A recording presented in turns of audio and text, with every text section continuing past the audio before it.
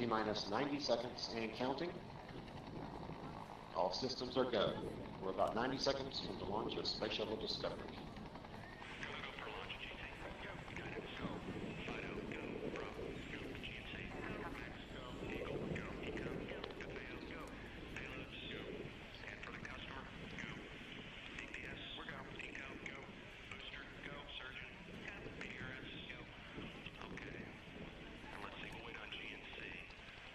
T-minus 60 seconds and counting.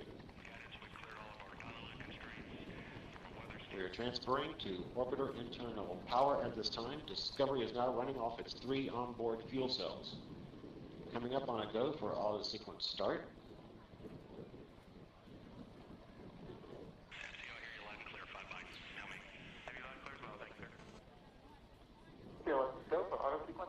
And we have a go for auto sequence start. Discovery's onboard computers have primary control of all the vehicle's critical functions. T-minus 17 seconds and counting. 15, 12, 11, 10, 9, 8, 7, 6, start, 2, 1, booster ignition, and liftoff of the Space Shuttle Discovery, returning to the space station, paving the way for future missions beyond.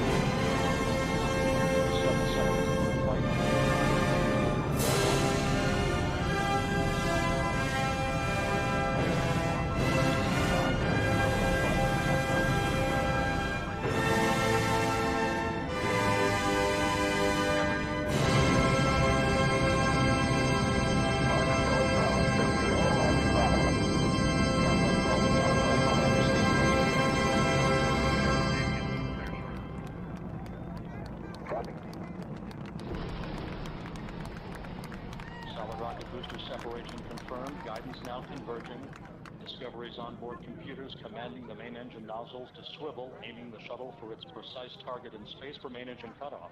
Should have a good forward leg now and okay, you sound good.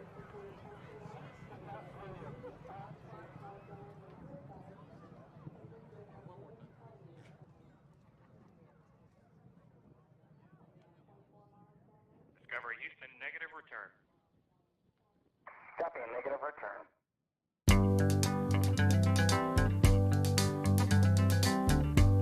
We're caught in a trap. I can't walk out because I love you too much, baby.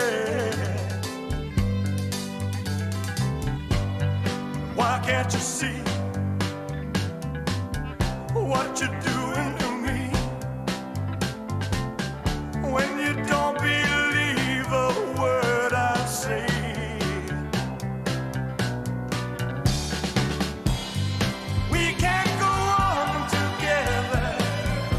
Suspicious minds, and we can build our dreams on suspicious minds. So if an old friend I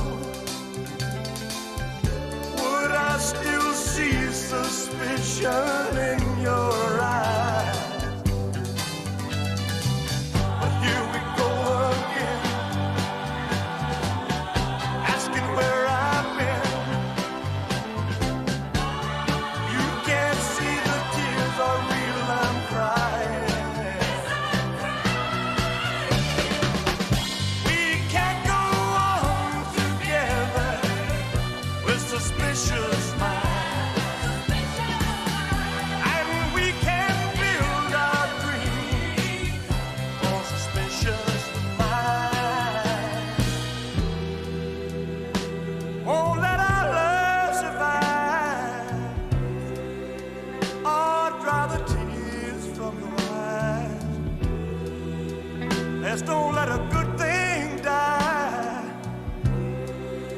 When, honey, you know I have never lied to you. Yeah, we're caught in a trap. I can't walk out because I love you too much, baby. Why can't you see what you're doing to me?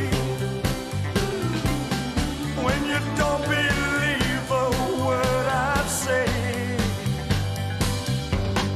don't you know I'm caught in a trap? I can't walk out because I love you too much, baby. Don't you know I'm caught in a trap? I can't walk out because I love you too much, baby. Don't you know I'm caught in a trap? I can't walk out because I love you too much, baby. Don't you know I'm caught in a trap? I can't walk out because I love you too much, baby. Don't you know I'm caught in a trap?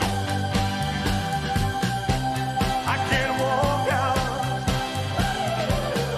because I love you too much, baby. Don't you know I'm caught in a trap? I can't walk out because I love you too much, baby. Don't you know I'm caught in a trap? Good morning, you filthy apes. Welcome to AMC and ADD, where we buy, we hold, and we screw the hedgies. Screw them. Good morning to you guys. Did you know? Interesting fact. See, my wife and I saw Elvis. That was actually the movie we saw with Adam Aaron. Did you know that most of the songs, actually, all the songs were not that Elvis ever sang were songs that were written by others? He actually didn't write those songs. And the songs that he is accredited to having some portion of writing of those songs were because the labels that owned him were writing into the contracts with those who he was going to perform their songs for that he have permission to say that he helped write the songs. In actuality, he had no writing of it. So anyways, really kind of interesting. I did not know that. I didn't know Elvis didn't write his music. It was kind of news to me. But I mean, from the very get-go of the movie, they're showing how pretty much his influence was from other music that he had heard and then just reperformed, which was interesting. Did not know that. Good to see you guys this morning. Let's see, who do we got here? Speedy Mitch, welcome from Paris. One of the first ones I just saw up at the very top there. Let's see. Tim, congratulations on being first. Keto, good morning. Nosa, good morning. My Broken Mug, good morning. Yo, good morning. Francis, good morning. John, good morning. Kim, good morning. Brandon, good morning. Easter, good morning to you. Joe, good morning. Björk, good morning. Benjamin Israel says, good morning, KC and everyone.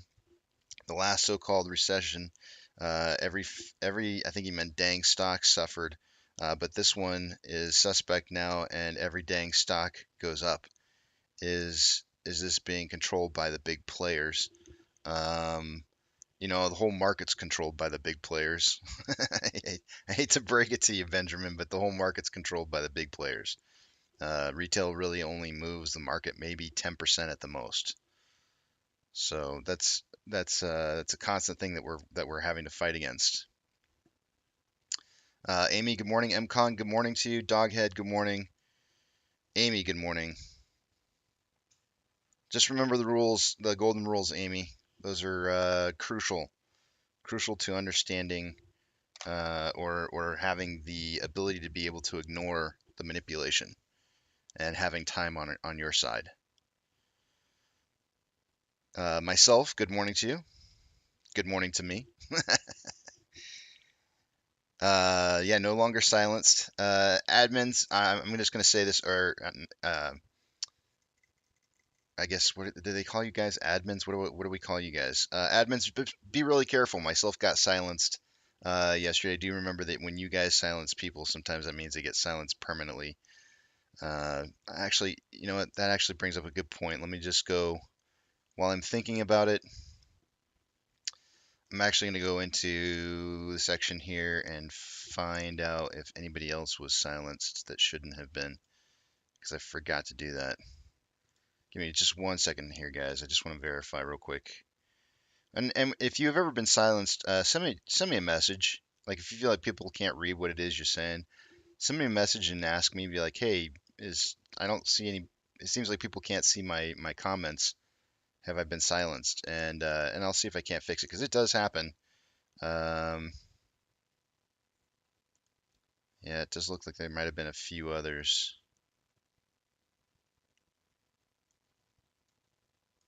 Glenn Miller.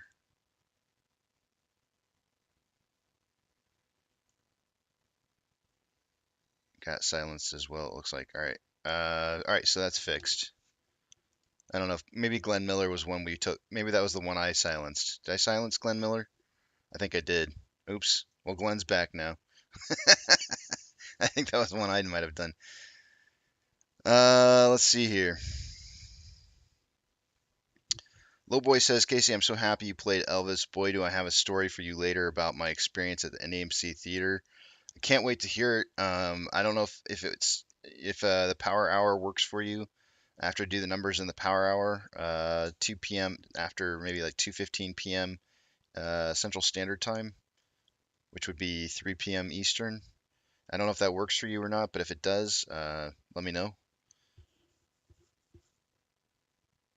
Casey, was Glenn on your grass? I don't. No, I think he might have been the guy that was coming in, and then all of a sudden he said he sold, and I was like, "Yep, okay, bye." So I'm gonna have a really, really, really hard rule about that, guys. When you exit your position, you walk out in silence. You don't try and influence others. So if you're gonna announce that you're out, then I'm gonna just silence you for you, because at that point you're just trying to impact other people, and I don't want that. I don't want you to be an impact on other people's decisions. Have you seen Bigum's last night video about the Phase 6? Um, I have not seen it yet. Last night I kind of went to bed like super early. I think I was asleep by like 9, and then woke up by like 3, and then tried to go back to sleep. I think I may have gotten an extra half hour in there somewhere. But yeah, I conked out yesterday. So I have not seen it yet.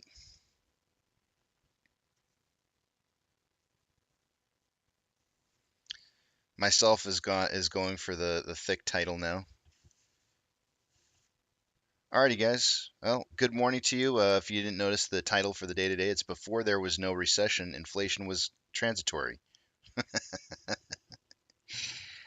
Oh man. And after they realized that inflation wasn't transitory and how wrong they were, they said we didn't react fast enough.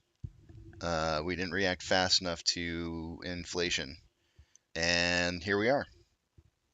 So we're at this point in time where there's no recession. So my guess is that they're not going to react fast enough to recession. And if that's the case, then you get a double whammy. You guys remember that game show, No Whammies? I don't know. Maybe that's not what it was called. All I know is that people would always shout, "No whammies, no whammies, no whammies." That's what they're gonna get. They're gonna get a bunch of whammies. They're gonna need some wambulances. That's what they're gonna need.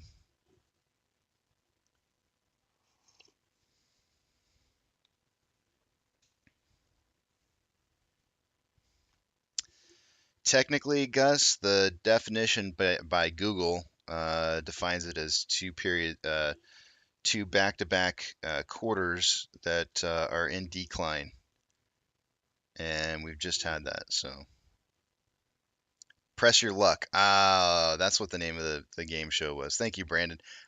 Did you have to look that up, Brandon, or did you just know it right off the top of your head? Kind of curious. Oh, Leon said it too. I think it was called Press Your Luck. Yeah. I'm curious. Did you guys know that, or did you? Because I remember. Did you guys hear about the guy that gamed the system where he was able to like figure out when he should push based off of a pattern when he should push the button so that he could get no whammies? There's like a whole documentary on this guy who like gamed the system.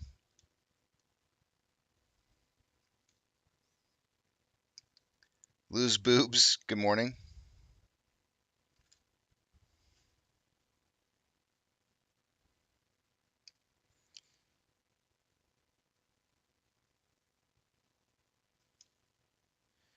Oh, it's they revised the show, huh?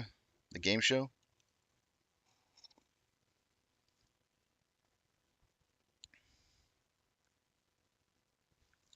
Yeah, there was a gentleman. I don't remember what his name was. Let me see. Hold on a second.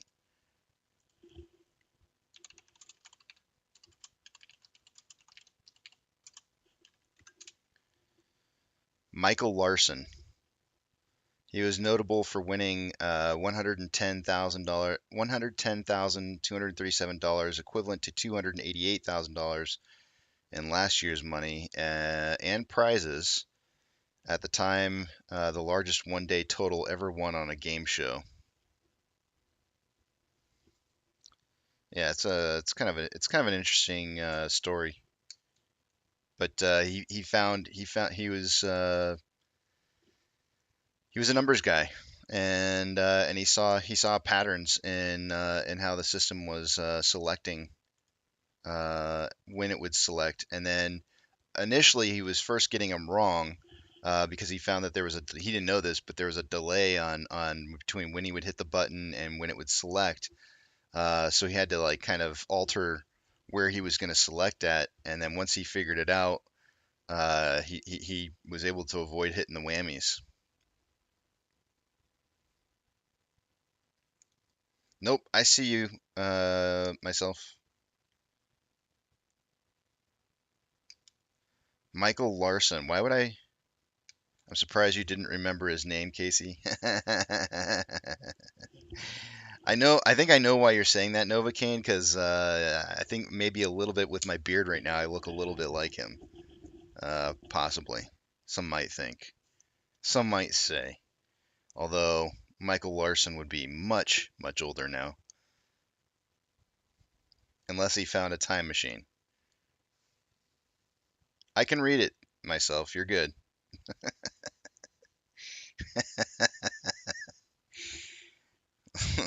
Myself's all paranoid now. I can't.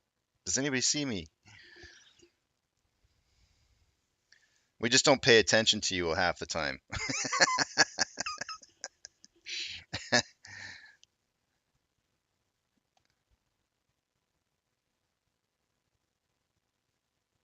Mac and B says I see some folks got thick overnight. It happens.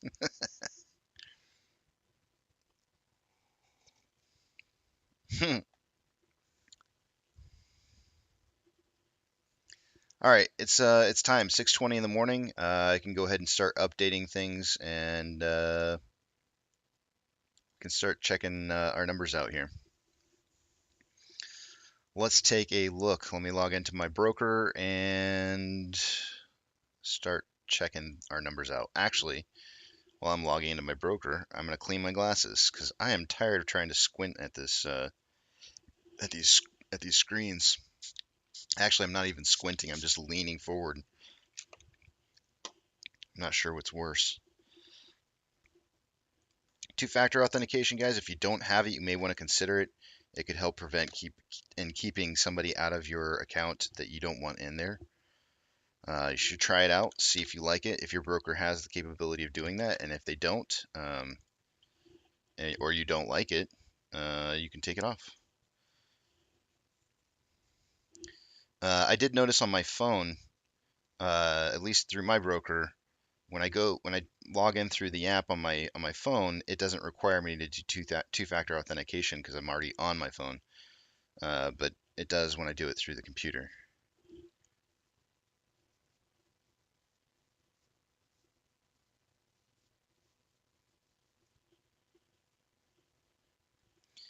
Alrighty.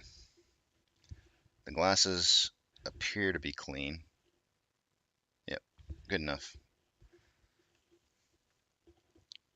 And I'm logged in. Let's take a look at what our numbers are here, guys. Let me see here. I'm going to read through the rest of these real quick.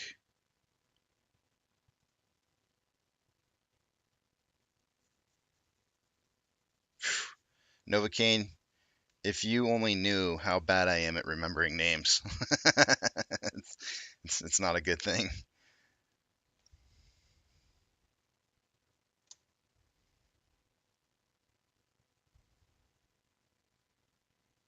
Abby says, woke up fresh, feeling rich, now that we no longer are in a recession. Win back rooms. I'm not sure what that means. 2 weeks, though.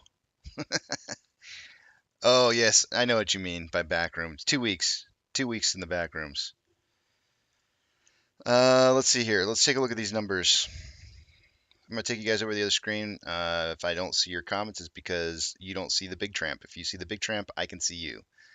Hold those thoughts, and I will get to them after we're done looking through the numbers here a little bit. Starting with the top left-hand side on price predictions, yesterday I had 1350 to 1650. Eric had 1390 to 1690. Keto had 1339 to 1639, and Monty had 1401 to 1701. We all got price prediction points. Let me start up here with Monty and start adding points. Give me 1 second. Looks like we're going into a tiebreaker Friday. Where actually Monty could still pull a win here if the rest of us were to get the day wrong. So Monty's still in the running.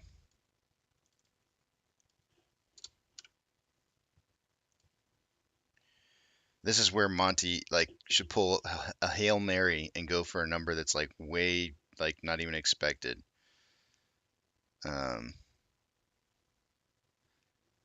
It's pretty much the only way. It's the only way he's gonna get it. But there is a chance. So you're saying there's a chance. Taking a look at short exempt volume was at 164.7 thousand, so it's down.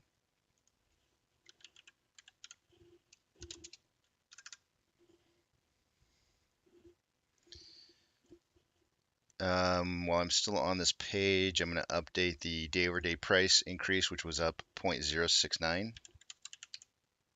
Nice. And taking a look at utilization. Let's see if it's still 100. It is indeed still 100.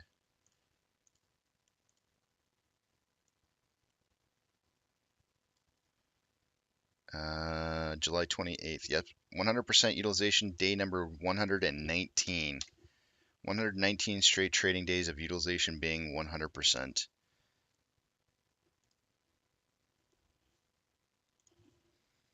Moving down to max pain. We started out Monday and Tuesday being at 15. Wednesday and Thursday were 1450. And I'm going to say it stays at 1450. Indeed it is, 1450. Off exchange, in the last hour we had 60.18 going through there, and the EDGX had 11.48. Let's see what the final numbers were for the day. Final numbers, 57.31. Oops, what the heck did I just do right there?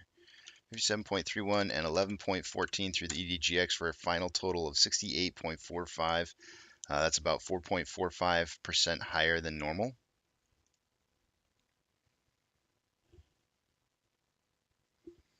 And moving on down the screen a little bit there, you're going to see institutional share ownership, 190.396 million shares owned by institutions as of yesterday. Let's see what it is today, 190.7. So we've got an increase. There's some new institutional ownership by about 300,000 shares. A very nice round number right now. Let me see here. I'm going to kind of scroll down just a tad bit and see who's on the list of new ownerships or potential adding on additions. Looks like a Arizona State Retirement System. Looks like those senators are talking to their constituents. Arizona State Retirement System just added 143,443. Actually, that's a lie. Hold on a second here. I think they may have not. How much did they originally have? Looks like they already had some shares, so they added 0.26. So I don't have a subscription, but it looks like they may have. Hold on one second. Let me change the color on this real quick here. I may have this set up wrong.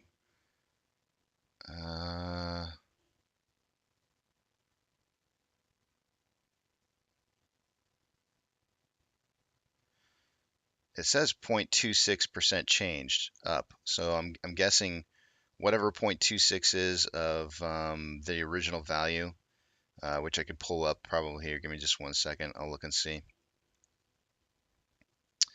Yes, indeed, they did. Looks like they had 139,000 shares. It looks like they bought about 4,000 more shares, roughly 3,303 additional shares. They actually bought twice. Once in the they bought twice, and the second time they purchased it was 378 shares. They did sell once in the first quarter. They sold about 1,000 shares in the first quarter, and now they've added an additional 3,000 shares, 3,600 shares ish.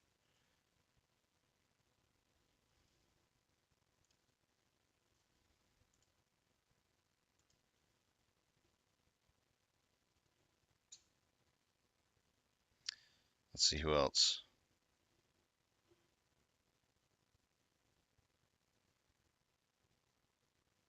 Goldman Sachs added some more.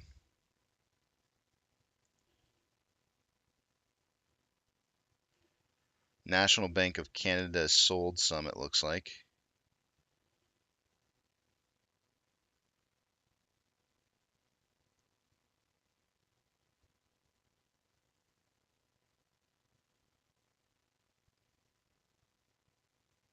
Yep, all right. I was just kind of curious.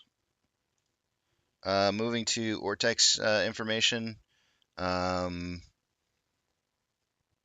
total estimated short share interest of the free float is at 19.59%. Shares on loan are at 144.45 million, which is day over day is up by about 500,000 shares, I think. So we had an increase of shares on loan. We'll take a look at those numbers here in just a minute.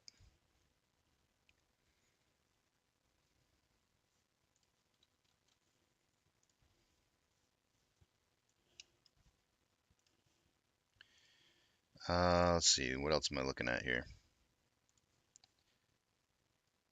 Options.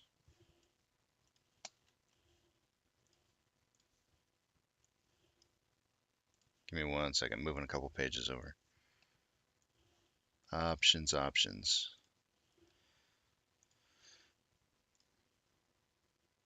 Lottery ticket losers.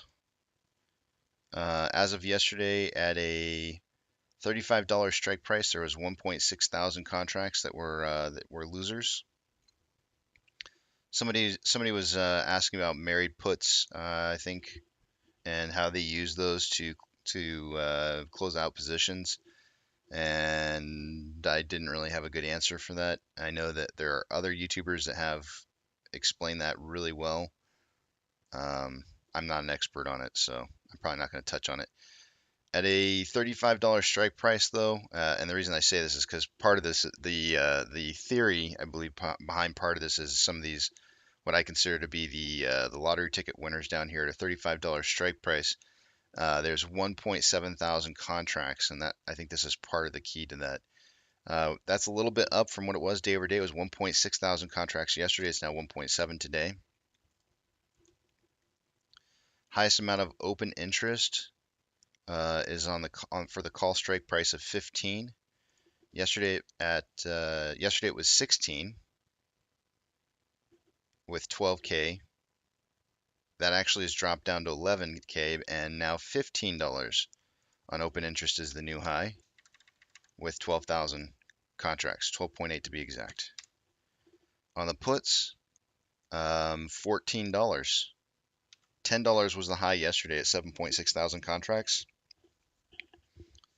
$10 and now it's 7.5. The new winner is 14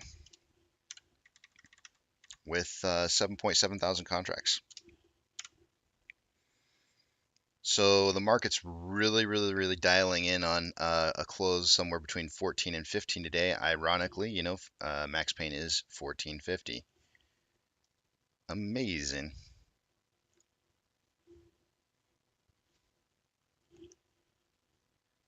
Here's what institutional share ownership looks like with 119 days of 100% utilization. On loan amount increasing, like I said, that additional 500,000 shares from 143.98 to 144.45. On loan average age per day should go slightly up, and indeed it did. Went from 53.32 to 53.66. Short share interest of the free float, the estimated short share interest of the free float is at slightly up from 19.56 to 19.59. Security lending volume yesterday was down. Starting to get a bit of a decline on that.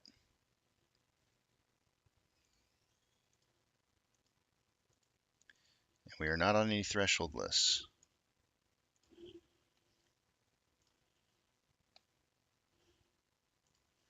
Failure to delivers for today. I do think that there's going to be additional pressure on the markets to find some additional shares. Today is the 29th. Tomorrow, or I guess I should say Monday. Monday is going to be the day where there's going to be 2.8 million failure to delivers. Now, whether or not those have actually been found already is another subject matter. I don't know how much is current because this is all delayed reporting. But you know, typically, speaking from the past, when you see those coming up due, you see pretty large amounts of pressure, buying pressure in the market, either loaning or buying, one of the two.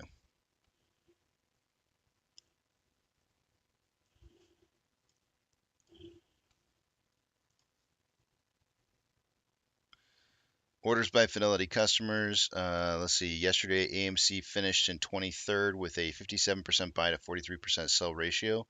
60/40 is the least I like to see, but it still is more positive buying pressure. GME came in 25th with a 69% buy, nice, to 31% sell ratio.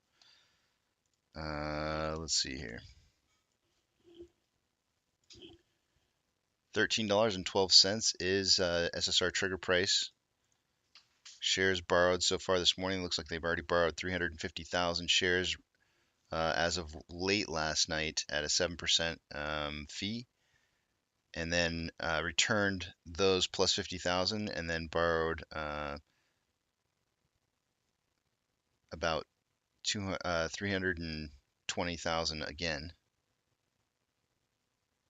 So we'll call that, this went from 54 down to 28. I'm gonna have to break out my calculator.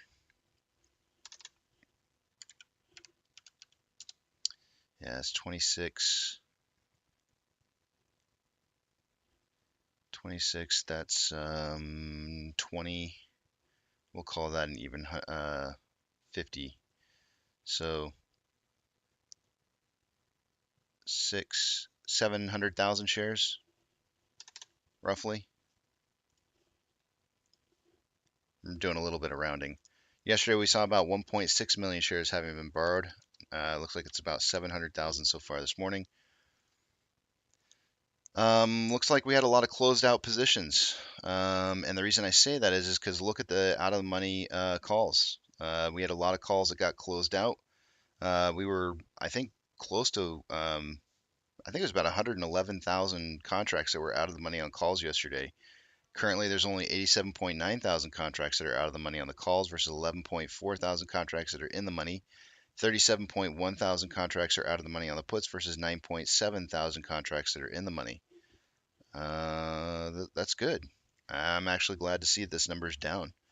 It tells me people tried to collect on some of their cash. That's a good thing.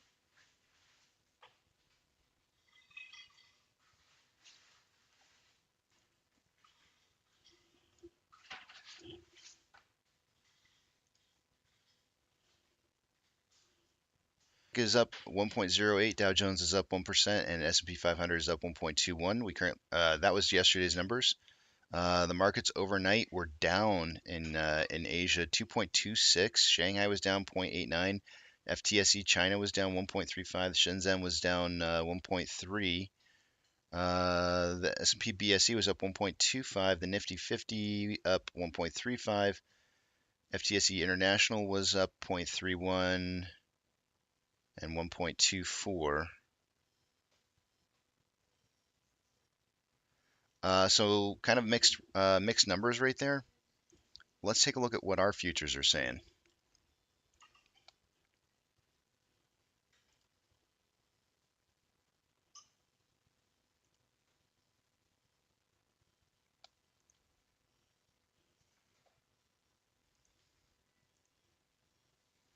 Most of the market futures are looking up right now.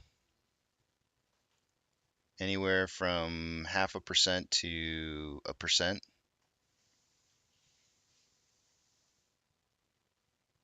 Maybe a quarter to 1%.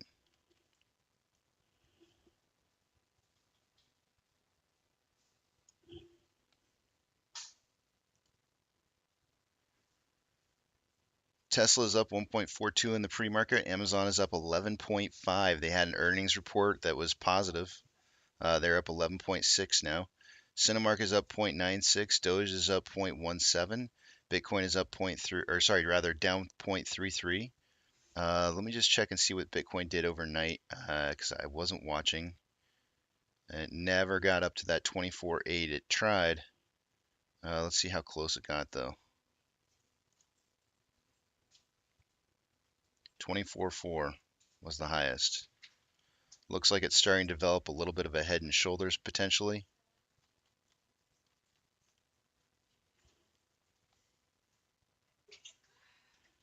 Bless you.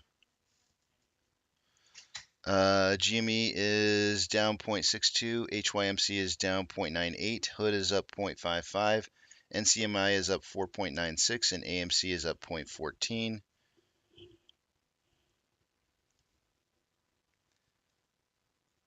Outflow versus inflow yesterday was almost dead nuts the same, just slightly lower, about $60,000 more in outflow than inflow. 9.3 thousand contracts having been contracts. 9.3 thousand shares having been traded so far this morning. Not a whole lot of volume again today. Taking a look at the weekly. More selling pressure than buying pressure with an RSI of 43.65, which is slightly below average. On the daily, more selling pressure than buying pressure with an RSI of 49.63, which is about average. On the hourly, more selling pressure than buying pressure with a divergence on the vortex indicator here within the last hour. And RSI at 53.16, which is just slightly above average. On a 30-minute interval, more selling pressure than buying pressure with an RSI of 52.02, which is just slightly above average. And a 5-minute interval, equal amounts of buying and selling pressure with an RSI of 41.43, which is below average. Taking a look at the Ichimoto,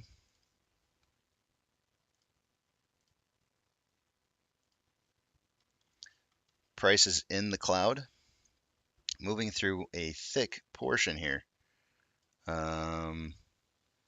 Conversion line is above base, lagging line is above price, but this is kind of one of those points here where you never, ever, ever make trades inside the cloud.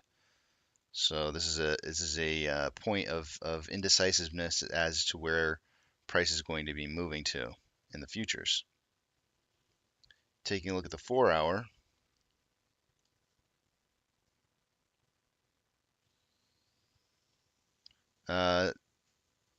we have the lagging line below the price line, we have conversion line below base, and price is below the cloud.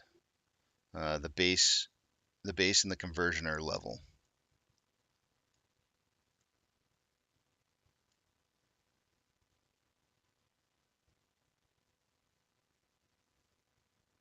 We are approximately, including today's trading day, 5 trading days away from the quarterly meeting.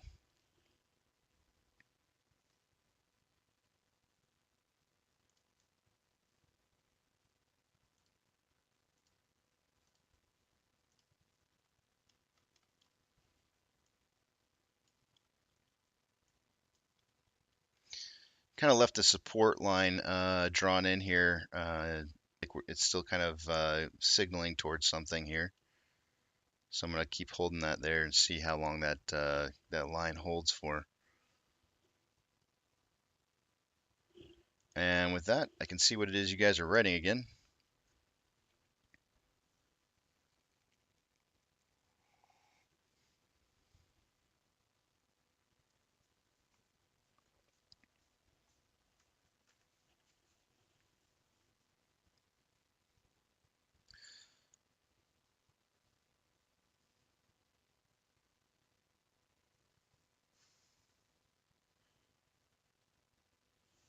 You guys are talking about teachers, not sure why.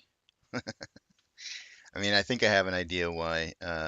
Maybe perhaps because of the fact that I was talking about institutional ownership, perhaps, and Arizona State retirement system. Do note, guys, that Arizona State retirement is not necessarily teachers.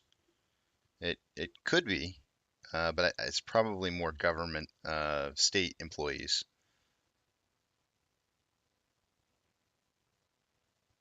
Which could include teachers.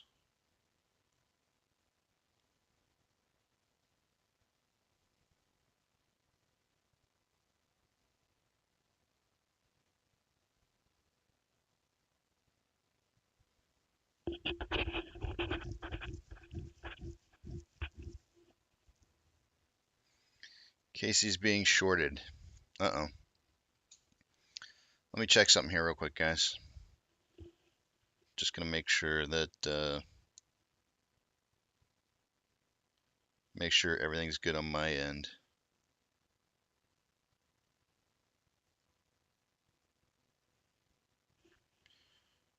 Yeah. There's nothing on my end I can do to fix it.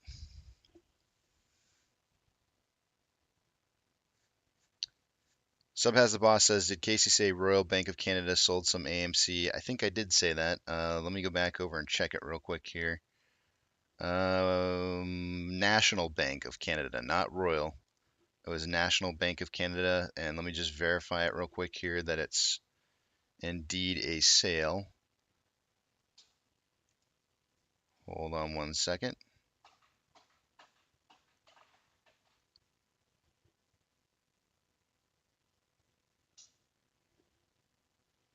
Yeah, it looks like they sold. It looks like they sold off in the second quarter. Approximate. Actually, I can tell you. Let me get my calculator out here. Let's see.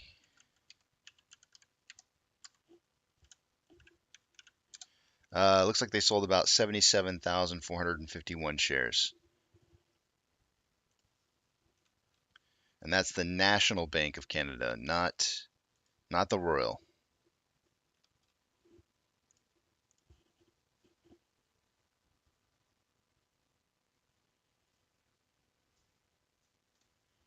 Which I don't know what the difference is. I have no idea what that means. What the difference is between the Royal Bank and the National Bank. No idea. Hmm. Caitlin's not in this morning.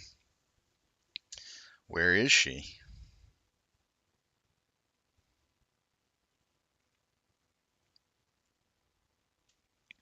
Micah, good morning.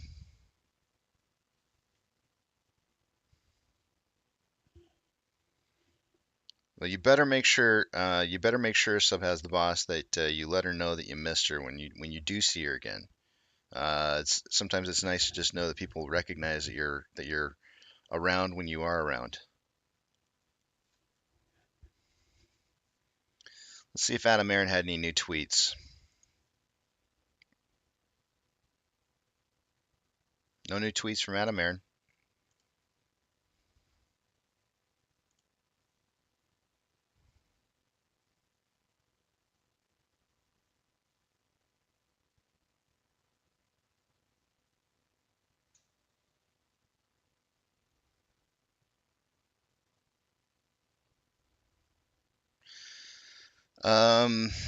I've heard about this Gary Gensler private investments.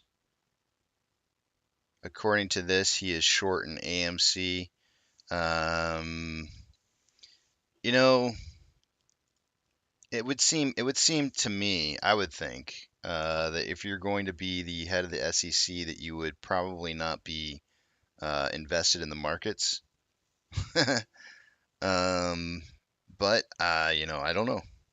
I guess we'll. I don't know if it's true or not.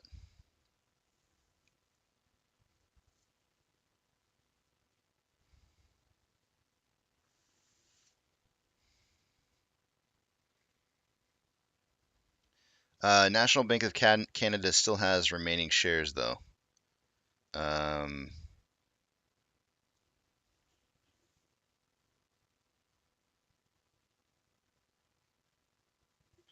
and the remaining amount of shares that they have is, let's see, I can pull it back up here. 52,000, is that right? Yeah, 52. They still have 52,174 shares.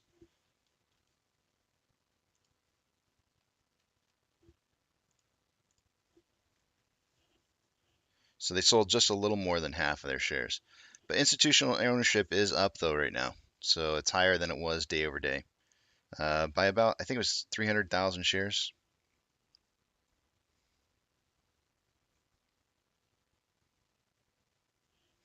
You should make sure you let her know. When Caitlin shows back up, let her know that you appreciate her being around.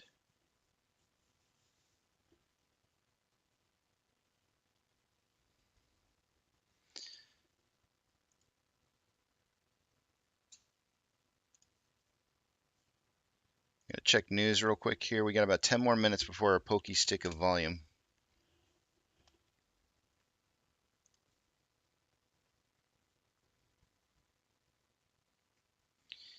Here's an article from Slash Film, 18 hours ago. Says how AMC theaters managed to recover from the pandemic better than Regal cinemas.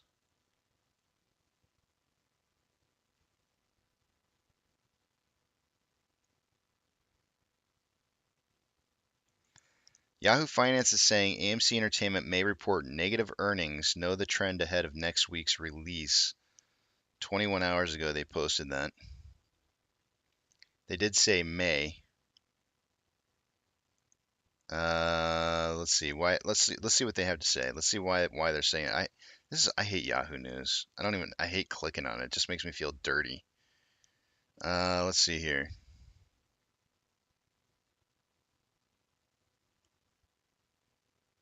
Wait a minute.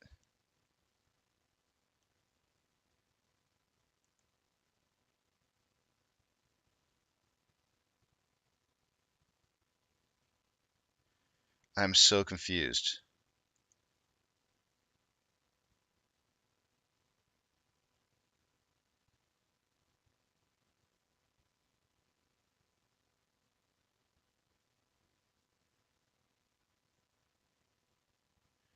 Oh, I see where they're going with this. Okay.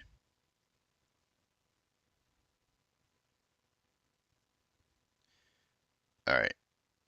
So I'll just read this.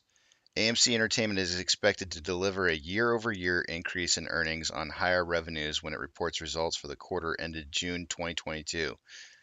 This widely known consensus outlook gives a good sense of the company's earnings picture, but how the actual results compare to these estimates is a powerful factor that could impact its near-term stock price. The stock might move higher if these key numbers top expectations in the upcoming earnings report, which is expected to be released on August 4th. On the other hand, if they miss, the stock may move lower.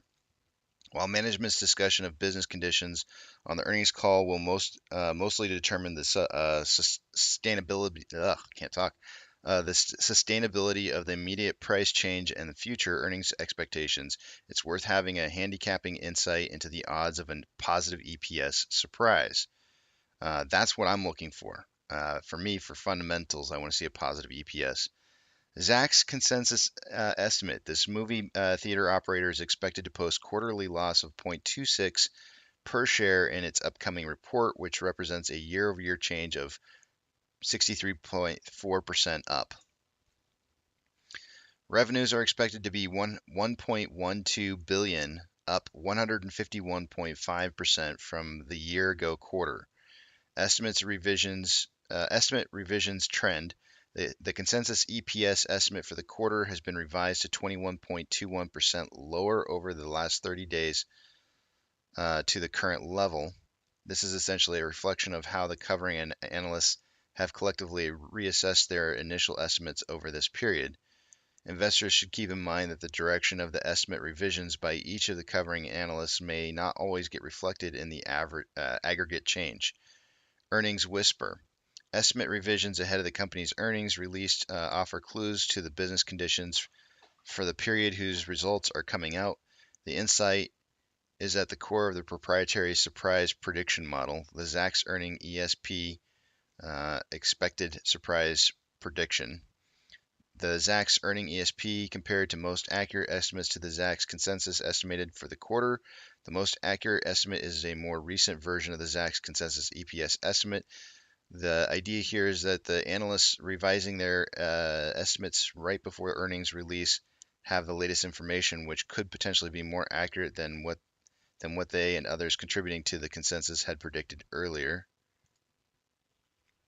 Thus, a positive or negative earning ESP reading theoretically indicates that the likely deviation of the actual earnings from the consensus estimate. However, the model's predictive power is significantly for positive ESP readings only. A positive earning ESP is a strong predictor of an earnings beat, particularly when combined with Zacks rank number 1, strong buy, 2 buy, or 3 hold. Our research shows the stock with this combination produce a positive surprise nearly 70% of the time, and a solid Zacks rank actually increases the predictive power of earnings ESP. Please note that the negative earnings ESP reading is not indicative of an earnings miss. Our research shows that it is difficult to predict an earnings beat with any degree of confidence for stocks with negative earnings ESP reading and or Zacks rank of 4, which is a sell, or 5, strong sell. How have these numbers shaped up for AMC Entertainment? For AMC Entertainment, the most accurate estimate is higher than the Zacks consensus estimate, suggesting that analysts have recently become bullish on the company's earnings prospects. This has resulted in an earning ESP of 14.29% positive. On the other hand, the stock currently carries a Zacks rank of number 4, which is a sell. So the combination makes it difficult to conclusively predict that AMC Entertainment will beat the consensus EPS estimate. Does earnings surprise history hold any clue?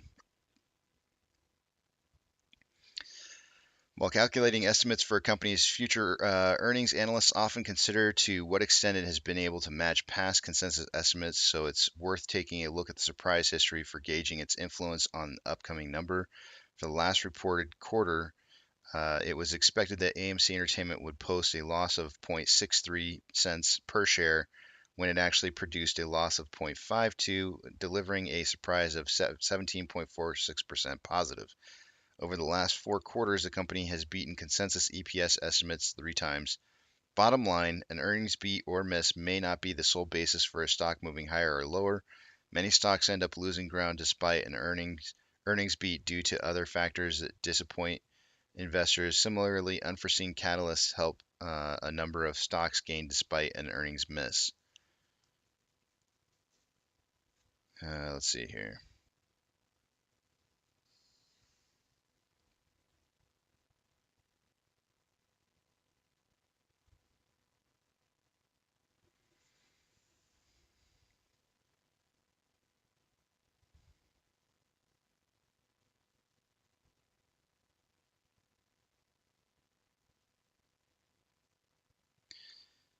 Yeah. Uh, Kind of a weird title for everything that was said there.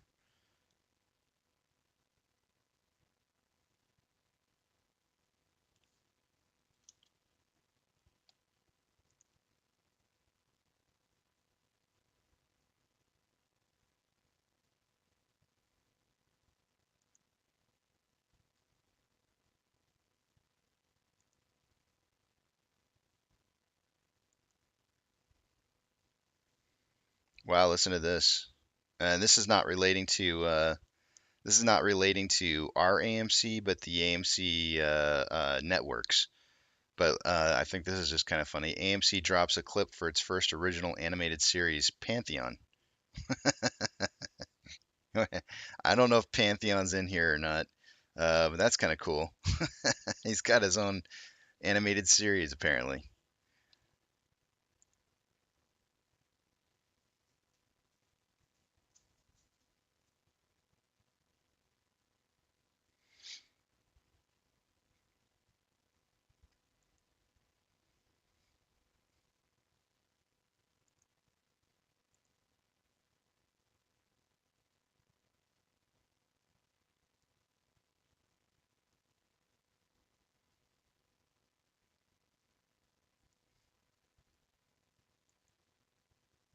That's all the news I see on AMC for the day today.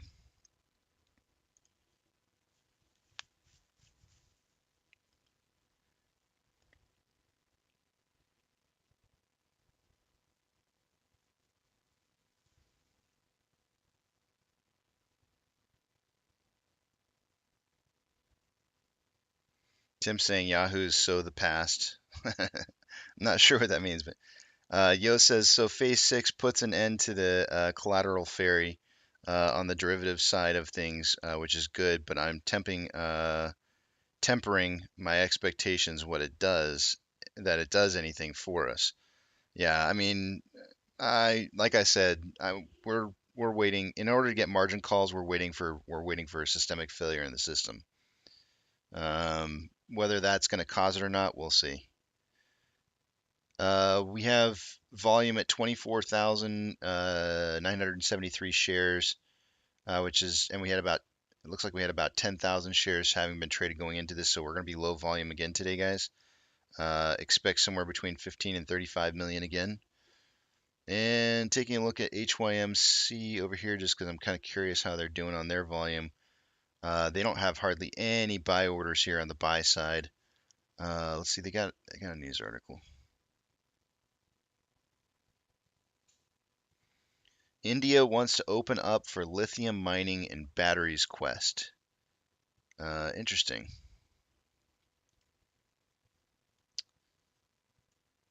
What does that have to do with HYMC?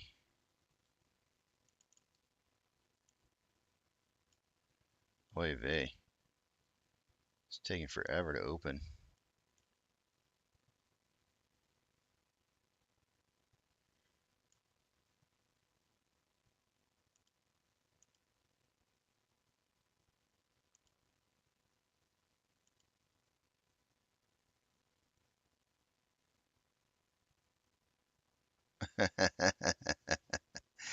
India wants to add local manufacturing of a swath of zero emissions technologies as it chases a target of becoming carbon neutral by 2070 and to capture opportunities from global transition to cleaner energy. The nation has pledged to build 500 gigawatts of clean power. We're calling them gigawatts, right?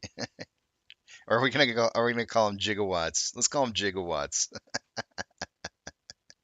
500 gigawatts of clean power capacity by 2030, and the development of huge volumes of battery storage is seen as vital to enable round-the-clock use of renewables. So again, where's HYMC in this report here? Hold on one second, I'm reading.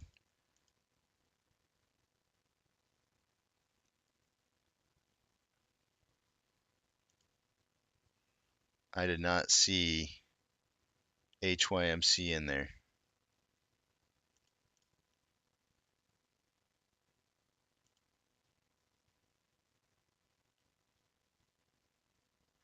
Besides effort to boost local output, the country is also scouting for lithium and cobalt assets overseas. A joint venture has been formed with three state companies, National Aluminum Company, Hindutson Copper Limited, and Mineral Exploration Corp. To acquire mines overseas. I don't know if you guys saw this not long ago where I posted in the DD section of my Discord, lithium and cobalt. Let me post it in. Let me see what can I post this in here somewhere? Let me see. Hold on one second. Let me see if I can find it first off.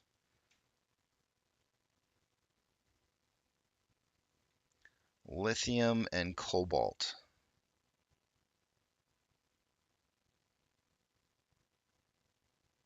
Where did I put it?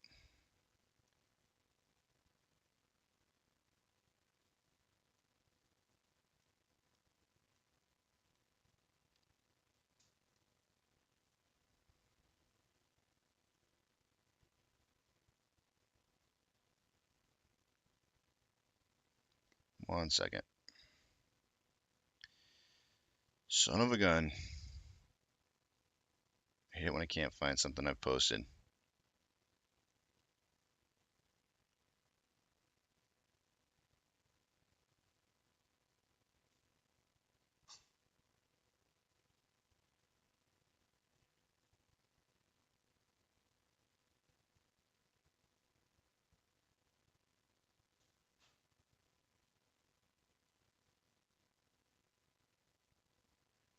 Oh, you know what? I posted it under tinfoil hats. I forgot.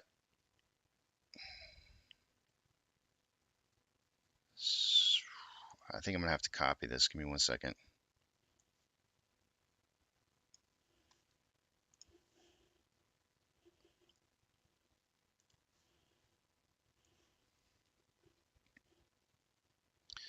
For the first time, a limestone has been used as active material or active materials precursor for electrodes of lithium-ion batteries. Limestones are very abundant. What is a condition for a sustainable development of energy storage devices? Mexican onyx has been used as a model of limestone in this work, mainly composed of calcite or calcium carbonate. Waste powder of this material from handcraft production was used, reducing costs. The material was carbonized and pyrolyzed, producing calcium oxide covered with carbon. Mexican onyx, either treated or untreated, works well as anode material for lithium-ion batteries storing charges by conversion. Despite their grains of this material were as big as 50 nanometers, the is that nanometers? Maybe I don't know. I forget. The material with no treatment showed a maximum lithium storage capacity of who cares what that number is, while the pyrolyzed one showed a maximum reversible capacity of some other number that we can't read, and then performance even better than the performance of graphite. But yeah, interesting to me.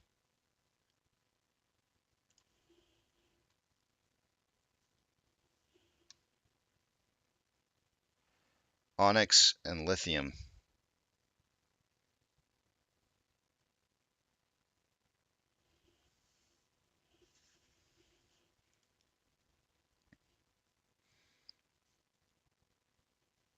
that go?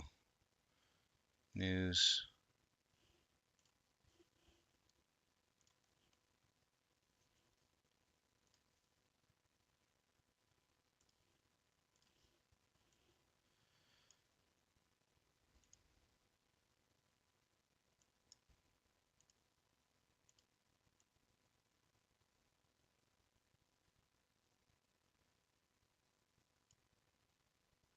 Lithium and cobalt. Okay, so they said cobalt. They didn't say onyx.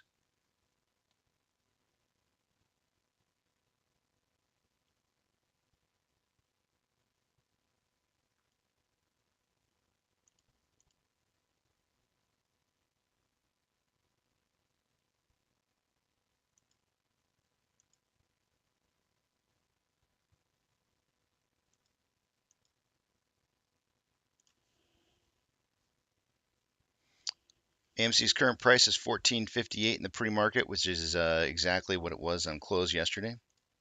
We are breaking even at this point.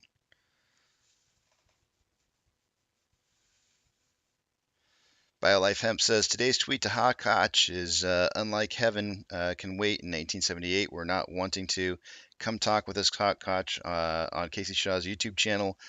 Avid AMC investors want your take on the movie industry. 1.21 gigawatts. Great Scott!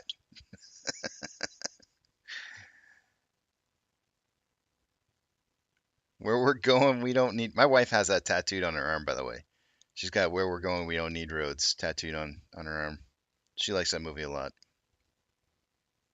Not her favorite one, but she does like that movie, which is surprising. Her favorite movie, she doesn't. I don't think she has anything tattooed on her for the for her favorite movie, which is Forrest Gump. She should have like at least a box of chocolates or something.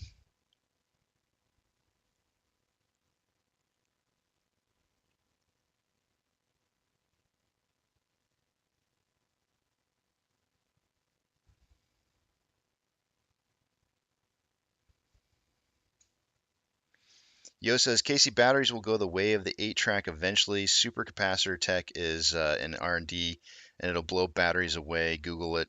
Yeah, I know. I know it.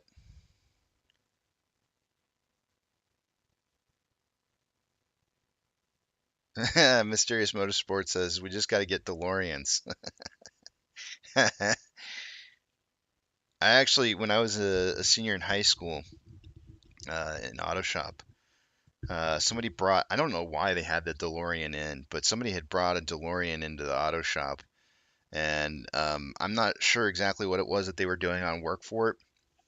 But somebody in the auto shop was working on it, and it was impressive. But that's where I first learned how heavy the cars are and how much fuel they burn through. It's just one giant piece of metal, and it's heavy.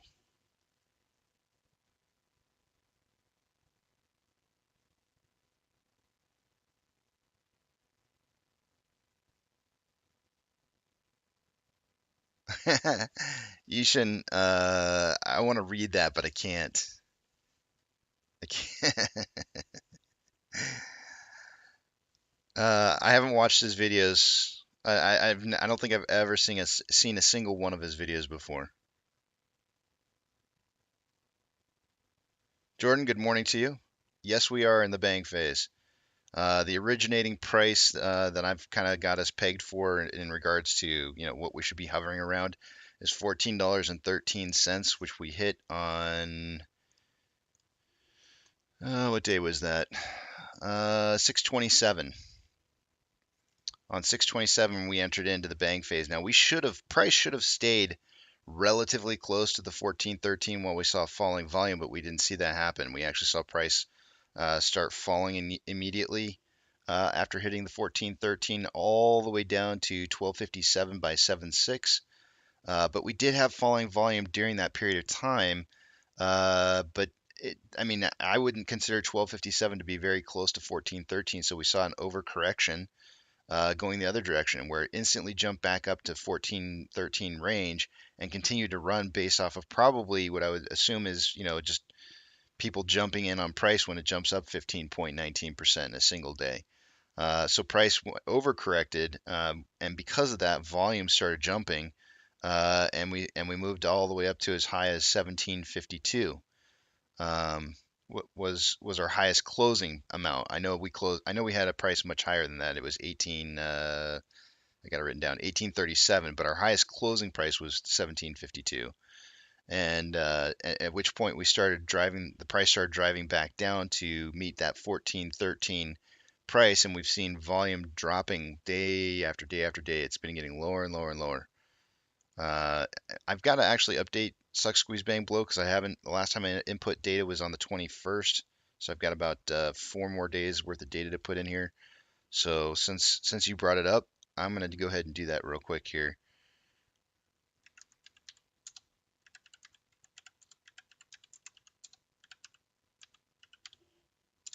Let me just refresh this page, make sure I got the right data.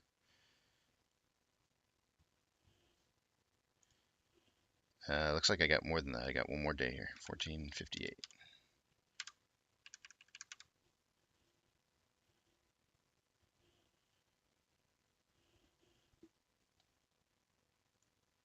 Give me just 1 second while I update.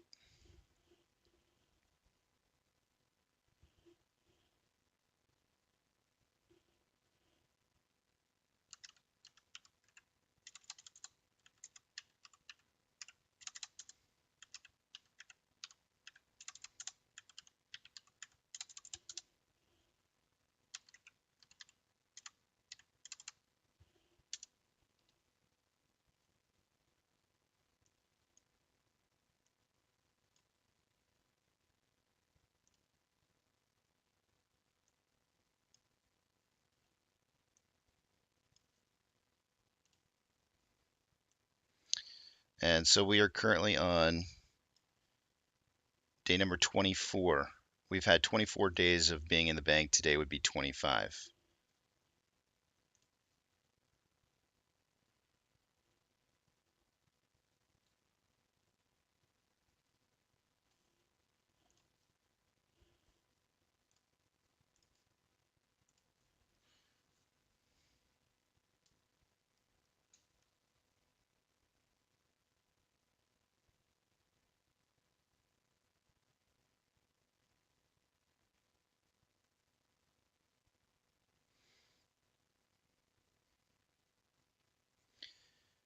Crispin Glover. I have no idea what happened to. Was he the guy that was supposed to original? Was he the guy that played the father of Michael J. Fox or Marty in the movie? I'm not sure. I can't remember who Crispin Glover is.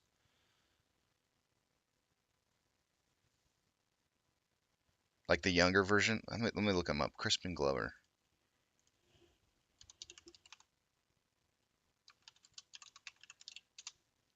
Who is that? Yeah, that's the guy that played. That's the guy that played the original father role, the younger father of Michael J. Fox.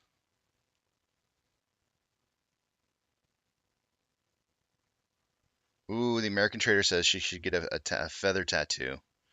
That's not a bad idea because isn't that how the movie starts and ends or something like that with the feather? Mysterious Motorsport says DeLoreans are not good cars, but we love them. I mean, it was sitting in an auto shop in my house. I think it was sitting in there for like, I don't know, it seemed like a good couple months. And I don't know what it was that they were working on. I don't recall at all, but it sat in there for a while. At a high school auto shop, a DeLorean just sat there. No cover, just sat there.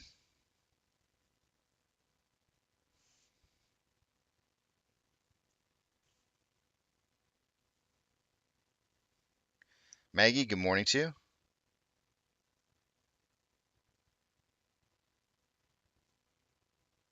Volume dropping before a squeeze could be good though. Yes, it's typically what we see. We see very low volatility and volume dropping just prior to big price movements. Gus says, Casey, can you remember the firing order of a small block Chevy? I can remember it was on a test when I was in auto class in high school. The order? I'm gonna probably start with like 1 and be wrong and say it's like let's see if is that straight or V? I don't because I it's got to be a straight, right? Small block Chevy. I'm gonna go with that's diesel. I'm gonna guess diesel and say that it's one. I don't know. I'm gonna say one. I don't know. 152. I don't know. 153 7. I don't know. I have no idea. I have no idea. I'm really not a huge car person. I know sometimes it sounds like it by some of the things I may say, but I'm really not a car person.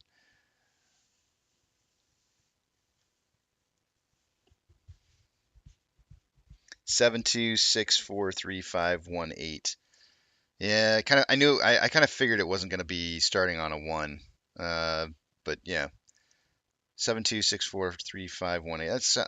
I vaguely recall us having to do something like that on a test too, but we're talking like something that I learned in high school when I was a senior. I don't remember that stuff. Oh, it was a V8? Okay. I figured Chevy was diesel.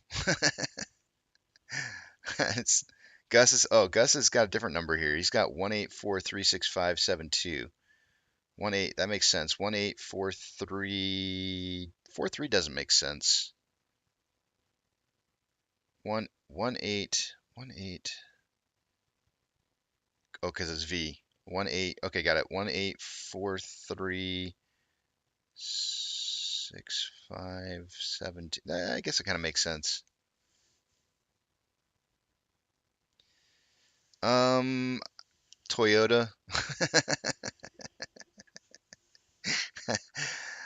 Jeff, I'm gonna be honest with you, man. I like reliable vehicles, like really, really, really reliable vehicles, something that you can just absolutely like trust your life on. And most of my life I've owned foreign vehicles like Toyotas and Hondas. Until I bought my first, not I say my first because I plan on buying another one in the future, but until I bought my first Dodge Challenger. But Toyotas and Hondas have been mostly my purchases in the past. And it's just because I love reliability. I don't like to have to think about um, anything other than changing the oil on the thing and the tires and the windshield wipers. That's it. You don't have to worry about anything else. And it just runs.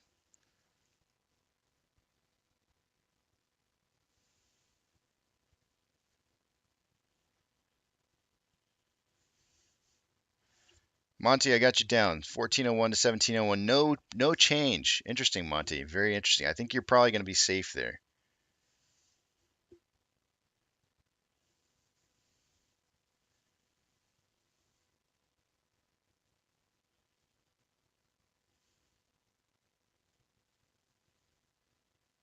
72 is wrong.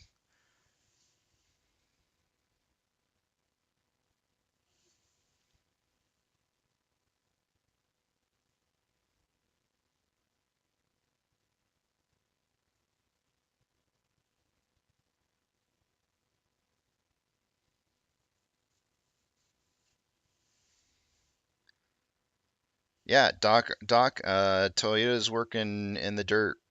Believe it or not, they're fine there.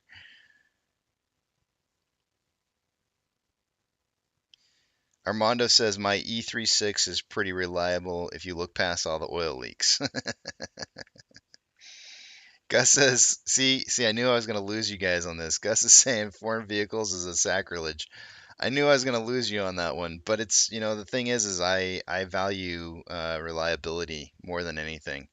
And I have to be honest. And I sit here and I will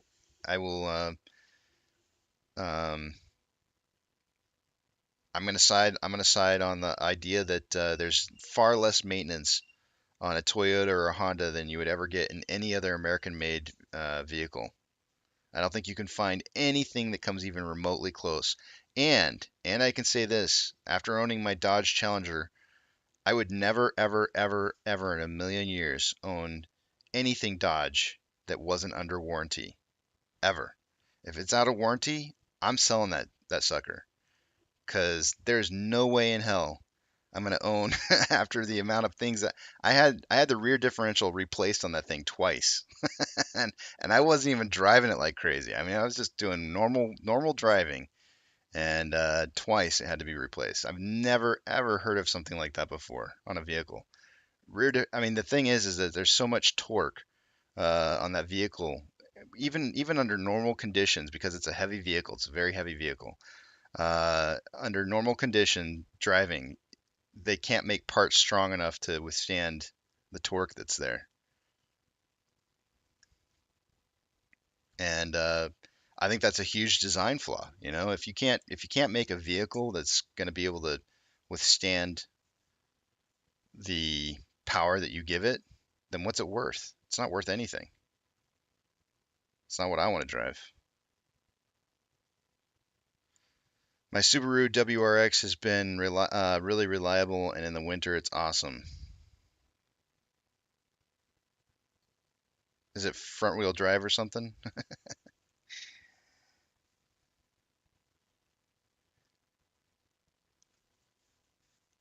Savvy says I have a 2018 Honda Odyssey, no repairs needed, only usual stuff.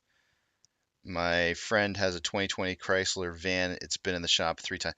I'm telling you, it's just like go American cars, and you're just always at the dealerships, and it just I don't have time for that. I don't like spending time sending my car to a dealership.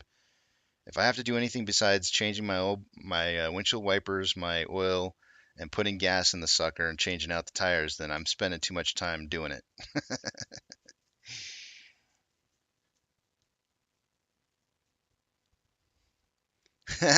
Jeff says, "Quit bringing it to the track, you hot rodder." I'm telling you, Jeff, I treated that thing like it was a baby, man. I pampered that thing. You wouldn't even believe it. I never like the fastest. So I had an RT Plus. If you look it up, I'm pretty certain that it'll tell you that it can do better than what I did. The best start 0 to 60 that I had, because it gauges it for you, was on a cold day, low tank of gas, maybe a slight downhill. It was hard to say, but it might have been a slight downhill. The best that I had was a 6.0 in an RT manual. I'm telling you, dude, I pampered that thing. I never once tried to really open it up.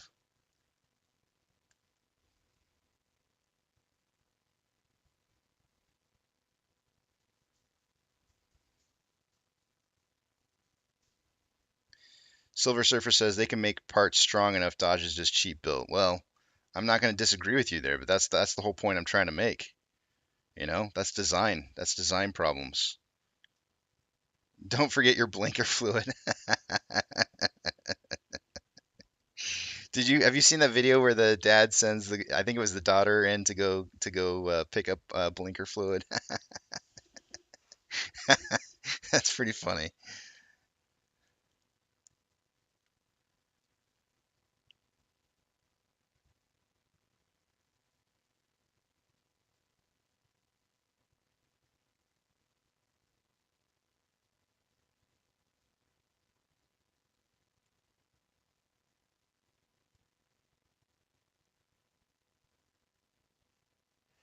What about the 88 Trans Am?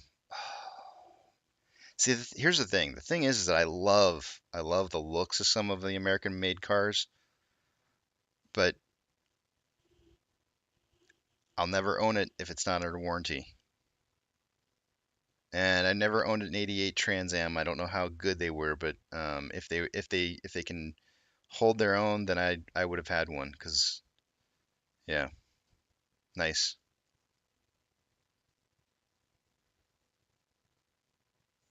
Doc says, I like watching this one guy's channel where he fixes up cars that have been sitting for decades.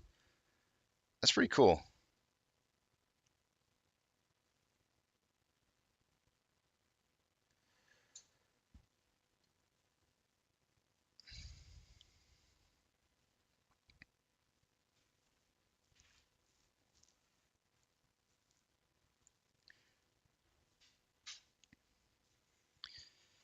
Alrighty, guys, I'm going to start wrapping it up here just a little bit. I'm going to head to break. What time you got to leave at? Okay. I'm going to wrap it up here, guys, so I can say goodbye to Hunter before he takes off to band practice. Summertime band practice.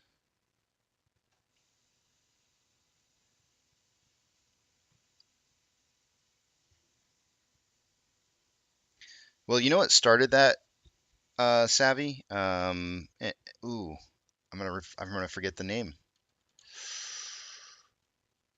Um, Doggone it. I've learned about this like half a dozen times and I can't remember the name.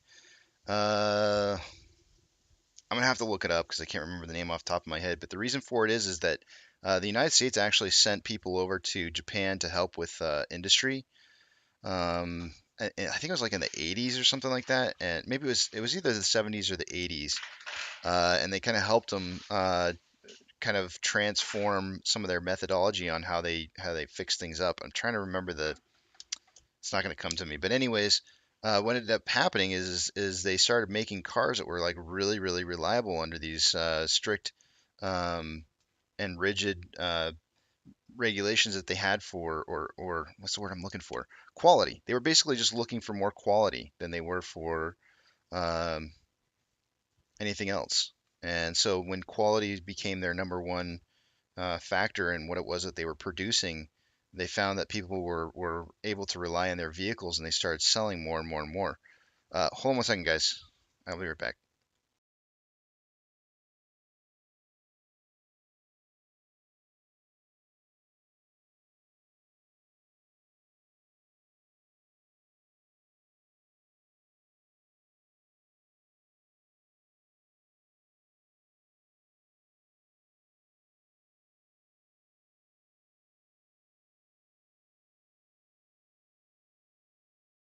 Okay, I'm back.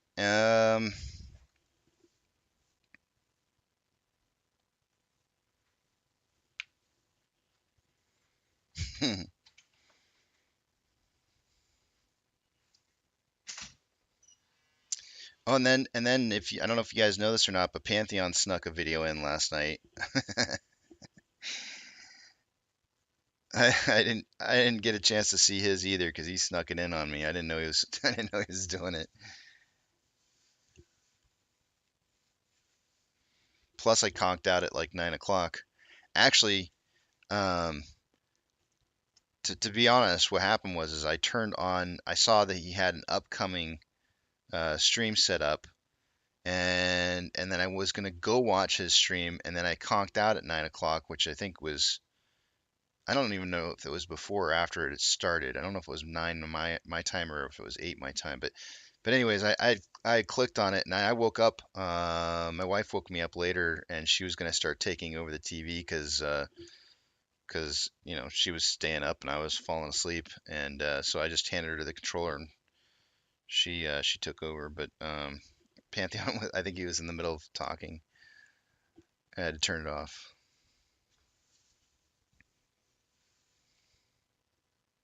I try not to bore her with AMC stuff since I do it so much, but so I let her take over when it's her turn.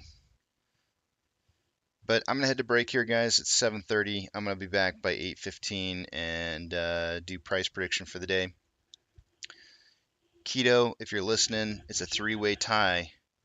Monty, it's a three-way tie. So whoever's got the closest average price at the end of the day gets the extra point on the tie for the tiebreaker.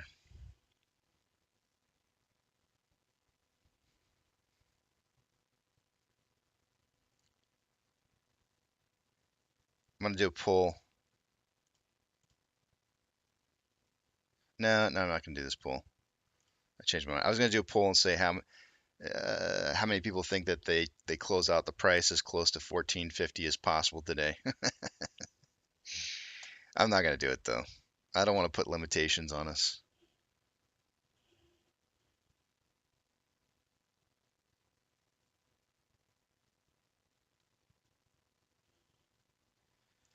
Give me 1 second while I put the message up at the top of the screen, and then I'm gonna punch out. Oh, I forgot to mention to you guys. Oops. I totally forgot to mention to you guys. I got a guy coming over here a little bit later to take a look at something for me. We got some. There's a bed coming in. It's getting shipped in for us, and they're going to take some of that stuff. They're going to take some of the beds away. I'm going to have to like pull away for a couple periods of time this morning. I was thinking about going and getting a haircut today as well because I was like, well, if I'm already going to be off, I might as well go get a haircut too. But I forgot to, since I fell asleep early last night, I forgot to schedule it in for the day today. So I'm probably going to be a little bit away this morning at unusual times. But I'll still be here. It's just that I'm going to be just kind of. He shouted out Casey rules at the end. Get out. Oh man, I missed that. How did I miss that? That sucks. All right, well I got to go back and watch it and see.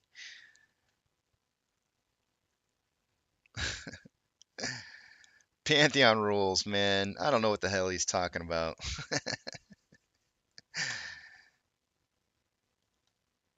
At one point in time, apparently I owed him money. I don't know what happened to that. It just kind of seemed to stop at some point. I think he gave up on collecting. Alrighty, guys, I'm gonna head out of here. I'll see you guys back at 8:15 and to go over price predictions for the day. See you guys in a bit.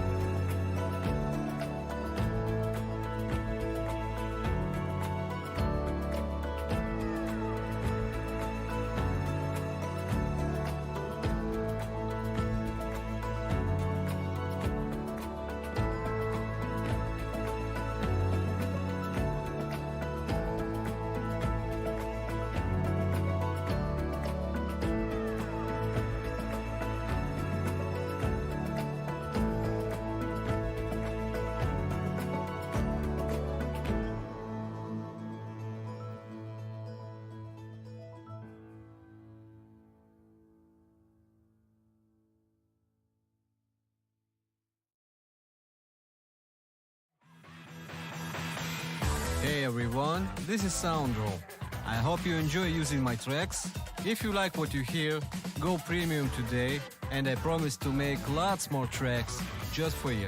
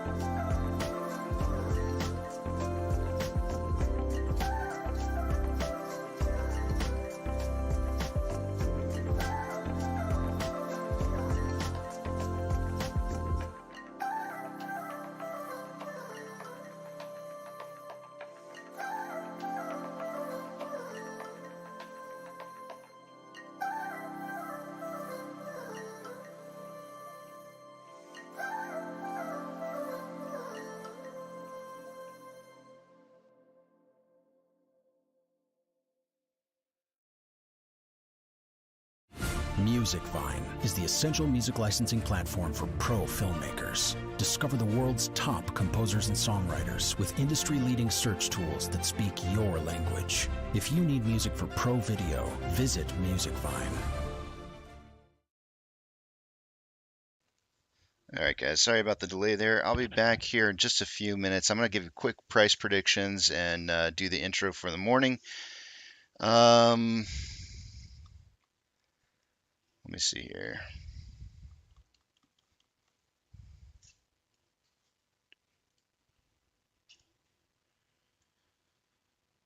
Seeing as how Max Payne's about 1450, I really don't expect to see too much of a difference off of that.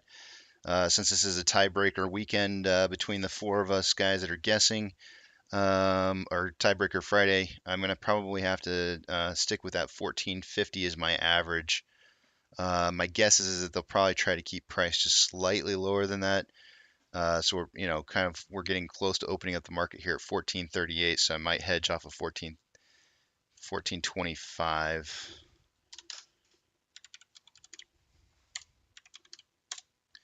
So I'm going to say 1275 to 1575. That seems too low.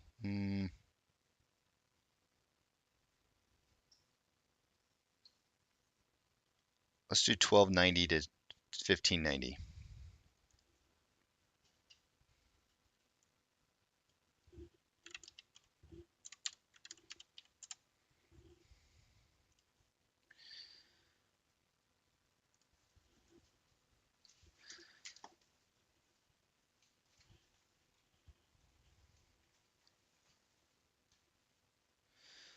Alrighty, guys. Like I said, I'm gonna pull off to the side here for a minute. I will start the intro like normal. Did we get Keto's price prediction in for the day today? Don't see it up here. Let me look and see if he's got it in. Oh, there he is. 1339 to 1639. That's the same price that he had from yesterday. I'm gonna let Eric know it's a tiebreaker Friday. Keto, do note that it is a tiebreaker Friday.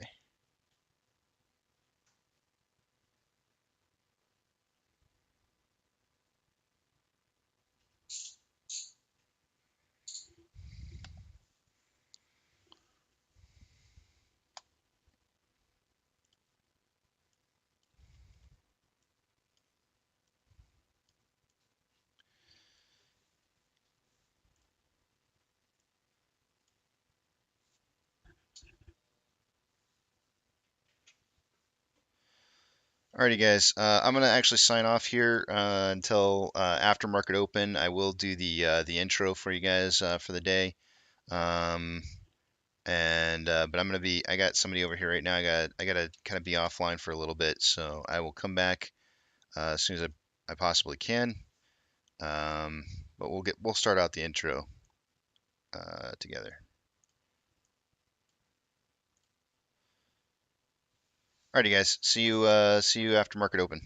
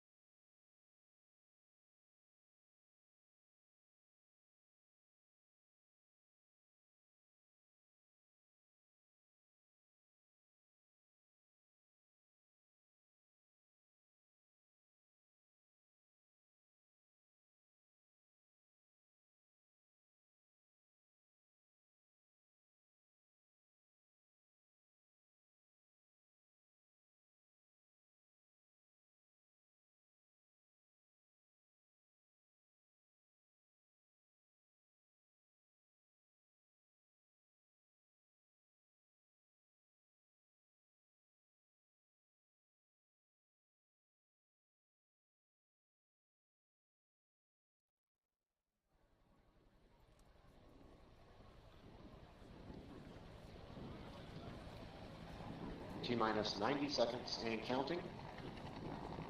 All systems are go. We're about 90 seconds from the launch of Space Shuttle Discovery.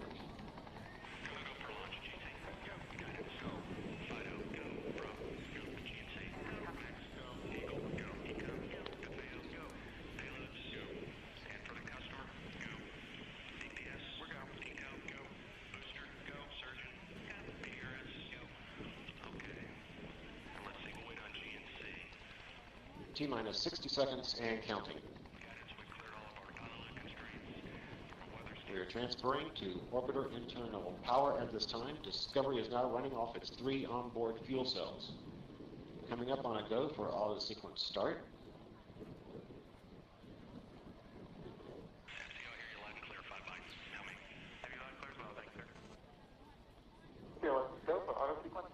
And we have a go for auto sequence start. Discovery's onboard computers have primary control of all the vehicle's critical functions. T-minus 17 seconds and counting. 15, 12, 11, 10, 9, 8, 7, 6, start, 2, 1, booster ignition, and liftoff of the Space Shuttle Discovery, returning to the space station, paving the way for future missions beyond.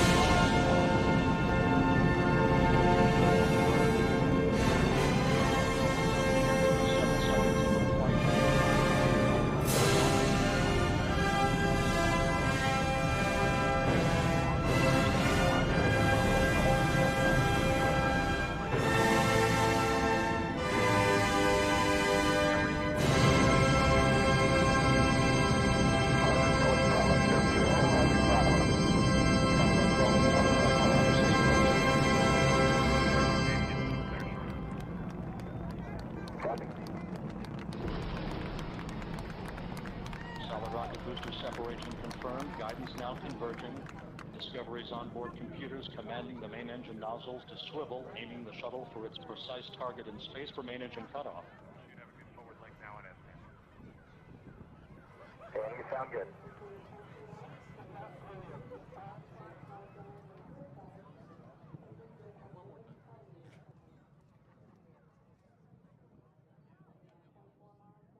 Discovery Houston, negative return.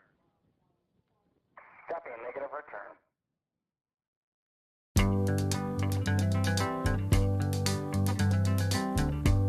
We're caught in a trap. I can't walk out because I love you too much, baby. Why can't you see what you're doing to me when you don't believe a word I say?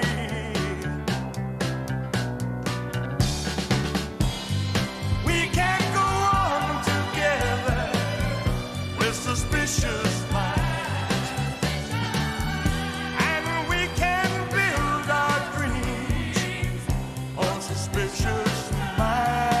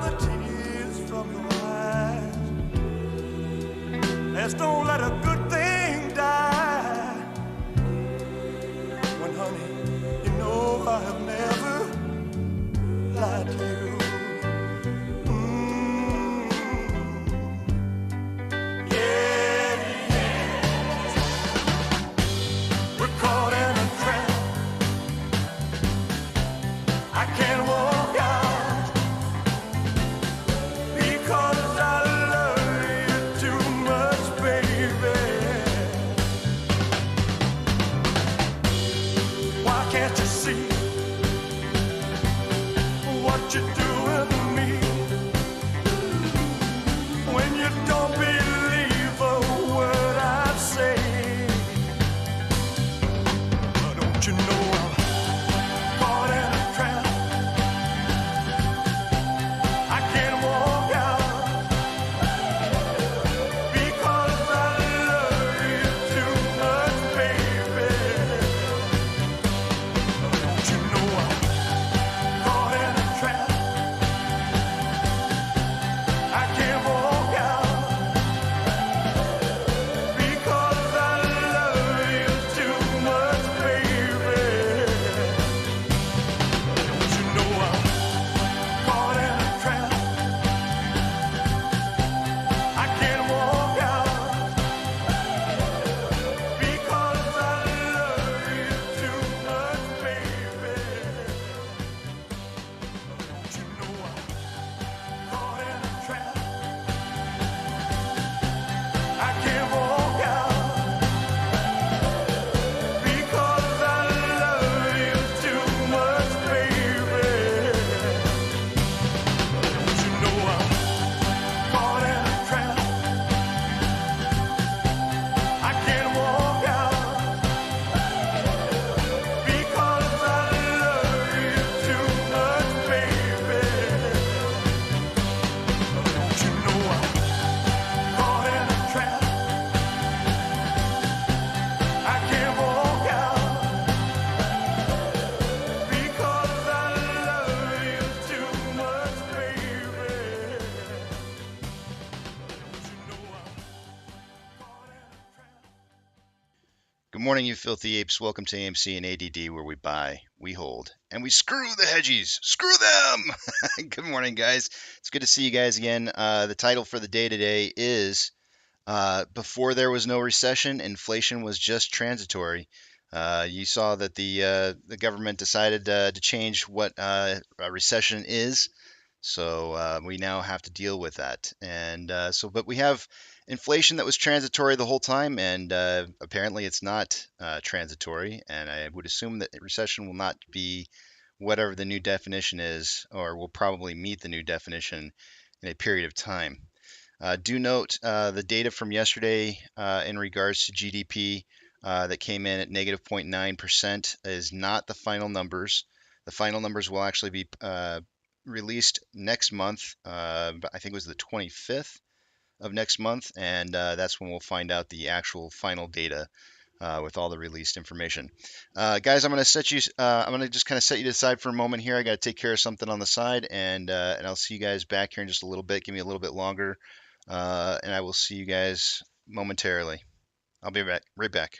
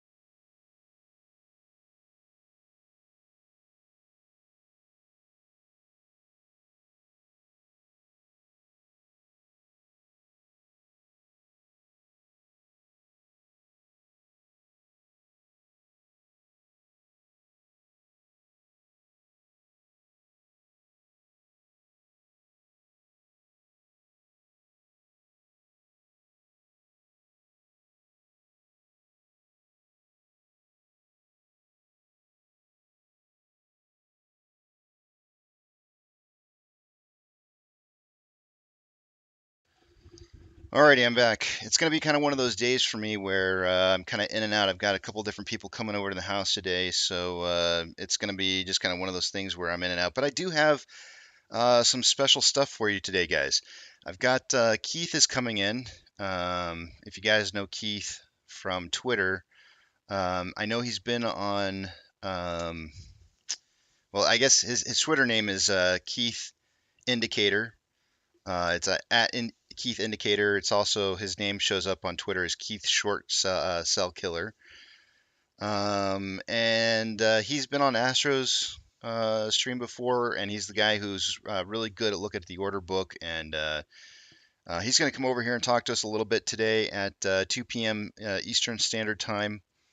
And then Lowboy said he would come in. I didn't see if Lowboy had said if Power Hour was going to work for him or not. But hopefully hopefully that will. He said he's got a story for us. If he wants to do an earlier time than the Power Hour, then that's fine too. But I got those two guys coming in today, and actually, you know what? I'm gonna ask Keith a quick question here. For price predictions, I'm just gonna go ahead and read them out here.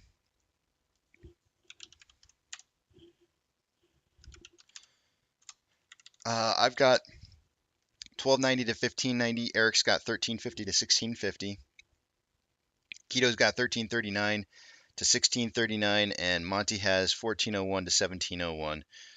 So we'll see what ends up happening as far as price predictions go for the day today.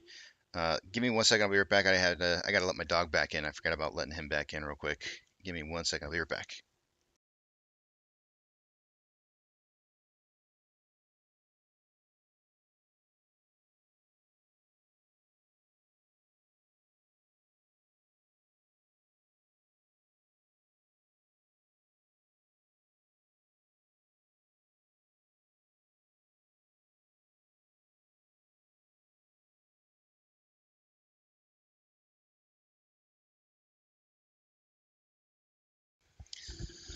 Okay, I'm back.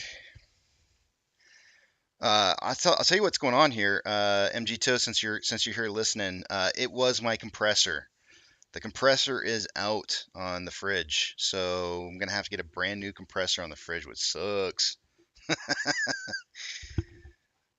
That was the guy just came over and he just checked it, and it's pulling 4 ohms. I think he said ohms. I don't know, but that sucks. So we'll see what happens there. Lowboy, I see you said Power Hour will work for you. That's awesome. I'll run through the numbers first, and then we can talk. Don't forget the jams when you leave, man. Oh, yeah, I love you to win. Thank you. I appreciate that. Thanks for reminding me. I'll try to remember to put those up there. That's a good point. I forgot about that. Beach Guy says coffee pee kills weeds. Fact. I did an experiment in my backyard. That's hilarious. Speaking of coffee, I've got coffee here. Nice and cold coffee.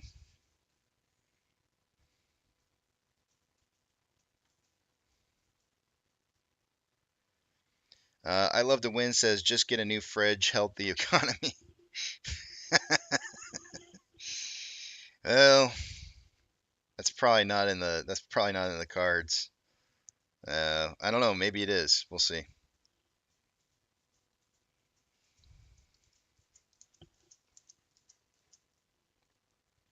Three-in-one hard start kit. Don't replace the compressor. Buy a new fridge. I just don't want to have to buy a brand new fridge. I know you're probably right. Once you replace something like a compressor, it's like it's never the same again.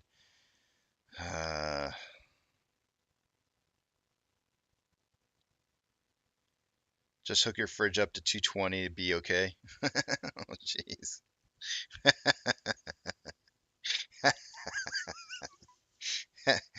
I feel like it's a joke. Is that for real? Like, are you serious? Like, is that really what it is? Is just needs more power to turn the compressor over. That seems kind of crazy. Casey Shaw, here's the list of corruption. By the way, Caitlin, I don't know if you saw me post it earlier. Somebody had mentioned Sub has a boss says, "Where's Caitlin?" Well, there he is right now. There's Caitlin. You bring a lot of knowledge and ideas to the chat. Appreciate it on behalf of all the apes.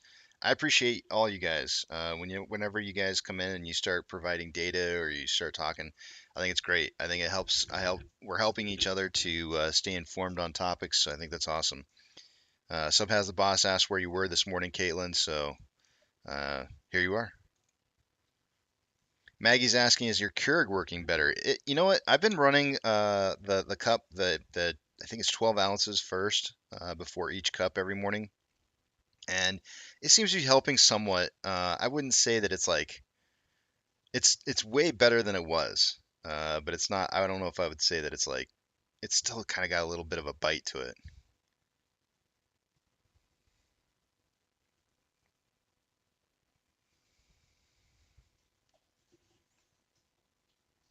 MG Toe says if the windings are not open, infinite resistance, try the hard start kit. Kit has capacitor to offset the phase for better starting torque. Laugh out loud, don't do 220. Yeah, I thought that was a joke. I wasn't planning on it. Oh my gosh, man. Yeah, I wouldn't do that. You know what, Katie May? I've had that fridge for like it's our new. All right, so here's the deal. I think I have a Whirlpool before this GE fridge. So the current fridge that sucks right now is a GE. The one I had before is a Whirlpool. That's actually sitting in my probably hotter than 80-degree garage, constantly running.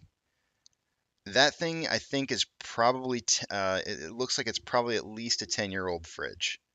Still runs like a champ. Running like a champ. This GE fridge, I think I got it like 2 years ago. Tops. It's no more than 2 or 3 years old.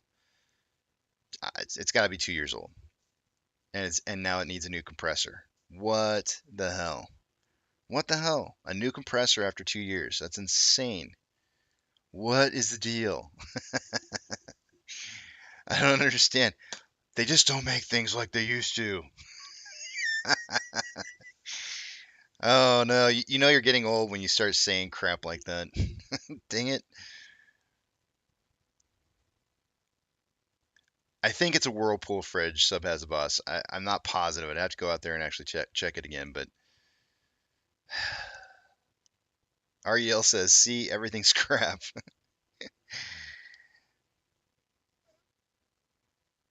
Caitlin says, oh, Caitlin, you probably put up a link again and nobody saw it. You can't put up links. Let me give you moderator status for just a minute here, and that way you can repost the link because anytime you post links to the chat, it doesn't pop up for anybody but you.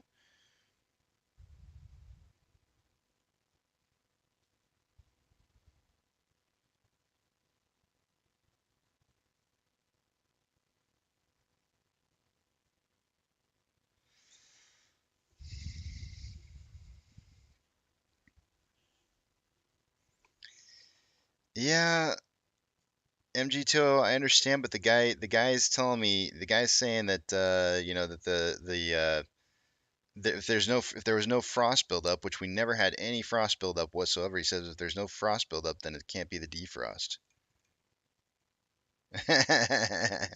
No, I didn't fix it. I didn't fix it because it went back out again. I already had the guy come out, so it's called job security. All right, cool, Caitlin. Thank you.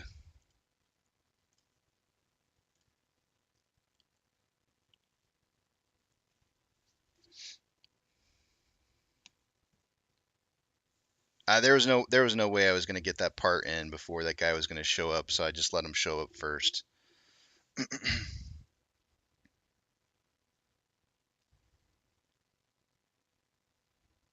Let me pull up this link real quick here, Caitlin.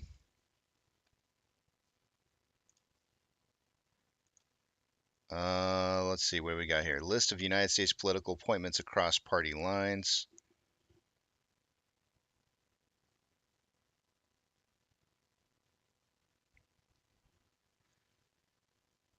I wonder.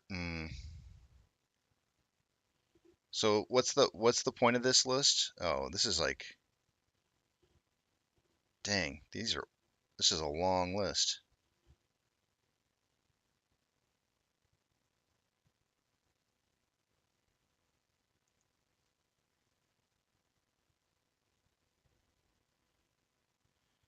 Say what? Ivanka Trump was a Democrat? She's listed as a Democrat here. That's interesting.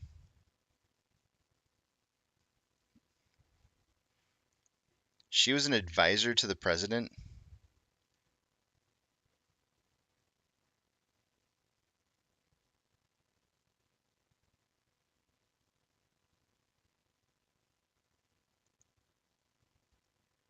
When did first ladies start becoming advisors to presidents? That's kind of interesting.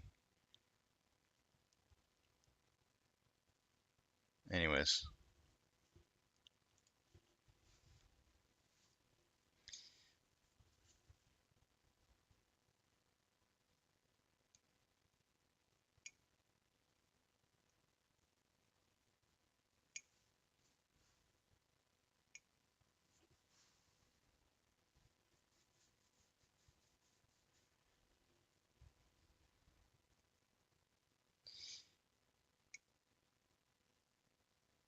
oh right, that's right. I forgot. Ivanka was his daughter. I keep thinking that's his wife. I don't know why I think that. What's his wife's name again? Hold on a second. I can't. It starts with. Does it start with an M? See, this is so terrible. I can't even remember what her name is.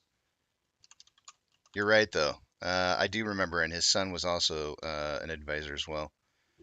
Let's see, Trump's wife, Melania. I can't say her name. Melania Trump. That's right. You're totally right though. I for some reason I always get the names confused. But you're absolutely right. It's his daughter.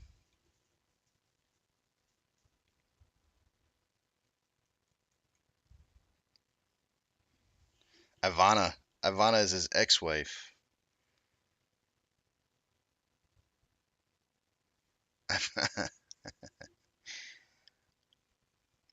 Oh, really? Dang. Ivanka died falling down some stairs. What?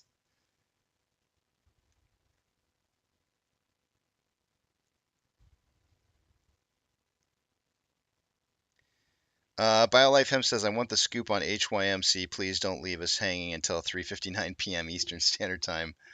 I don't have any scoop. There is no scoop on it. I said if we see elevated levels of volume today, I'll make an announcement. But I don't. As of right now, I don't see elevated levels of volume for the day today. So I don't have any announcement to make. Um, yeah. Right now it's trading 293,000 shares so far in the first 24 minutes of trading.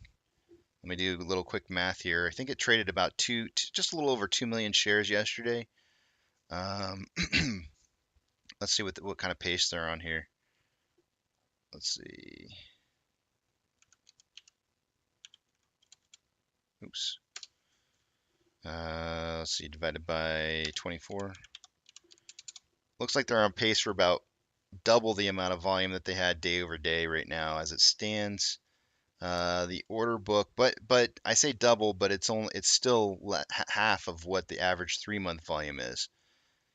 So that's to me I'd at least want to see the average 3 month volume hitting, which I'm not seeing. In regards to the order book right here, I see a lot of orders, but nothing crazy, and it's not moving very fast either.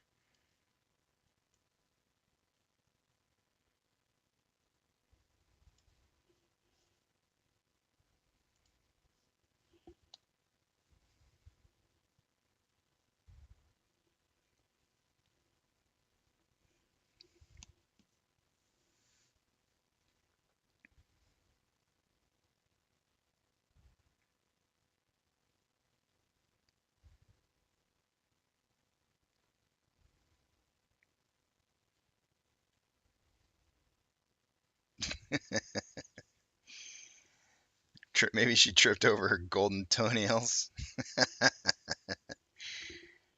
Why is the ticker not moving?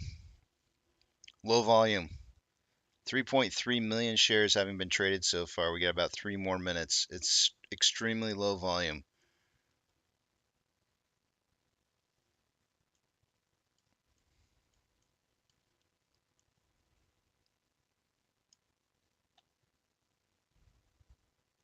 Just not a whole lot of trades going through at the moment.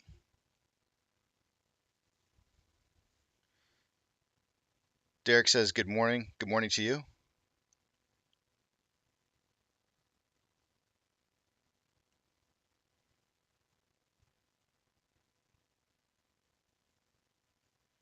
The 2017 Trade Council appointed, Economic Council appointed, Energy Council appointed. Let me see if I still have the link pulled up here. Hold on. Yep, here it is.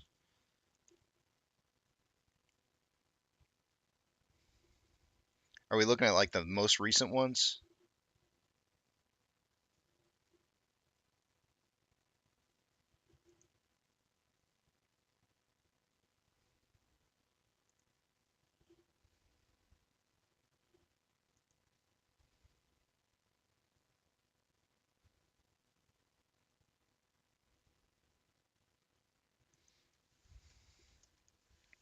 I'm not sure what I'm supposed to be looking at exactly here.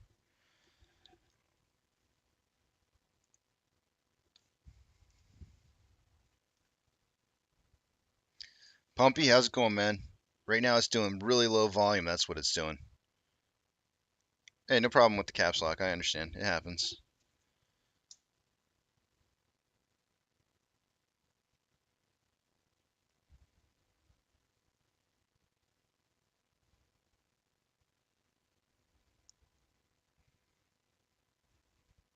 Lowboy says last week.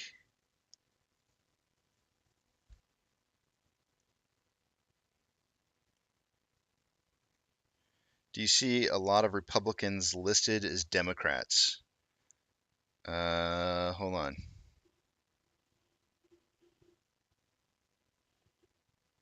I see a lot of Republicans that were listed under Democrat. At least the last 5. Then I see a bunch of Democrats that were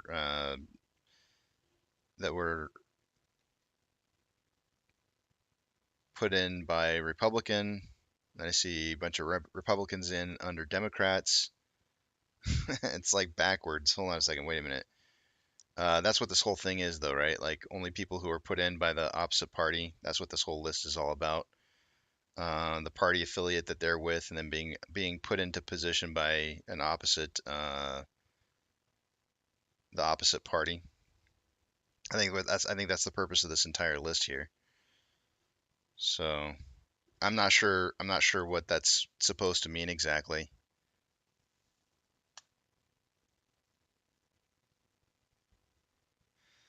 I love to win. It's time to take a look at the numbers, so we should look at that. So far, available to borrow. So far the amount of shares that have been borrowed this morning was about 700,000, but we should take a look at it again though. I'm a professional. I was just simply looking. What I'll say is this, as in regards to HYMC. If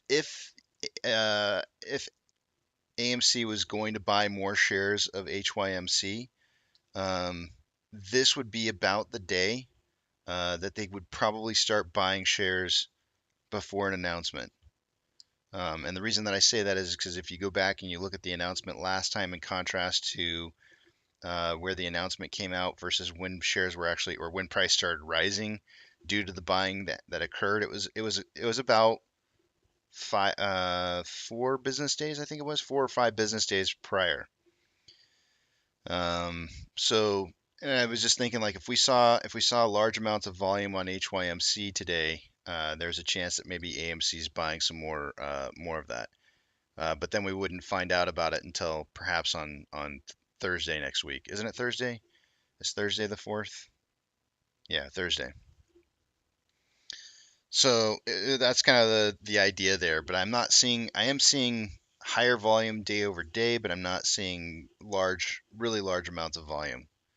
Not yet, anyways.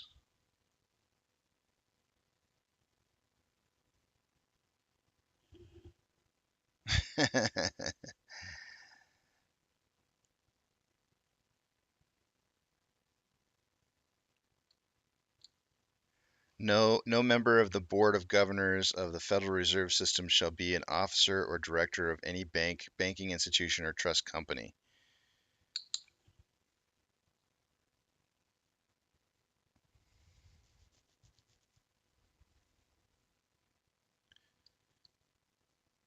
But that doesn't mean that they can't invest, apparently.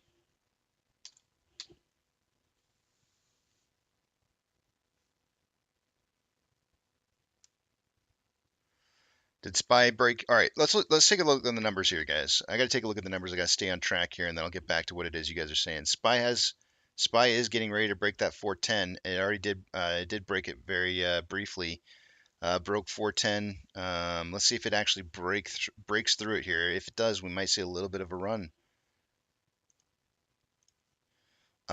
In regards to AMC, though, let's take a look at our numbers. I'm not going to be able to see what it is you guys are saying, so hold off on those thoughts for just a few minutes. I got to cover these numbers real quick here. If I just keep going in circles on some of this other topics, I'm just going to keep on going. It'll take forever. So let me log into Fidelity and see what's happening. Two-factor authentication, if you don't have it, you might want to consider getting it, trying it out, see if it works for you. It might help keep somebody out of your account that shouldn't be there.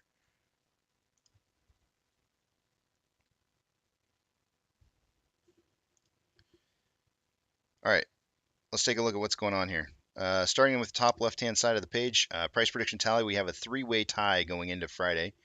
And with that three-way tie comes our price predictions for whoever has the closest average price on their price prediction to the closing price by the end of the day today is the winner and gets an additional bonus tally point.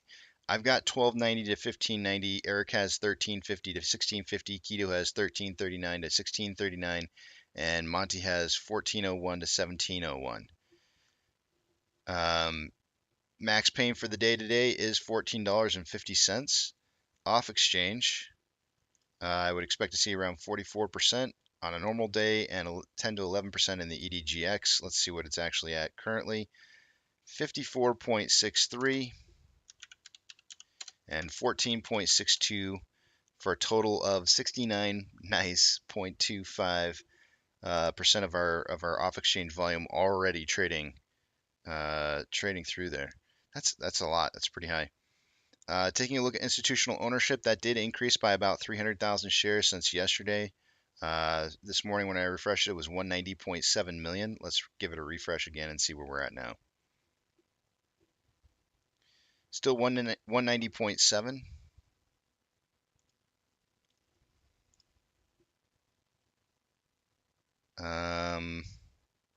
Taking a look at Ortex data here.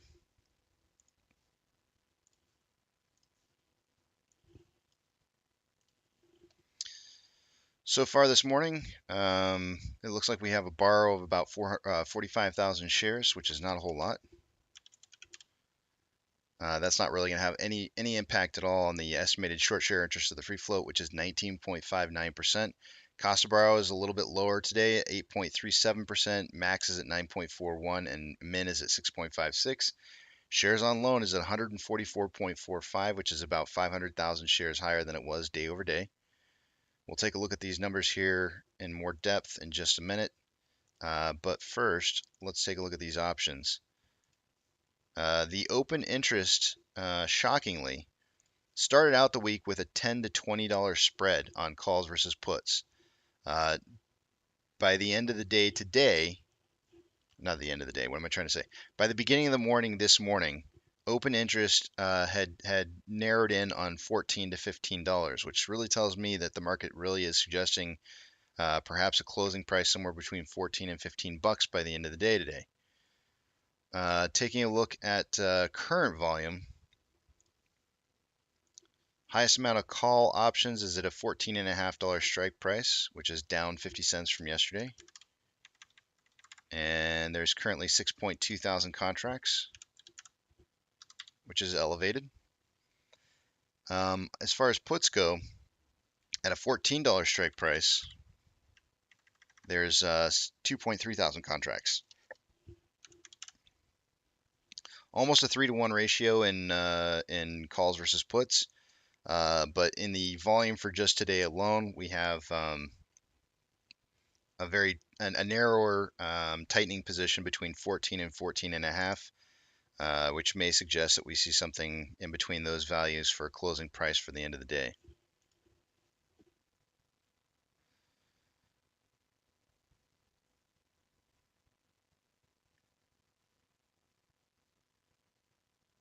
Taking a look at let's head over to Ortex and take a look at that, see what that looks like more closely.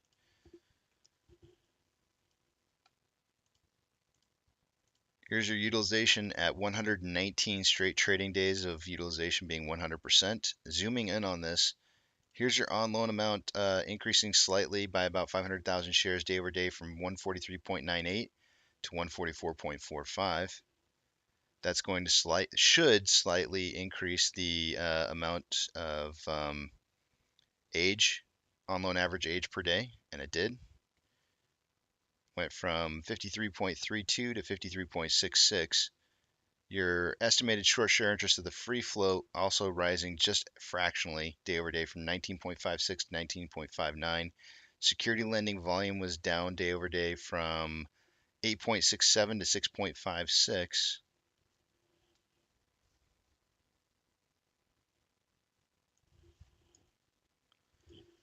Orders by Fidelity customers with low volume today, you're likely not going to see a whole lot of movement, and us not being very high on the list here.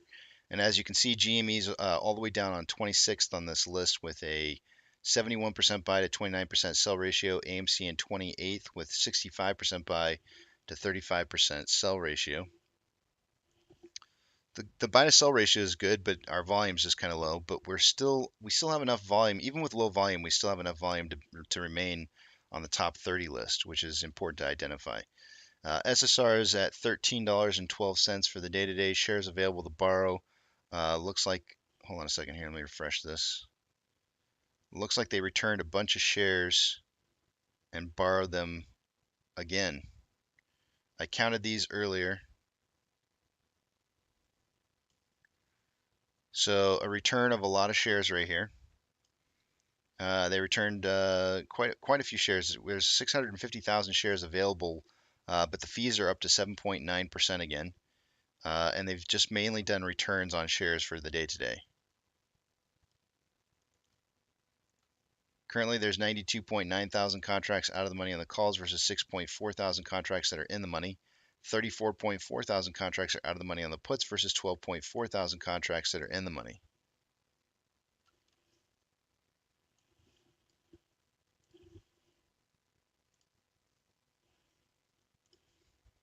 NASDAQ is up 1.27, Dow Jones is up 0.34, S&P 500 is up 0.92.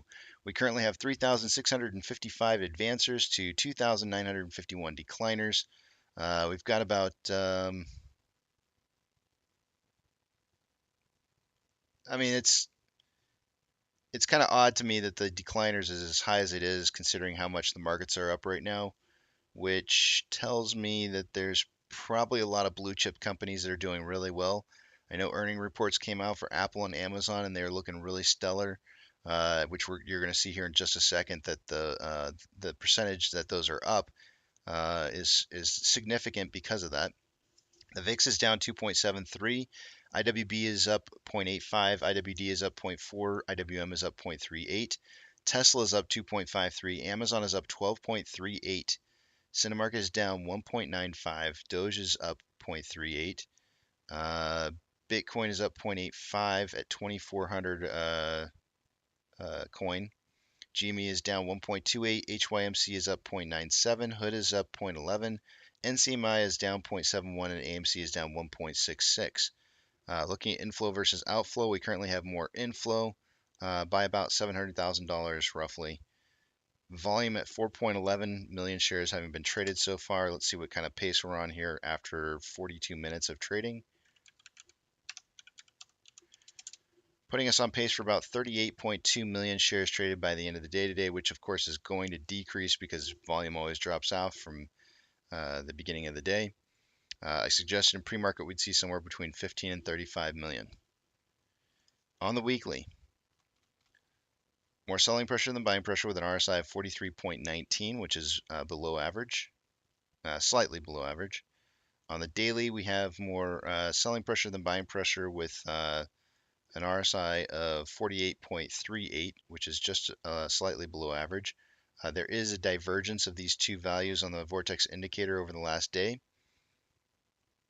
On the hourly, we have more selling pressure than buying pressure with an RSI of 44.49, which is slightly below average. On a 30-minute interval, more buying pressure than selling pressure with an RSI of 37.69, which is below average.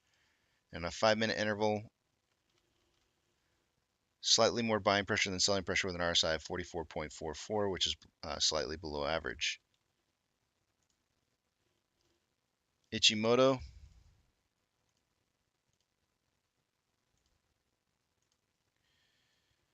Conversion line is above baseline. However, the lagging line is touching right on the price line right now, so that's not. You have one good indicator here, one bad indicator here, and price is well.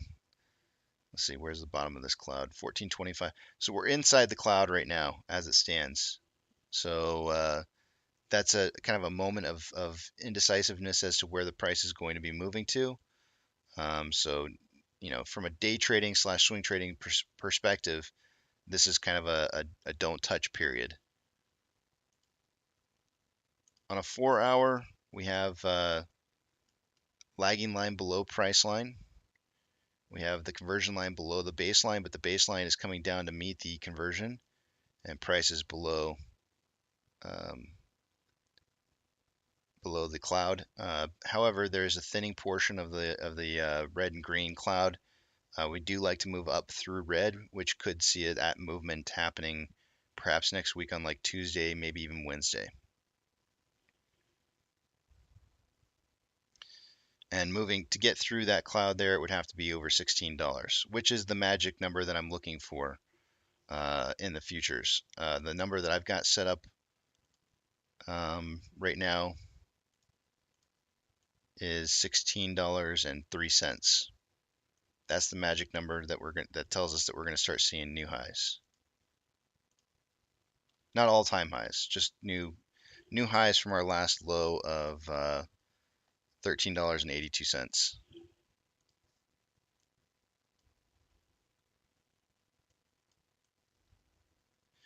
And with that, I can see what it is you guys are writing again.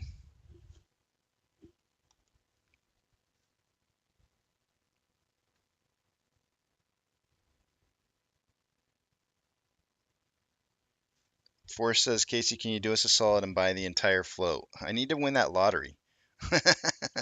If I can win that lottery, I would definitely do that for you.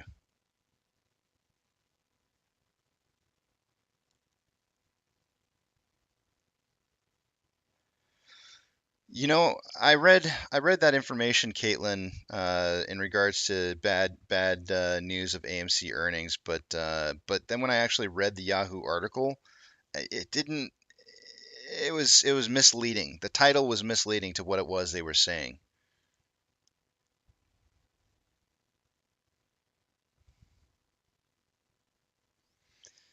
MGTO says, hey Casey, the fact that the compressor windings were not shorted to ground or open indicates they are good. Technician took your money and ran out the door. Do not replace the compressor. Okay. All right. I'll see if I can't order that part because I don't think that part was very expensive, and try replacing it and see what happens.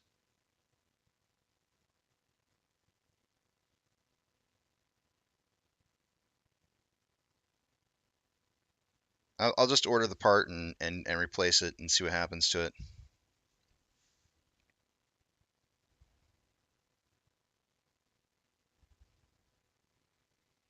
Hopefully, I've been having a problem with Amazon lately with where I live. I'm supposed to get. I don't. They used to be really good about getting our packages to us within 24 hours that it's supposed to be, because we have Amazon Prime. But it doesn't. I don't know what happened. Something happened in like the last couple years where they suddenly, like, sometimes it takes like 3 to 5 days, and it's like, well, why in the heck am I paying for your Amazon Prime if it's going to take that long? I don't. I don't get it. But it is starting to get a little bit better though, because we just had a distribution center open up really close to where I live.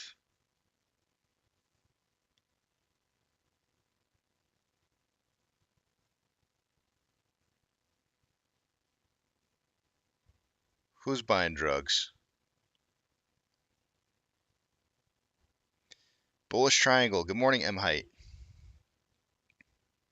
It does kind of look like that, doesn't it? I'm seeing it as well.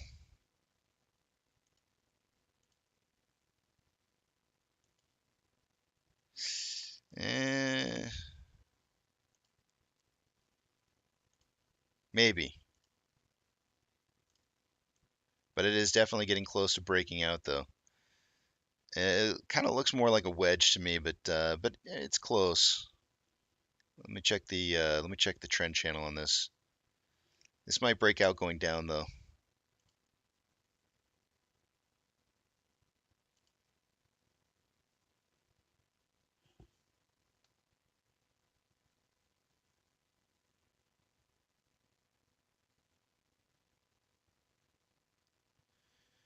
Get the 3-in-1 head start kit and the defrost element. Okay. Oh, hold on. Let me write that down.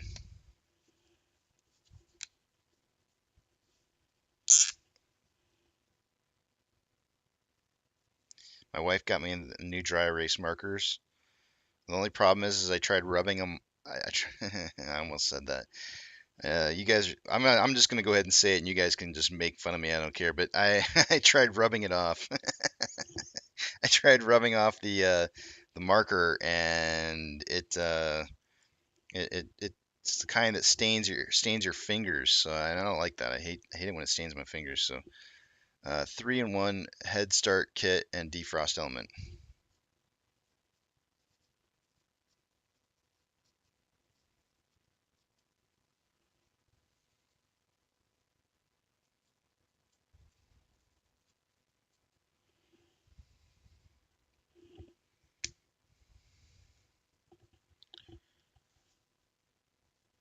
Hi Casey, do you think GG is shorting AMC bad? I haven't really seen all that. I read very briefly about that information. I haven't had a chance to really like dive into it too deeply, so I need to do that. I haven't gotten around to it yet.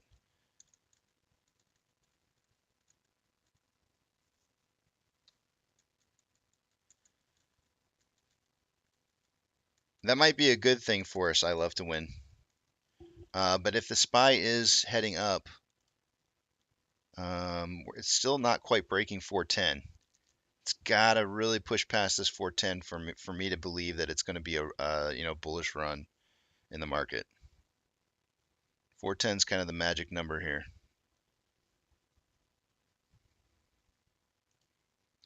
But I see what you're saying though, in regards to us not moving with it. That may actually be a good thing, because if it starts running the opposite direction, you know where we'll be going.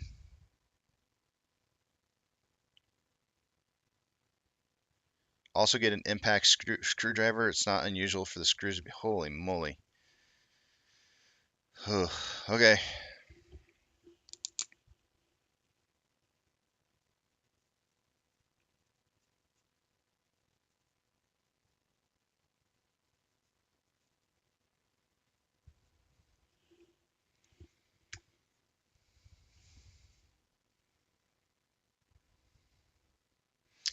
You know what, Baldy? We were doing that for a while, where we were contacting Amazon every time it was showing up late, and they kept giving us those stupid discounts. But it didn't really feel like it was helping all that much. It was just kind of like, nah. It was becoming more of a pain to contact them every single time than it seemed to be worth.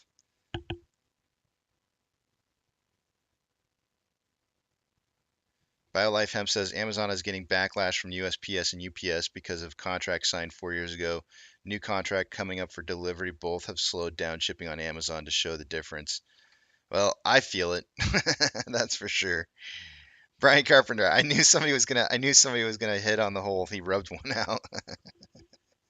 I like to use my fingers to just rub the writing. It's the writing. Come on, Brian. I thought for sure it was gonna be myself. Oh, yep. Nope. There he is, right there. Sucks when it stains your fingers. Caitlin says Democratic Q.R. Wilson, Republican ambassador to Switzerland, 1933 to 37, assistant secretary. Where are we going with this, Caitlin? I don't know where we're going with it though.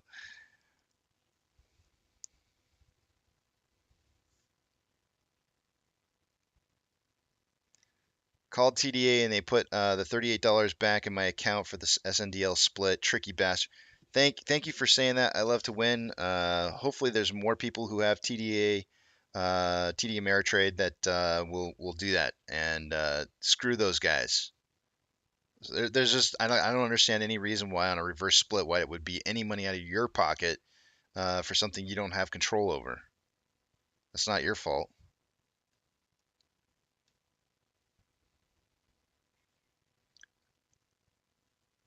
And here's the other thing I want to know. Did they send you the charge in the mail? I'm curious. Did you get a letter? Because if they did and it was an improper fee, they could get in a lot of trouble for that.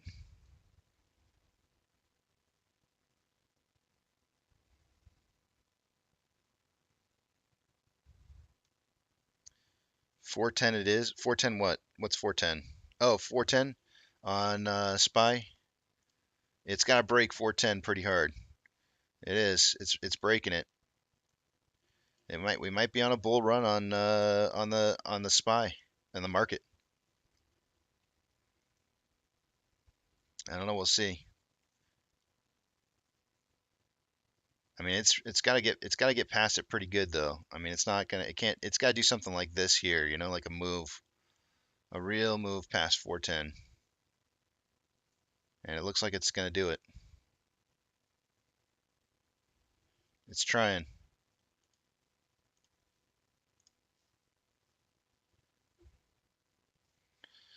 I wouldn't necessarily call this like a hard breakout right here, guys, but it definitely did break down out of this wedge here on AMC.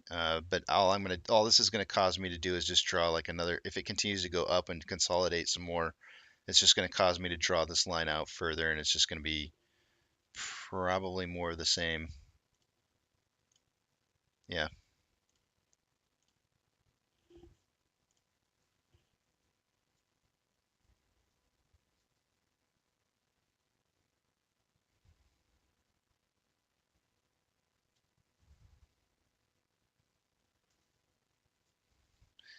Yeah, I remember all the negative Delta talk back in the day. I do, and I've got a great website for it where I check it on occasion when it's brought back up again, and I will give you guys that link. So the link is in the description or is in the chat. But I use this website here for calculating that. I think the last time I calculated it was April to current. Let's start with February. In February, we had a negative 3.9 beta. From February to current. From March to current, we have a negative 4.72 beta. And from April to current, we have a positive beta of 0.24.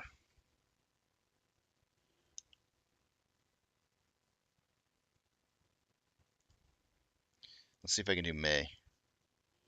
Yep, I can. May to current is a negative 4. So there was a period of time there. If you're just looking at the data, there was a period of time there where we were positive beta. and that was April to current day. Would have given us a positive beta for that time span. But obviously, the less time that you have, the worse you're doing on a calculation. So, what I really would do is I would just look from January to July of this year so far, and I'd run beta on that and see where we're actually at. And right here, it's showing -5.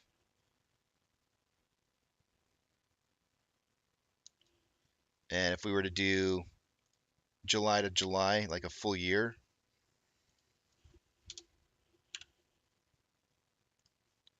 full year's worth of data, we're almost exactly dead nuts. No beta difference to the market. We've been traveling with the market since July of last year.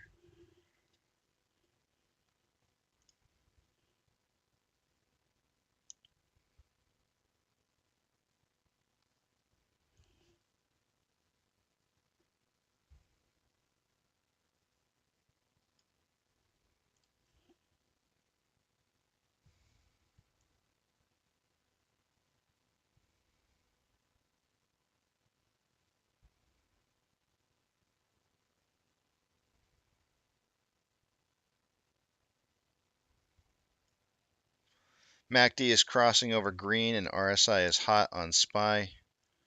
Yeah, anything if it breaks that 410, like I said, if we break 410 on the SPY, you could see a run on the market. It went up to 410.99. Let's see what happens here. It's getting a good push for sure.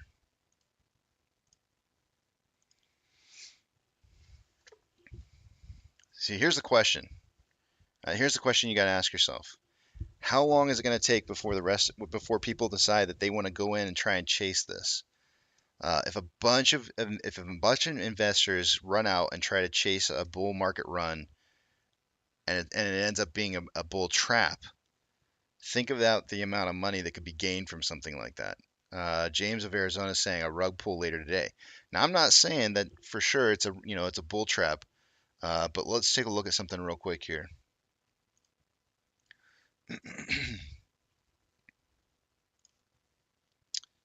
Actually, let's go to the daily.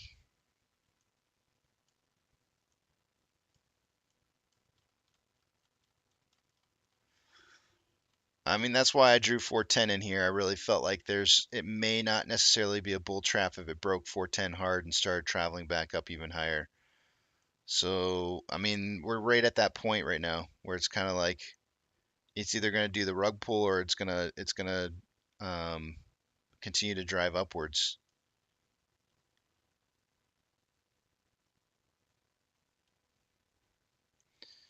We shall see.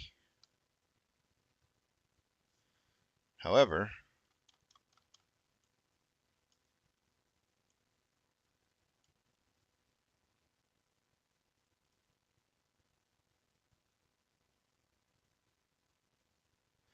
the last time we were at this levels in the SPY was basically back in early June.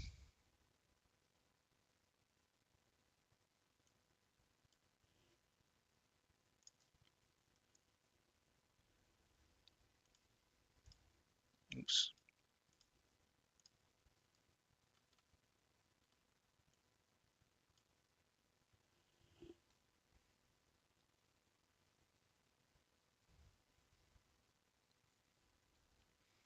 MCon says, I just left TDA.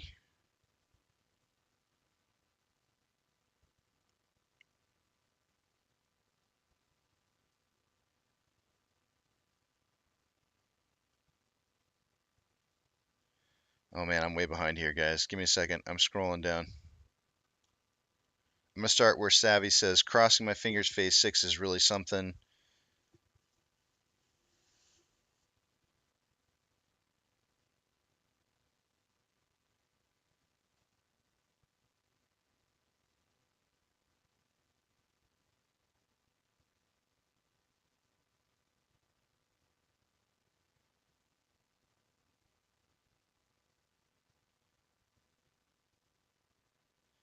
But that's what I'm thinking, Amy. That's what I'm really thinking. But 410 was kind of that number for me. I thought like, if it breaks 410, there's a chance that it might actually have a real bull run here. So I don't know. I don't know. I mean, that's kind of what I'm thinking too. Is watch out. It seems a little scary, but obviously not financial advice. You guys make your own choices, what you want to do. But I don't know. It's very odd to see happening. I don't know what could possibly be, gas prices up. I guess people are buying a lot right now. If numbers are showing up, if you're seeing earnings reports showing positive on some companies, a lot of things are probably being bought in credit. We're going to need to see a period of time before some of that starts defaulting.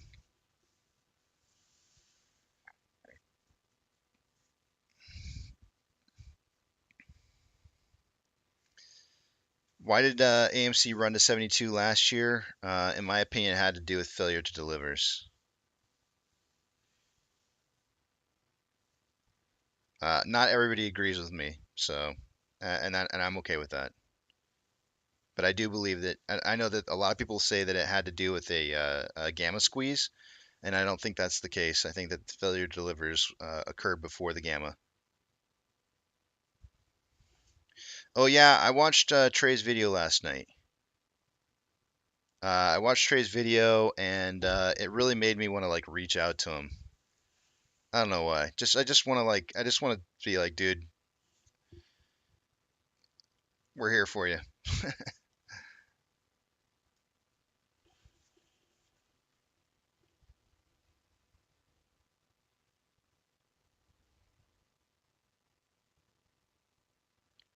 I agree with Mac and Bees. Trey's going through existential crisis. It seems he's a good guy though. Give him time.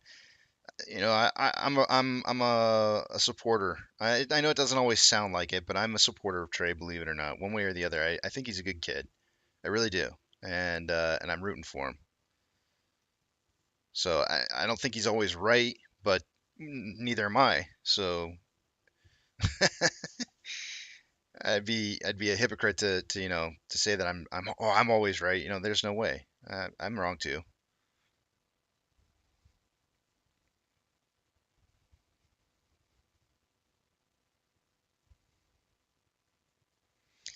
Future Whale says it's hard to see that and happening at 410 because GameStop and AMC are down 2%.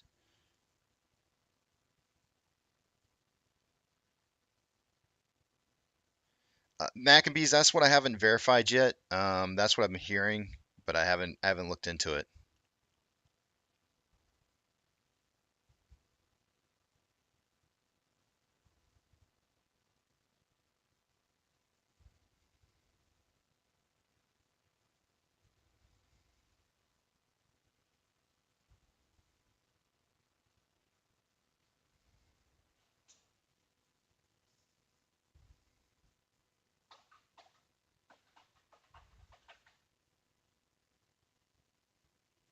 Sam says Trey's video was the same as Meet Kevin's vid yesterday. Casey, is it a formula? I don't know, man.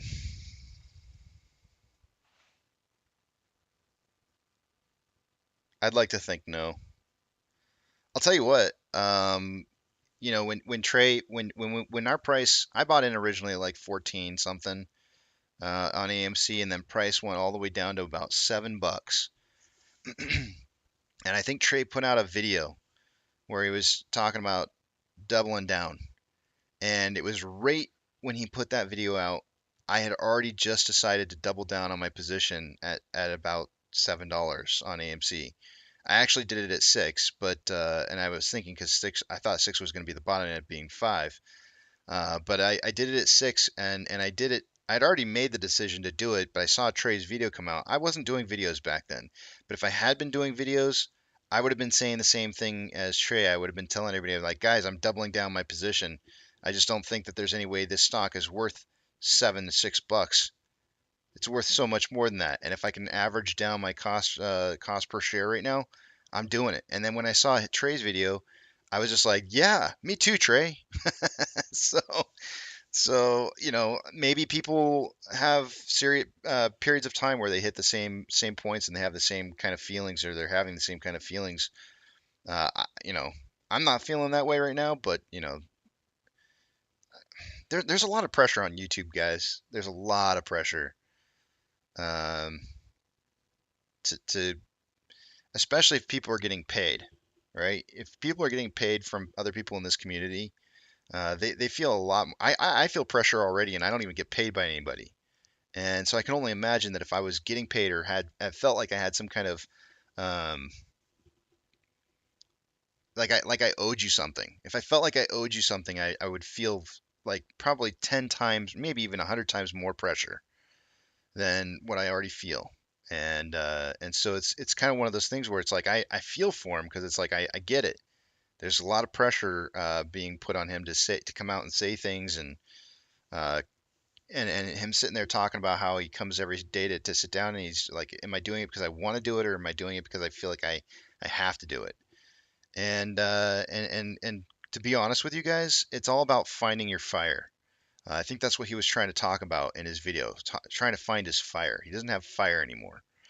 You got to find that fire, because if you don't have that fire, then you just don't have conviction. If you don't have conviction, then you're just doing something just to do it. And I get it. I totally understand where he's coming from. He's got to have the fire. And quite honestly, I'd rather him not talking to everybody, if he's not going to have the fire. He's got to have it. And without that fire, he's not going to be the same person. Not the one that we want.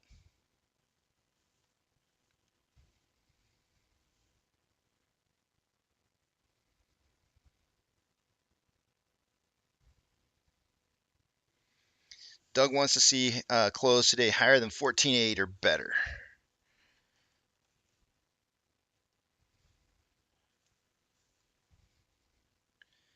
Doug, good afternoon to you.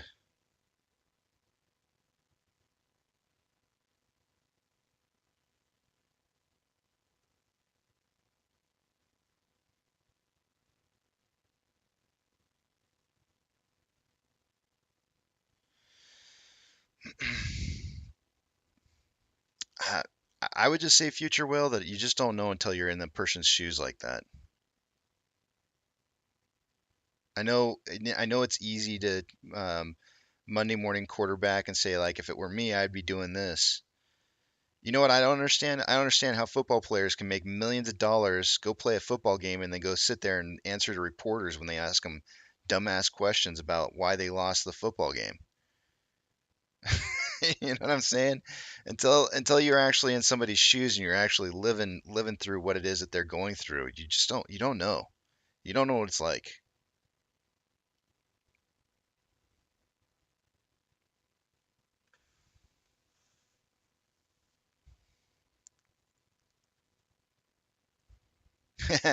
I love that Win says, "Okay, enough about Trey. Back to AMC." I agree.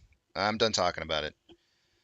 But I did watch it though, and I do. I probably plan on reaching out to him and being like, "Dude, come back when you got your fire. Go get your fire. Come back."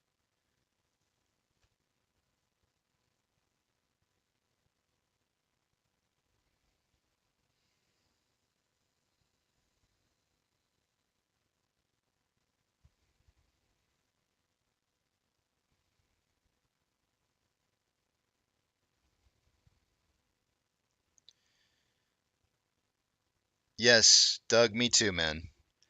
I like my weekends. I like to sit back. I like to not really think about too much about the stocks at all. But I do anyways, because I'm kind of a glutton for punishment. I love pain. Gi- Give it to me. I like pain. I in my first marriage, I used to do triathlons when I was in my first marriage, and the guy, I'll never forget this. We were going to counseling, to therapy, and uh, is that, I don't even know if that's the same. Whatever you call it when you're getting counseling, therapy, whatever it is. But the guy's like, why are you doing triathlons? You just like pain, don't you? And I said, no. He goes, well, how many miles are you running a day and biking in a day? And I go, well, I probably put in about a good 15 miles on the bike every day, or 20. And then actually it was probably more 20 miles a day on the bike, and probably about 6 miles of running, and maybe a half hour of swimming. And he's like, every single day? He's like, surely that must be painful. I go, no, I'm used to it. I don't feel any pain at all. There's no pain for me. He's like, oh, you just like pain. I know how it is. I go to my job, and when I'm in pain, I just do my job, and that's how I get away from the pain of life. And I was just like, dude, there's no pain. I actually enjoy doing the triathlons. It makes me feel healthy. I feel good. Gives me energy. It was kind of funny. I'll never forget that though. He tried to make it seem like I was just a glutton for pain. I was like, whatever.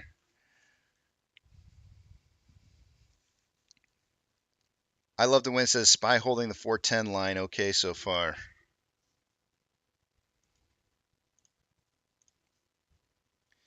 It's sticking right there.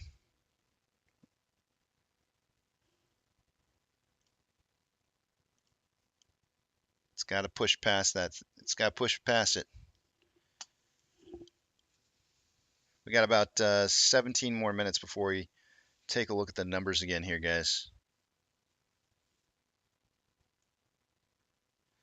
Captain Awesome says, the way I see it, I don't see any of his followers starting a channel and feeling the pressure of coming up with a schedule to a show every day. Just keep people happy. Do I count? I mean, I followed Trey for a long time. I don't know if I'm trying to keep people happy. I'm just trying to keep people informed.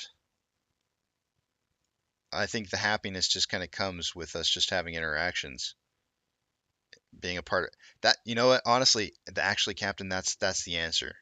The answer to what it is you're saying right there for Trey, that's what he needs to find. Having community is what it's all about. If you're just collecting money from people and they're just numbers, you got no fire. All you have is money and numbers. They mean nothing. You're not going to find satisfaction in that. Trey talks about wanting to try and be impactful on people's lives and really get to know people.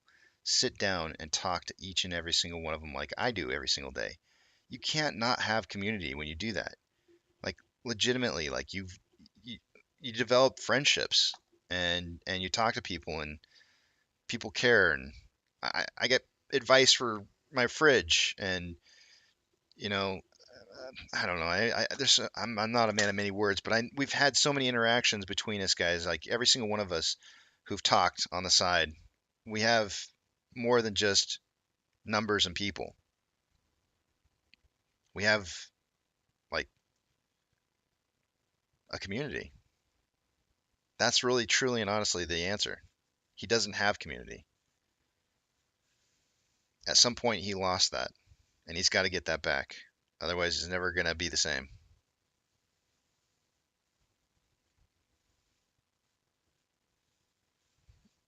Tasu says, fire, fire. I can't do I was doing the fire from Beavis and Butthead, and I can't do Butthead or Beavis anymore. But yeah, fire, fire, fire, finish him.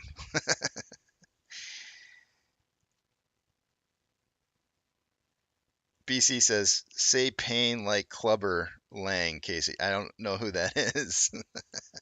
Pain. I don't know. I'll just say it like, I don't know.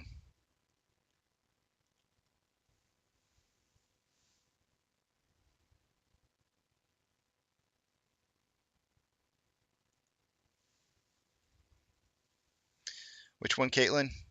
GME is only down 1% since the split. Laugh out loud. Look how much volume it has had the last few days. It's had a lot of volume. We actually just talked about that just the other day. Their volume is a lot higher than it was.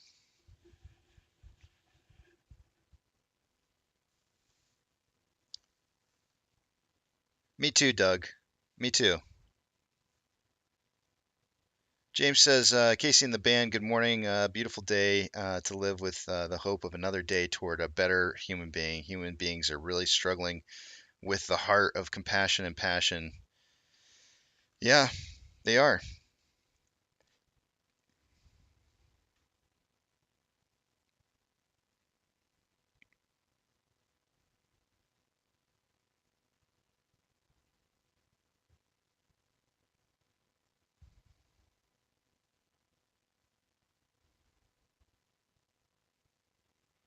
I hate that I'm behind. This is the part that I hate the most, guys, when I'm behind and I can't read everything that you guys are saying. This is part of the reason why Trey can't have community. Have you guys ever sat through Trey's chat section? Like he can't possibly touch on every single. There's just too many people.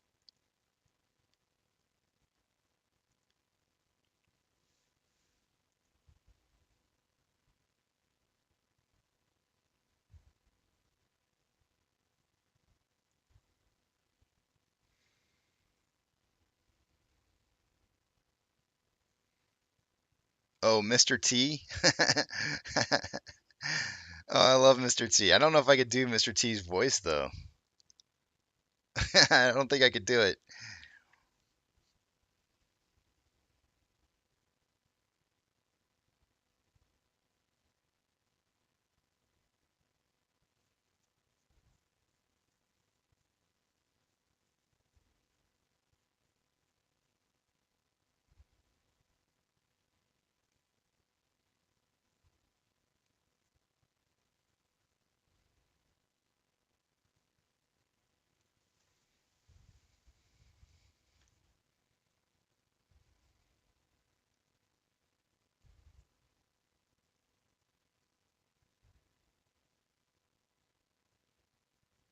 PC3, you're not kidding, man. That was the exact thought in my mind when that guy started saying the things he was saying because I enjoyed doing triathlons, and then he started ranting about uh, about liking pain and stuff just to get away, just to feel something in life and get away from his problems, and I was just like, that's how I felt. I instantly felt like, oh crap, what kind of counseling did I just get in here? this is this is not going to help me. And of course, everything was my problem at that point, because I was the one with the problems because I wanted to be healthy. It was just it was weird.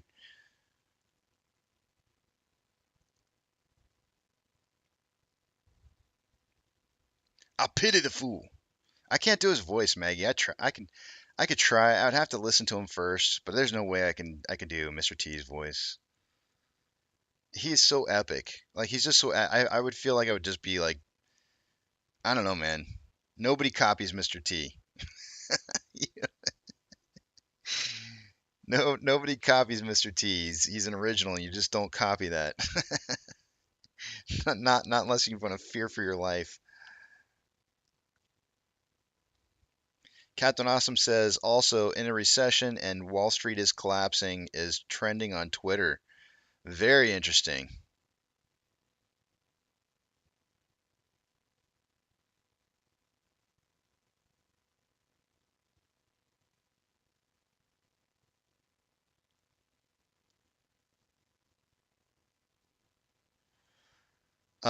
Just another pothead. What did you see that made you feel like it was a recession? I'm curious. I mean, legitimately, I'm really honestly curious about what it was that you saw that made you feel. Was it prices? Was it things missing on the shelves? What specifically made you feel like it was a recession?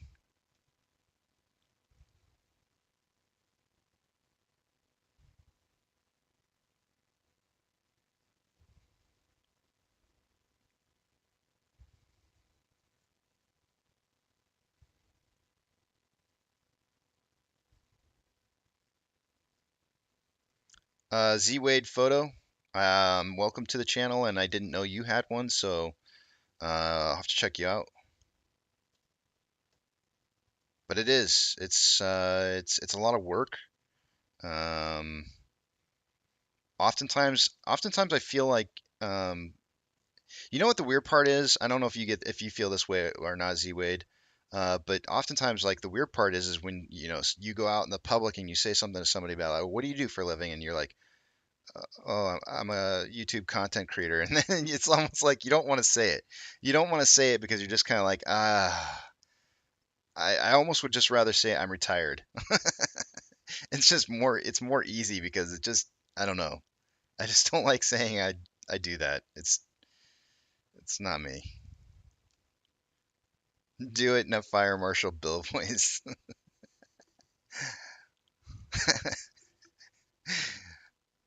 I pity the fool. I can't do it. Let me tell you something. I pity the fool. The fool that steps in a hot puddle of fire. I can't do it, man. I just can't.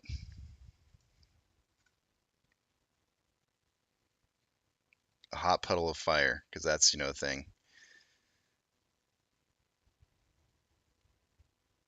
We got about 7 more minutes here, guys, and I'll take a look at the numbers again.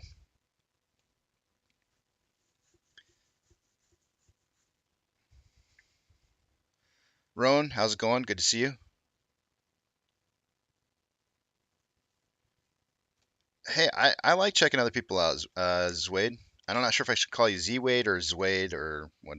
Maybe I just call you Photo. Hold on a second. Actually, hold on 1 second. Let me just see if you're easy to find. Because if I can just type in Z-Wade, I will. Yep, there it is. Z-Wade Photo. Looks like I found you. Z-Wade's got his own channel here, guys. I'm gonna promote it. I always like to show and share and tell, whatever you want to call it. Z-Wade. All right, Z-Wade. There it is right there. I just posted it up in there. If you want to go check out his stuff, it looks like he does some nice photo works. I loved. I'm gonna tell you this, Z-Wade. I know this is like totally not AMC related, but we're sharing. We're having community here. Fire. That's what we're having fire. I used to take photo way back in the day when I was in high school, 1993 and 94.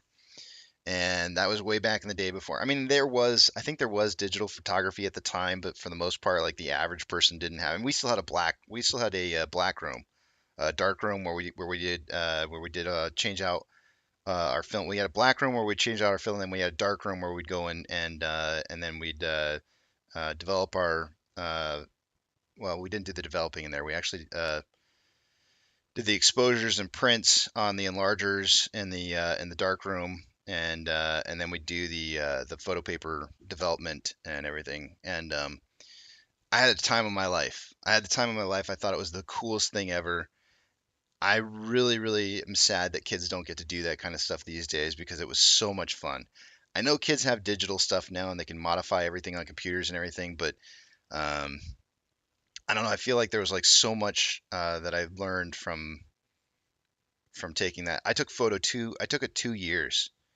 I loved it that much, and they didn't even really have a second year photo class. So if you did take the second year photo class, you just ended up being like the teacher's aide for the first year kids. So, but yeah, it's kind of crazy how times have changed for photography.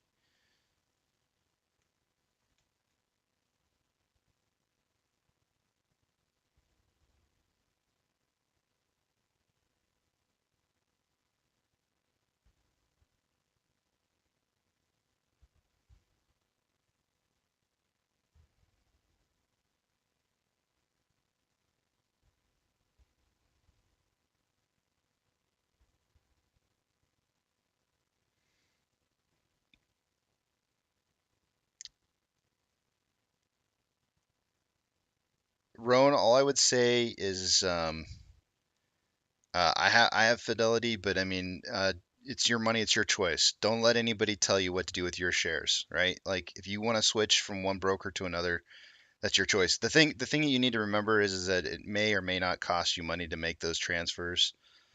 And I'm pretty sure it probably cost you money to get them, unless you bought them in there in the first place, which still would have costed you some money. But to transfer them might cost you a little money to transfer them out.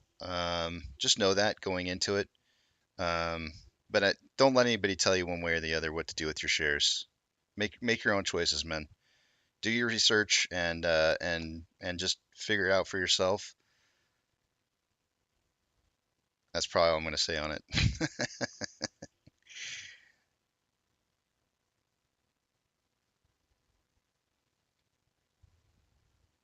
You're welcome, Ron.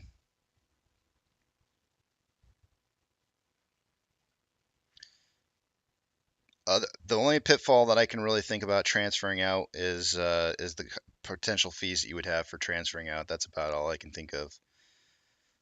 In regards to other pitfalls, there's plenty of DD out there, man. Tons of it. Look around and then do your own research. There's lots of information out there. Both ways.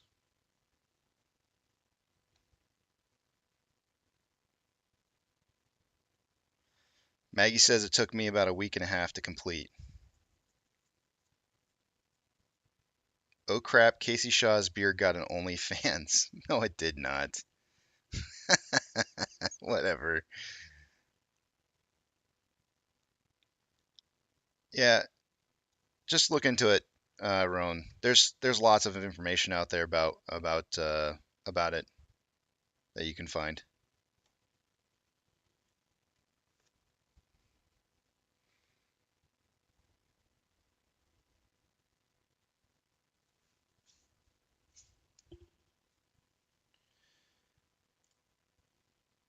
And Z Wade, I'm going to I don't know how many of your videos I'll check out, but I'm gonna check out your videos. By the way, nice beard. Um, this is the first time that I've ever had a beard in my entire life because of some Yahoo thought it would be funny if we all start growing our beards out until we had MOASS, and I was like, yeah, I was like signing on to that. I was like, that sounds like a fun idea. And now here I am with this like monster beard going on here.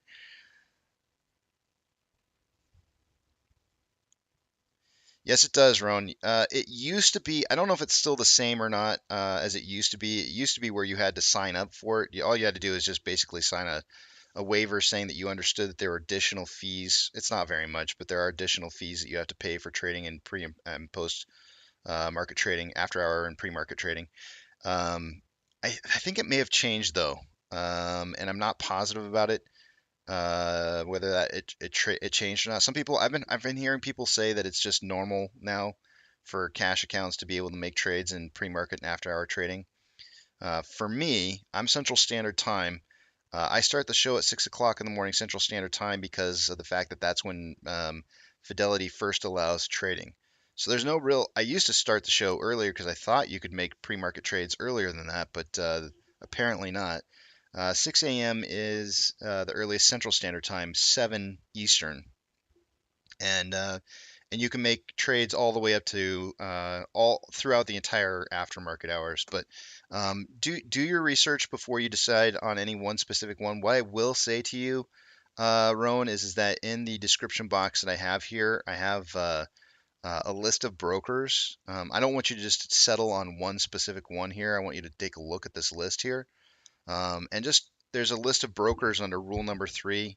Only use a broker who allows pre-market and after-hour trading, cash account, no margin accounts. Look at that Reddit list. I normally don't direct people towards Super Stonk at all, just because I think we know that it's been compromised a long time ago, and there's a lot of crap on there. But I think this list did originally come from Super Stonk. But that list of brokers, what I want you to identify is that there are brokers out there that did some really shady stuff last year, and that list will tell you what they did and then back it up with information and tell you, and like show you what they did and why they did what they did, or at least what reasons that they gave. So look at that and then make some choices maybe off that list. And what I'm going to say to you is very important. I want you to hear me on this. This is very, very, very important. Just because a broker was a good broker last January does not this last January, but last year, January 2021, does not mean that they're going to be a good broker in the future. And I want to be very clear on that, because I don't want you to think that I'm telling you go sign up with somebody on that list that's a good one, because we don't know who the bad ones are going to be this next time around. We have no idea.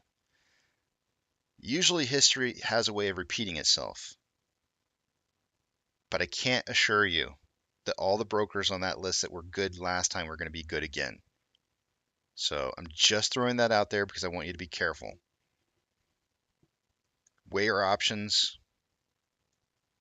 Whatever it is you decide to do, whether you keep them in computer share or you move them, just weigh your options.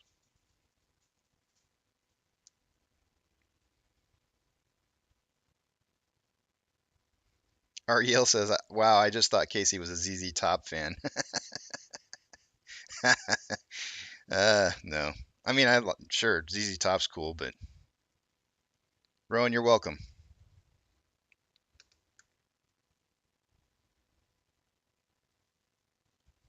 Yes. See, that's the point that I'm trying to make there, Rowan. They are all sharks. None of them are on our side. And so you got to remember that going into this, right? Like every single broker out there is not on our side. So just weigh your options and be careful. ZZ Top or Wu-Tang Clan, you have to pick. Well, probably ZZ Top.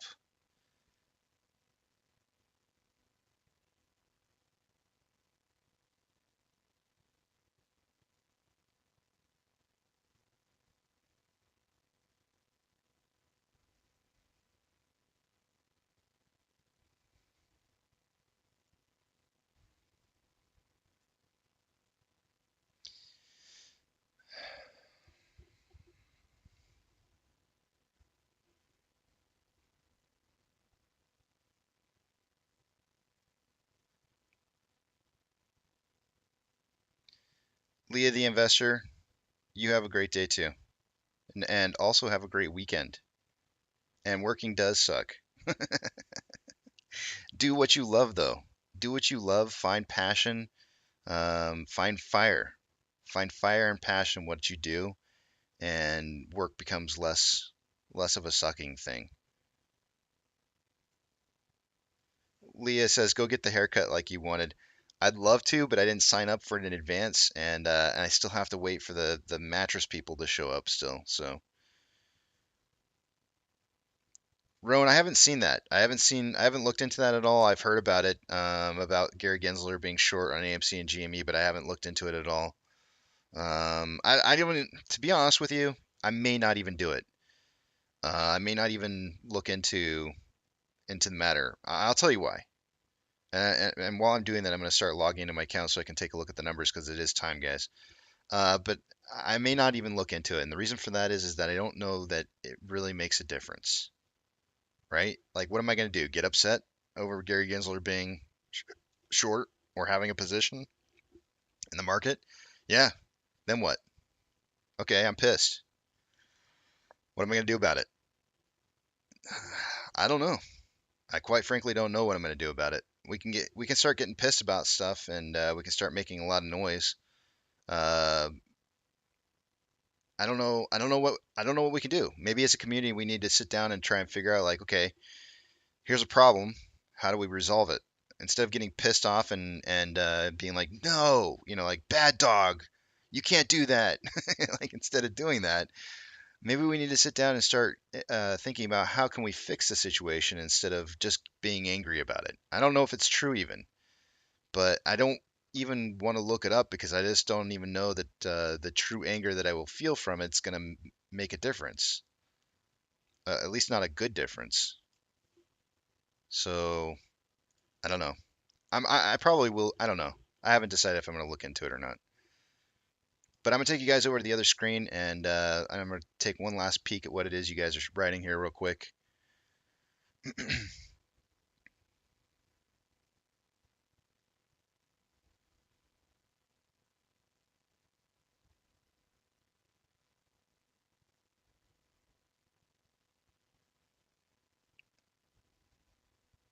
Yeah. I mean, it seems like there's conflict of interest everywhere. But truly and honestly, like us as people, there's nothing we really can do about it. I mean, we can just write to people and be like, "Hey, this is lame." Maybe that's what we need to start doing. We need to start being Andy from Shawshank Redemption and just start writing like BioLife, writing letters to Ha Koch every single day saying that Casey wants to interview you. Maybe we just need to start writing letters every single day to people that might be able to change things. Maybe we could do something like that. I know I was thinking the exact same thing, broken mug. I was thinking my dog's in the back going, oh no, what did I do? All right, taking you guys over to the other side here. I'm sure he probably there's no other dogs for me to talk to like that around the house, so I'm sure he's probably every time I do that, he probably does. He like flinches, going like, "Oh no, I did something." I've never gone to look. Let's see. Hold on a second. Maybe he's laying right behind me. Nope, he's not in the room. He went running probably. All right, I'm not gonna be able to see what it is you guys are saying any longer. Hold the thought. James of Arizona, I'm going to touch on this one last topic, one last time.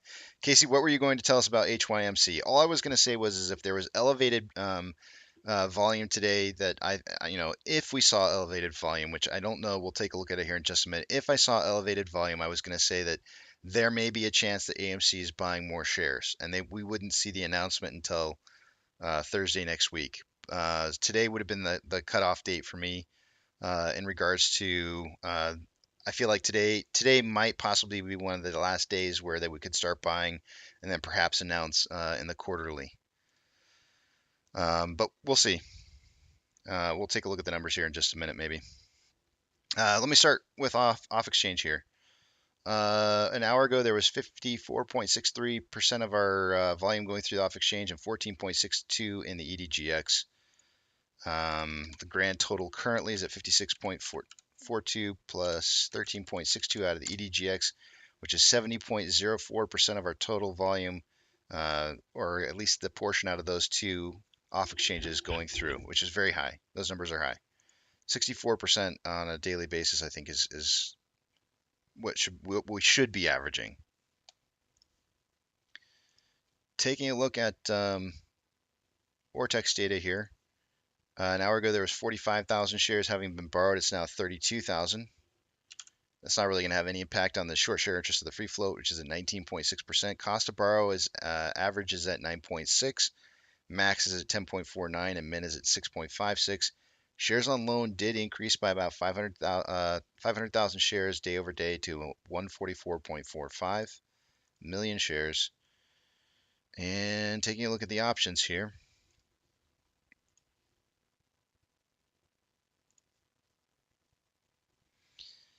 At a $14.50 strike price, there was 6.2 thousand contracts. An hour ago, there's now 8.5. On the puts, at a $14 strike, an hour ago, there was 2.3. There's now 5.2. So 1.5 to 1 ratio in calls versus puts, and market's still kind of indicating perhaps a closing price between 14 and 14.50. Let's take a look at orders by Fidelity customers. GME is currently in 25th with 73% buys to 27% sales. And AMC is in 29th with 66% buys to 34% sales. So we're doing good on our buy-sell ratio right now. We just have low volume. Luckily, we're still on the top 30 list. SSR is $13.12 for the day today, and shares borrowed. Looks like they borrowed another 50,000 out of the available at a either 7.9 or 7.7% rate, or not a rate but fee. Let me add that to the numbers. So far for the day today, we've seen about 750,000 shares borrowed. Calls, 92.9 thousand contracts are out of the money on the calls versus 6.4 thousand contracts that are in the money. 34.4 thousand contracts are out of the money on the puts versus 12.4 thousand contracts that are in the money.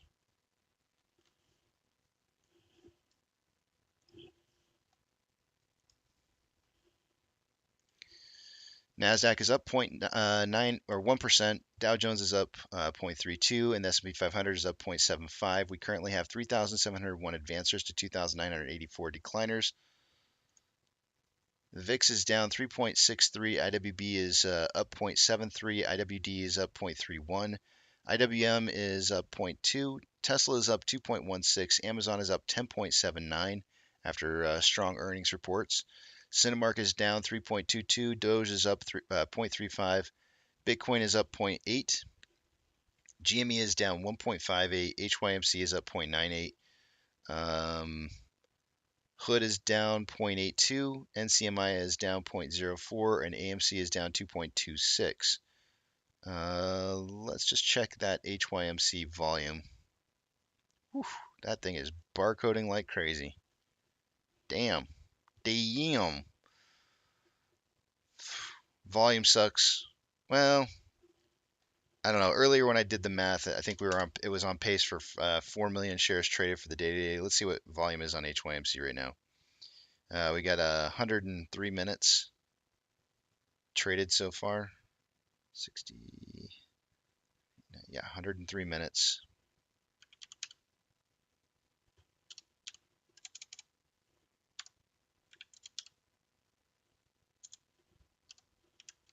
Oh shoot, I did that math wrong.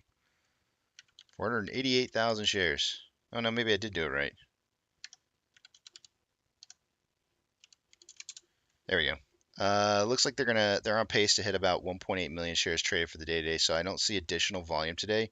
I think yesterday they traded about 2 point something million shares in volume. So this is actually lower day over day rate. And I think earlier it was there was some higher volume, but I'm not seeing that currently.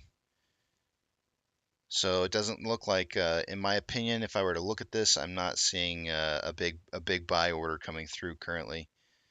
Not yet.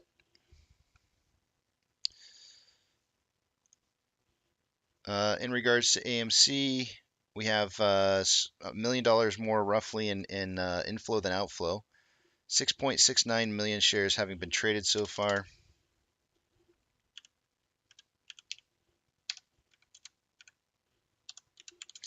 We're on pace for 25 million shares by the end of the day today, which obviously is going to get lower and lower and lower. I suggested in pre-market that we would see somewhere between 15 and 35 million on the weekly. More selling pressure than buying pressure with an RSI of 42.92, which is below average. On the daily, we have more selling pressure than buying pressure with a crossover in the last day with more selling pressure with the RSI at 47.57, which is slightly below average. On the hourly, equal amounts of buying and selling pressure with an RSI of 39.26, which is below average. On a 30-minute interval, more buying pressure than selling pressure with an RSI of 30.50, which is almost signaling oversold. On a 5-minute interval, we have more selling pressure than buying pressure with an RSI of 38.9, which is below average. Looks like we got a breakout again, which is probably just going to extend this further. And it's actually kind of surprising. Well, hold on a second.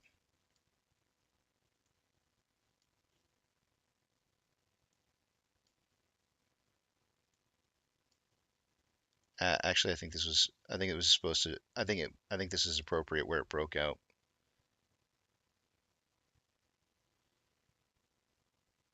Maybe.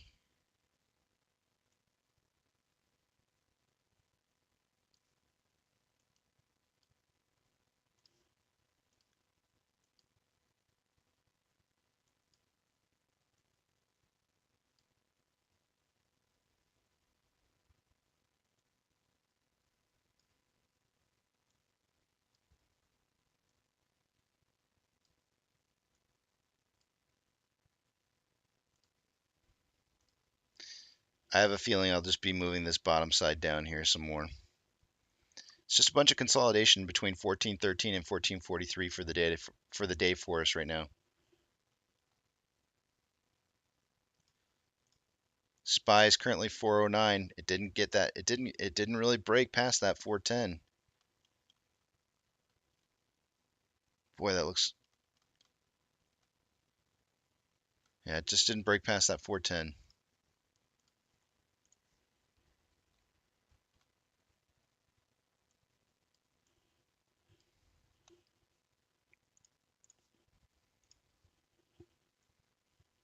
And with that, I can see what you guys are writing again here.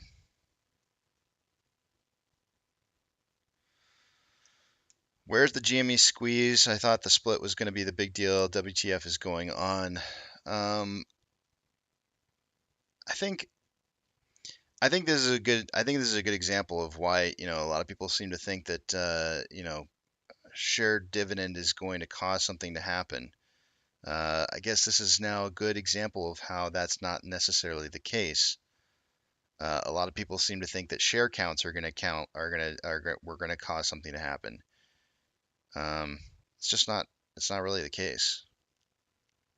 It just changes the accounting. I do believe it does put more pressure on short institutions for when they do have to find shares.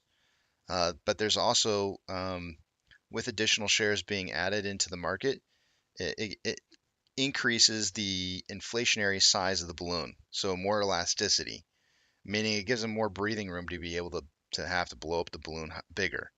So it almost kind of acts like dilution.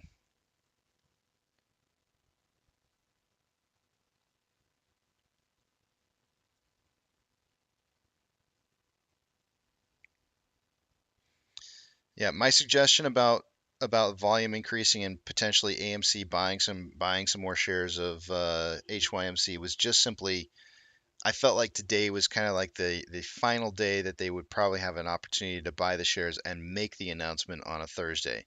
And since I'm not seeing additional volume going through there, that may not be the case.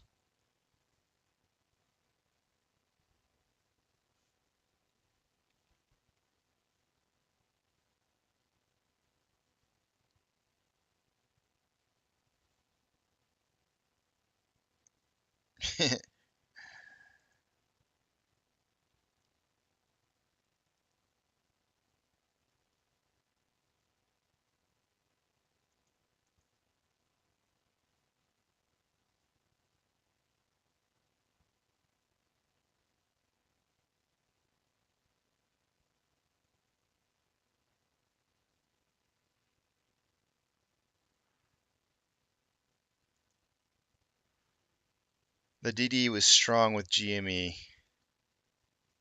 I kind of skipped down a little bit on the reading here.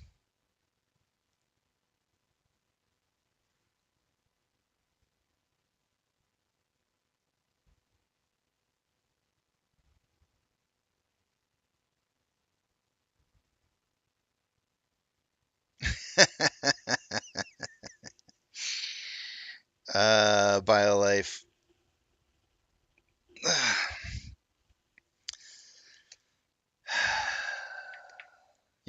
I can't say anything. I'm committed to saying nothing on it. Guys, in case you didn't know, for those of you who are here right now, I've got Kevin coming up. Keith, I keep calling him Kevin. Keith is coming on today at 2 p.m. Eastern Standard Time, which is 1 my time. So what is that? 10:30, 2.5 hours from now, Keith will be on. Then later on in the day and Power Hour, after I'm done with the numbers, I'm gonna have Lowboy talk. You guys, some of you may or may not know Lowboy. A hell of a speaker. Freaking should have his own. I mean, if there was anybody, if I was gonna hand the torch over to somebody that I've heard talk before, it would be Lowboy. Because let me tell you, that guy can talk. He can talk a mean talk, and he should have his own YouTube channel. But whatever. He's got tied up in other things. So. But I'll let him come on here anytime he wants to and talk about AMC and how he's seeing things. So I'll have him on. And then this weekend on Sunday, Super Steven is going to be doing a live on Sunday night, I believe. I don't know. Actually, I don't know what time it's going to be, but I assume it's going to be in the nighttime. And he's asked me to come and play him some chess, and so I'm going to play chess with him live. You're going to see me. You're going to get to see me get my butt handed to me. I guarantee you, he's not going to be easy on me, and I'm ready for a stomping. I'm like 90% sure he's just absolutely going to make me look silly. But it is what it is. I don't back away from chess challenges. Uh, you know, if you want to learn how to play chess better, sometimes you gotta play somebody who can beat the crap out of you. That's how it works. It's probably the same in like boxing. You go up against guys that are bigger, better, until you can kick their butts. You got to learn from the guys. I know that's how it is in guitar playing. If you want to sit down and learn how to play the guitar better, you sit down with guys that play better. And believe it or not, by just observation and being in their presence tends to bring up your level a little bit.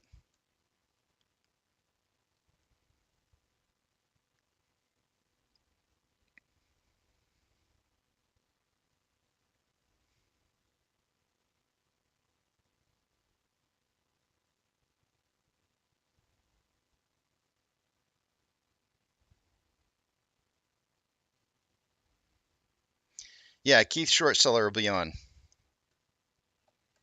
He's going to be on in about 2.5 hours from now.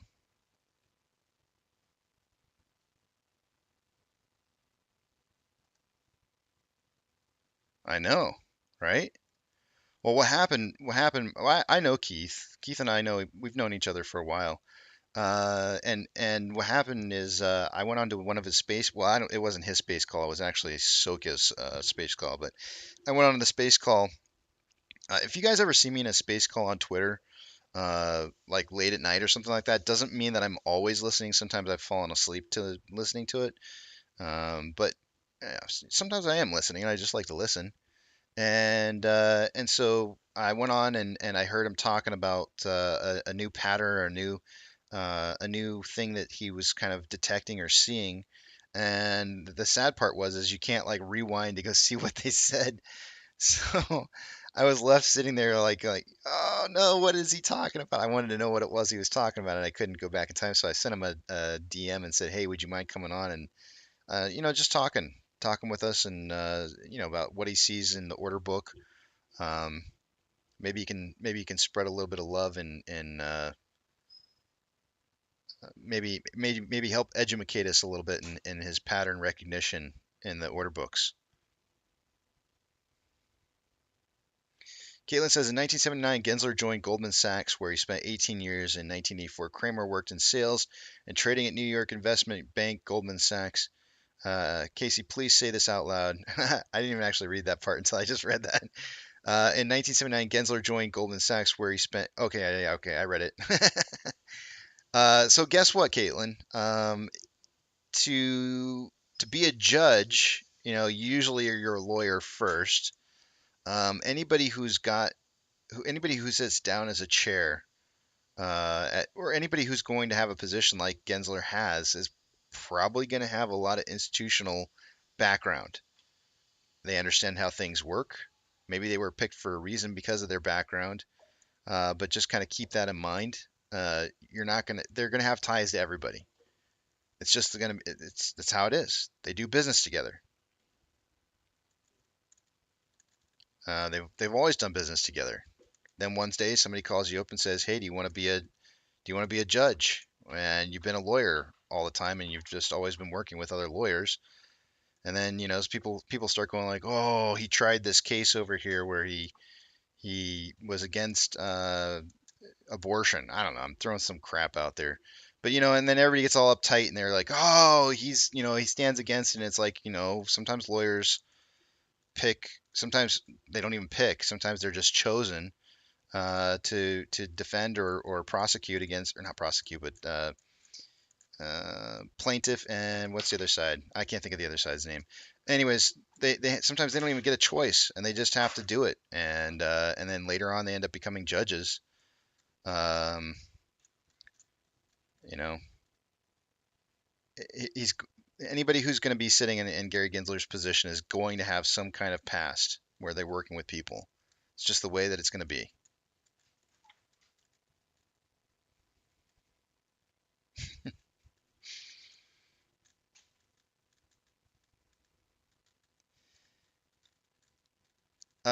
You know what, Nate? I've chosen to just not respond to it anymore.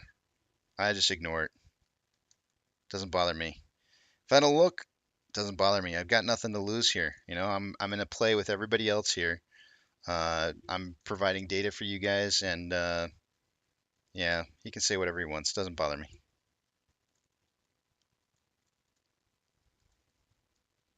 Oh, I'm not gonna start. I'm not gonna start. I'm not gonna ask him that BioLife. I'm not going to ask him that. I don't want to start nothing. I'm not bringing him on here to start drama.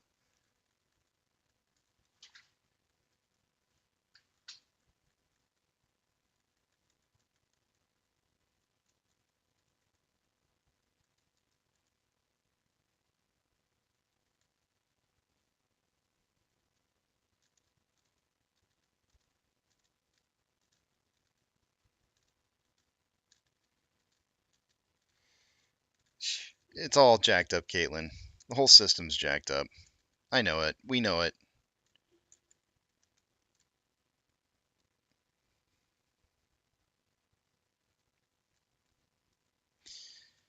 Citadel Securities loses court bid to block IEX order type. That's probably good.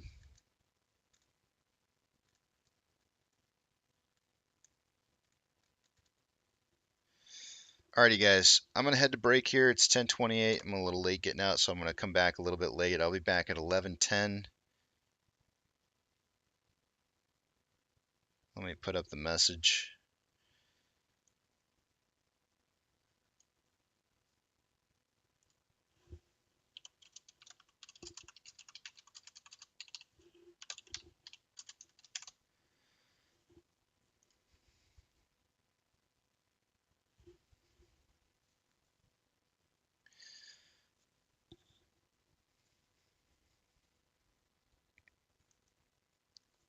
And I won't forget to leave you guys with some music.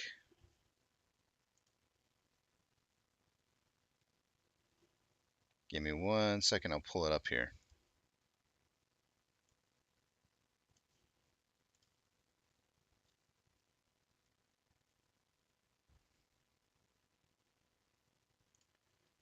Alrighty, guys. See you in a bit.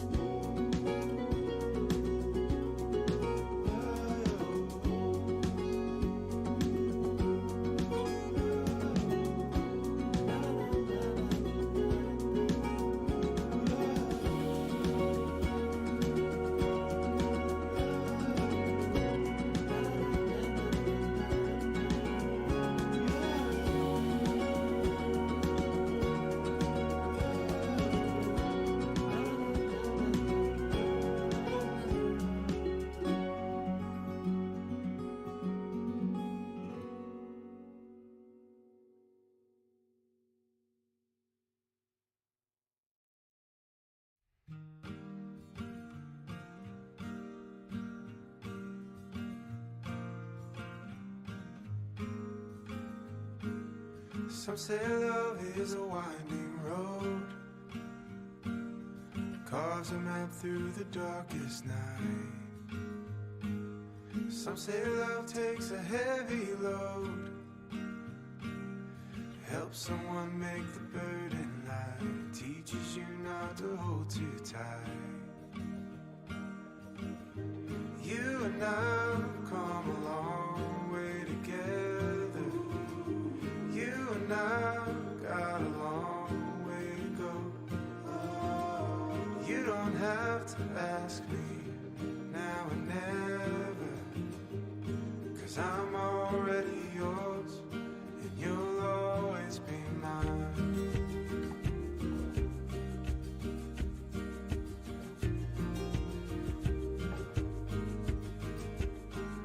Some say love is a fire that grows, bound to hurt when you let it go. Some say love is a choice we make, a holy vow we should never break. And maybe that's just the chance we take. You and I have come a long way together. You and I have got a long way to go.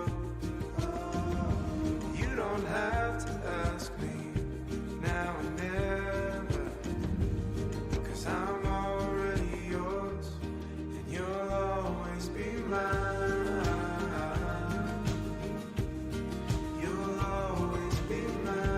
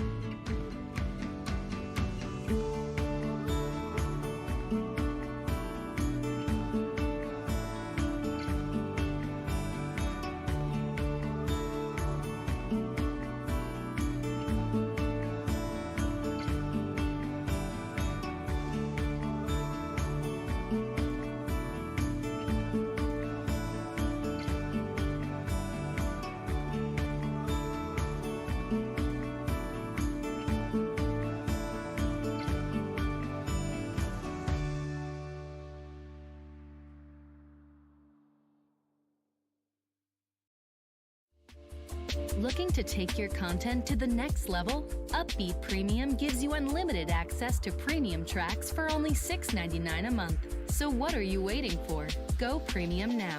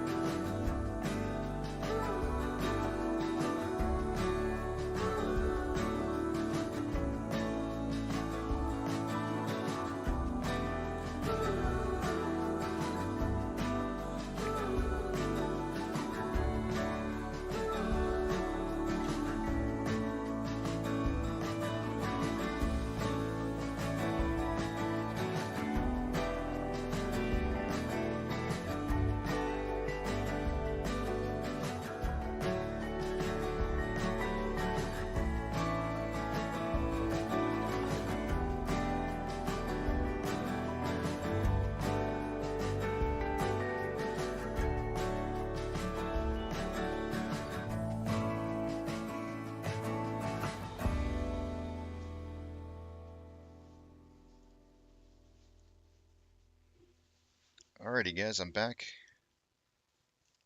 And let's see what we got going on here. Oh, so while I was on break, I was kind of thinking about something. I remember, I don't know if you guys remember this or not. Let's go back to Dogecoin here for just a second because I want to show something. Oh, by the way, Z-Man, I'm not, I don't allow random shoutouts of just random stocks here. So if I'm gonna have to just cut you off there and say like, no thanks. And if it happens again, I'll probably have to just silence you. It's like the number one rule here. It's like pretty much the only rule we have here is just no random shoutouts on stocks. It's AMC. AMC here is what we're talking about. As far as AMC goes, I don't know if you guys remember May of last year. So I just want to mention this to you. Yeah, I don't care. I really don't care. This is actually what I'm about to say here is going to bring a great point. I remember last year, May of Dogecoin. Everybody at work last May was absolutely going nuts, bonkers. I was sitting there in AMC, and everybody was going nuts about how this was ripping. I guess it was April. Started in, the starting of the ripping started in like I guess mid-April, and then the really big rip started right at the beginning of May. And people were seeing it go from basically 21 cents a share all the way up to 74 cents a share. I shouldn't say a share. This is actually a coin, so up per coin. And I was sitting there thinking to myself the entire time at work. I was like, man, I was like, I'm invested in AMC and I'm here for a reason and I'm diamond handing the crap out of this. And all my buddies at work were sitting there going like, dude, we're making tons of money on Dogecoin. And I was like, why can't this be AMC? Why can't AMC be doing something like this? And then sure enough, it hit a peak of 74 cents on May 7th, and then it started this massive decline. It just started falling and falling, falling, and then it was right around the 20th. And I said to my coworkers, guys, if you haven't gotten out, you've waited too long.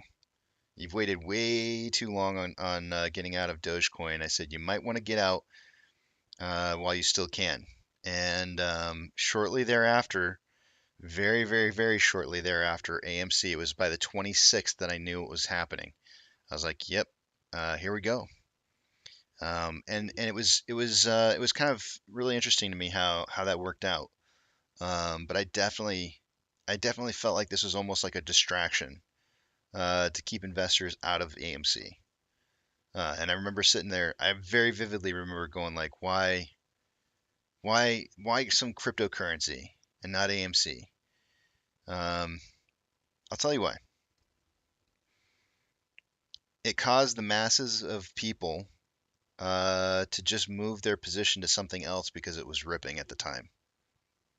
It was totally ripping at the time, and everybody thought like, "Oh, this is how I'm going to get rich quick." And so they changed their positions and they moved as fast as they possibly could. And yeah, and then AMC started taking off after that. It was right after.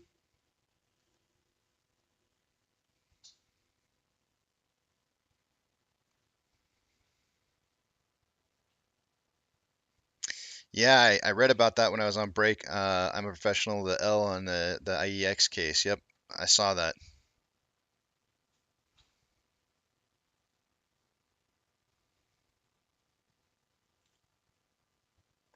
Yeah, BioLife says two rules. That's right. It's two rules now. There is no announcing departure. Automatic silencing if you announce that. Just see ya. Good luck to you.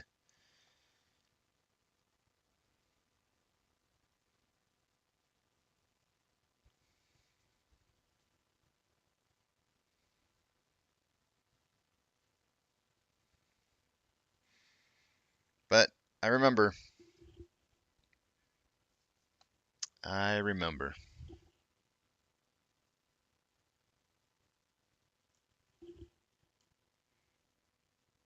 Let's take a look at our numbers.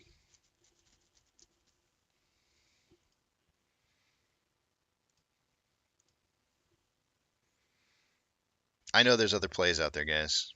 I know there is. but I'm here for a reason. I've got 5 of them. 5 reasons why I'm here. And it's because I don't want the market to continue to trade the way it's always traded. I want to see changes. The market's corrupt, it's rigged, and I'm tired of it. And I want to document this process of us absolutely destroying institutions and forcing them to trade fairly in the markets. That's what I want.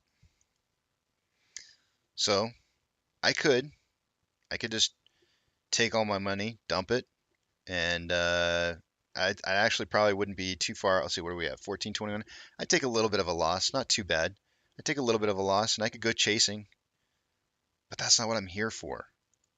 I'm here for something way better, something that's going to have lasting impact than just thinking about myself and my pocketbook. It's about thinking about the community. It's about thinking about trying to make things better for our kids. It's about telling the 1%ers that we're not going to continue to live like this, where they just get to manipulate a market where we put our retirements and then they just get to dump it whenever they feel like it, and then we get to retire with nothing because we can't even really rely on Social Security anymore. So we rely on our 401ks. Meanwhile, they get decimated by these people who run these bad bets and screw us out of our 401ks. I say screw it.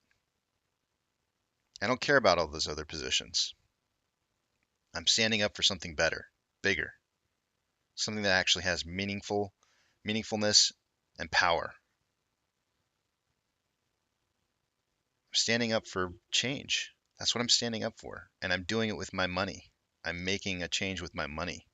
And I'm saying I'm not going to chase your bullshit runs. I'm just not going to do it anymore. It's pointless. It doesn't do anything. It's just greed. I'm here for something else. And I'm going to record it as we go. I logged into Fidelity, 2-factor authentication. If you don't have it, you might want to consider it. It could potentially keep somebody out of your account that you don't want there.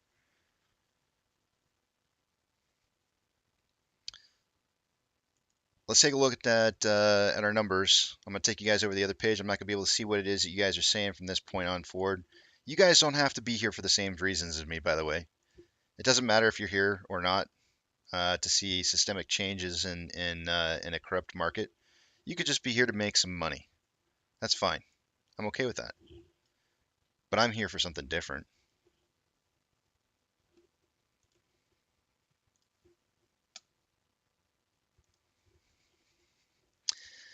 Off exchange is currently 56.85%. And the CBOE EDGX is at 12.58, giving us a grand total of 69. Nice. 0.43% of our total, most of our total off exchange volume going through there. Let's see here. How is Ortex looking? An hour ago, Ortex was stating that there's about 32,000 shares having gone through or having been borrowed. It's now showing 58,000. Cost to borrow is at 9.51, which is a little bit higher than it was an hour ago. Cost to borrow max is at 10.49, and min is at 6.56. Day over day, we had about 500,000 shares that were increased on shares on loan to 144.45. Taking a look at the options.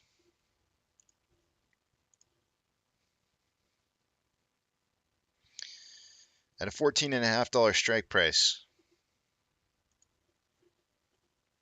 An hour ago, there was 8.5 thousand contracts. There's now 10.9.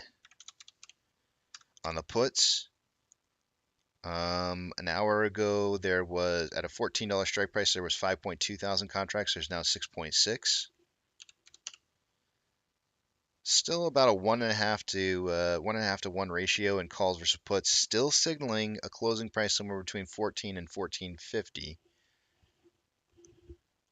Orders by Fidelity customers. GME is currently in 26th with 74% buys to 26% sales. AMC is in 29th with 68% buys to 32% sales. Our buy to sell ratio is looking very good, guys. It's just volume is low. Volume is super, super low right now. Trigger price is $13.12. Mainly shares have just been returned. There was a borrowing of 50,000 shares earlier, but as of right now, just returns. A lot of people are probably going to be talking about this. I want you guys to be understanding. I want you guys to be the voices of understanding and understanding why this is happening. When shorts close their positions, these numbers increase because they're closing short interest. Shares that are on loan are being returned when you see this happening. So right now, shares are being returned. This is why more and more shares are being available to borrow. Fees are currently 7.7%. Oftentimes, when you see shares coming back in that are available to borrow, you tend to see a price rise incoming. Out of the money calls, we have 92.9 thousand contracts, with in the money being 6.4 thousand contracts. Out of the money puts is 34.4, and in the money is 12.4 thousand contracts.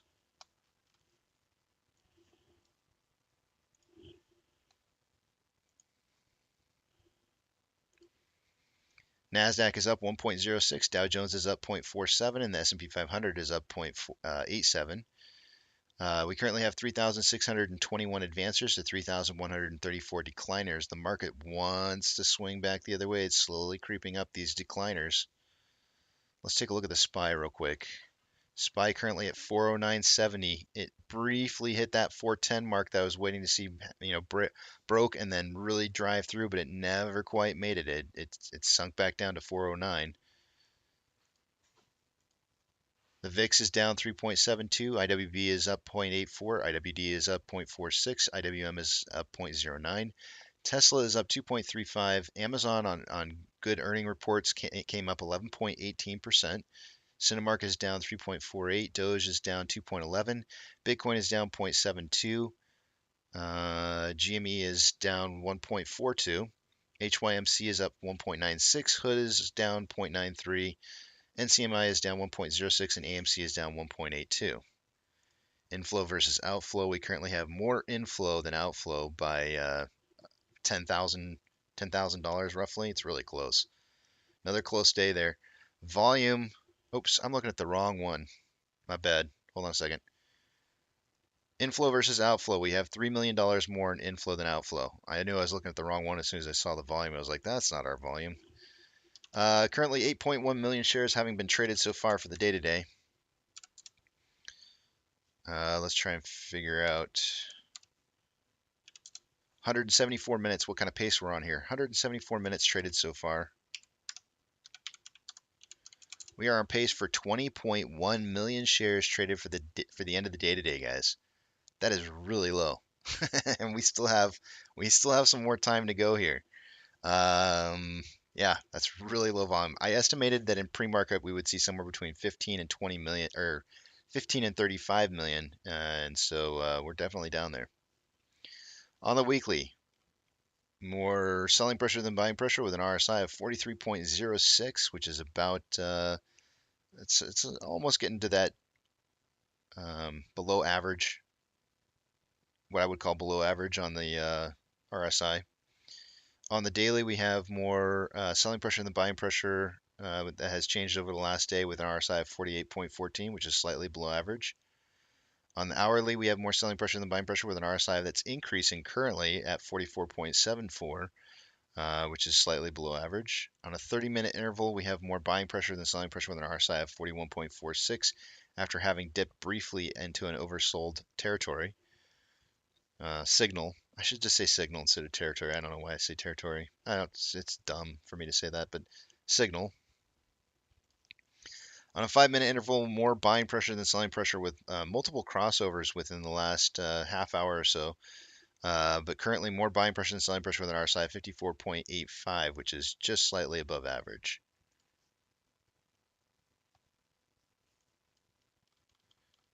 Getting a little bit of downwards pressure here. Volume starting to kind of pick up a little bit, not too much.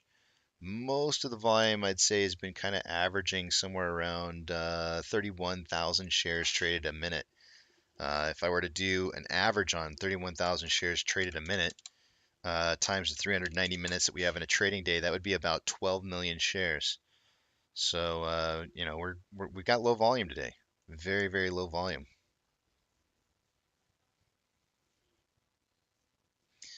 And with that, I can see what it is you guys are writing again.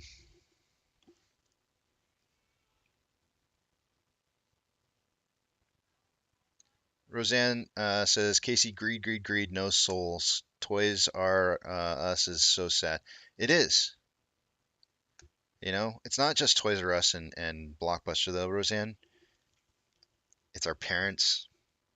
It's our homes. It's our retirements. I mean, yeah, don't get me wrong. Toys R Us is really sad. My grandma took me there and used to tell me I could get any present I wanted. You know, that was like a reasonable amount of money. And you know, I got my first X-wing fighter when I was like probably 5 or less, maybe even 4 years old. Man, I love that thing. Got it at Toys R Us. Coolest toy I had, man. Love that X-wing fighter. I miss those things, but you know what? What's worse though is watching. Um, I guess watching our grandparents who have their retirements locked up and they're losing it right now. I don't know how many of you have actually talked to your grandparents about stuff like this, but I mean, think about people who are like anywhere in the age between 70 and 90 years old right now. Think about how they're feeling watching this market with a downturn like this. I feel for them.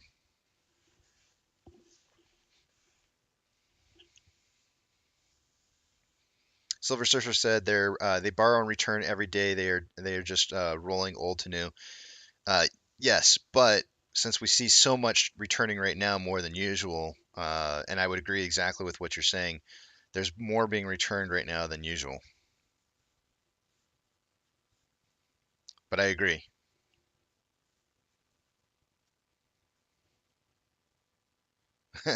BioLife said, "Oh my God, here comes another tweet." Casey said, "Territory." Yeah, it's a signal.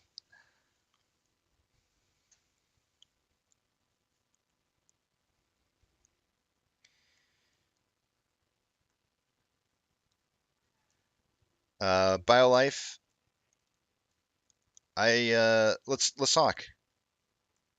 Let's talk on Discord.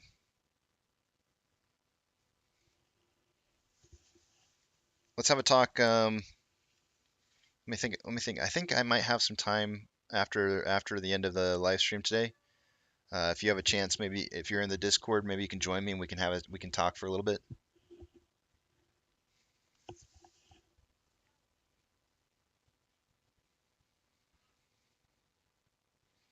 Dynamite's crying over here saying, "Man, I love Toys R Us." Me too.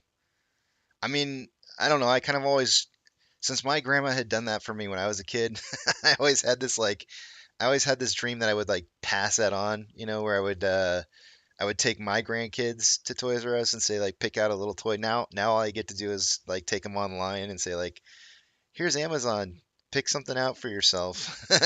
You know, it just doesn't have quite the same feeling.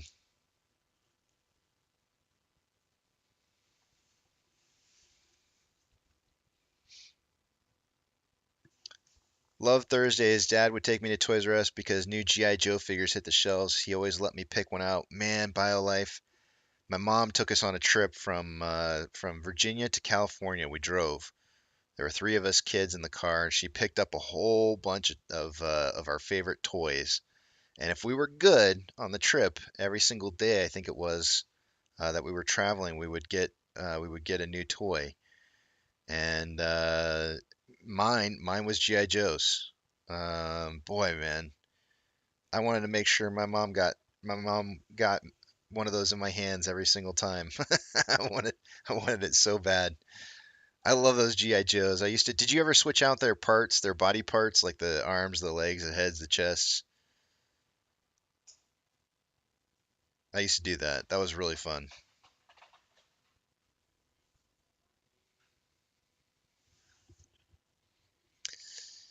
I'm a professional says, would Toys R Us have went out of business anyway, though, without malicious shorting? Probably. Maybe. I mean, maybe, maybe not. It kind of depends. Could they have maybe found a way to become more profitable if they hadn't just been shorted so heavily? Possibly. Could Blockbuster have found a way to stay in business if they had taken it online? Maybe.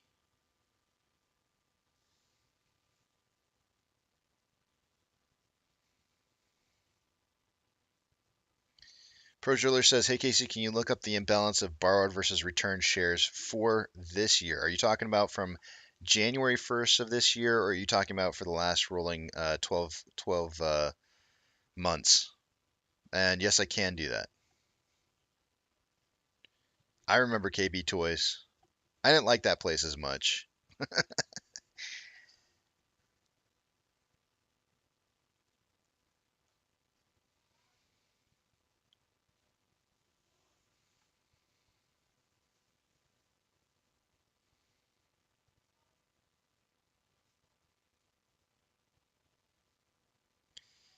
Yeah, this is true, professional. They can't.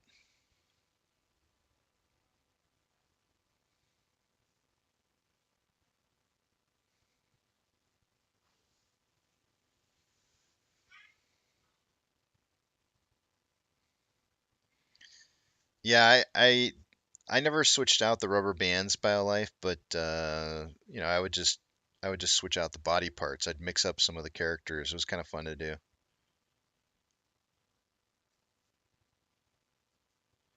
January? All right, Pro Jeweler, I will do that right now. Give me just 1 second. I'm gonna pull up Ortex data here, and let's see. We're gonna look at borrowed. So I'm gonna leave volume in. I'm gonna leave.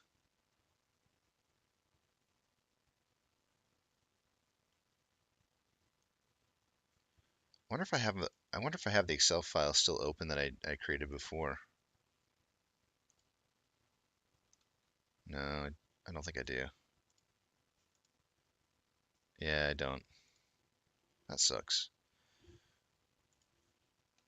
It would have been a real easy copy and paste if I'd have just left the other one. All right, let me get this. Show advanced.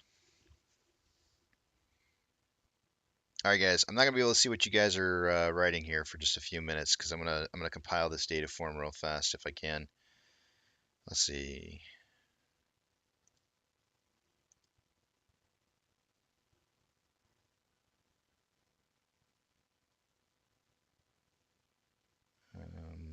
That should do it.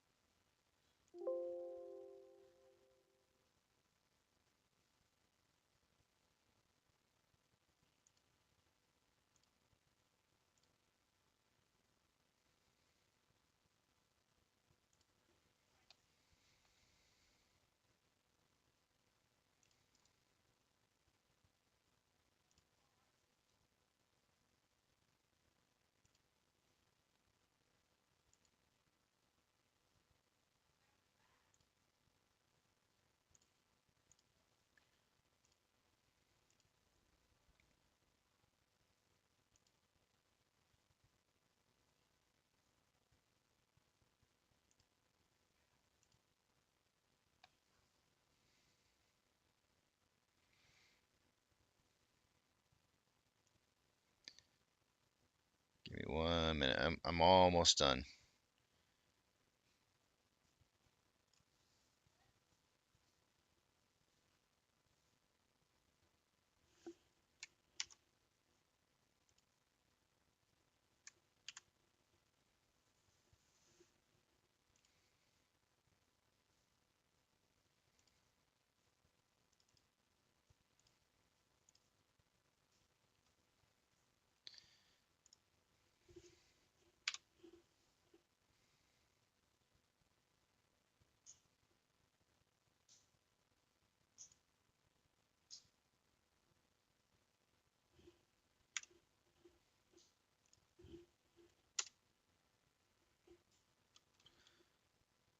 returned, loaned, H&I.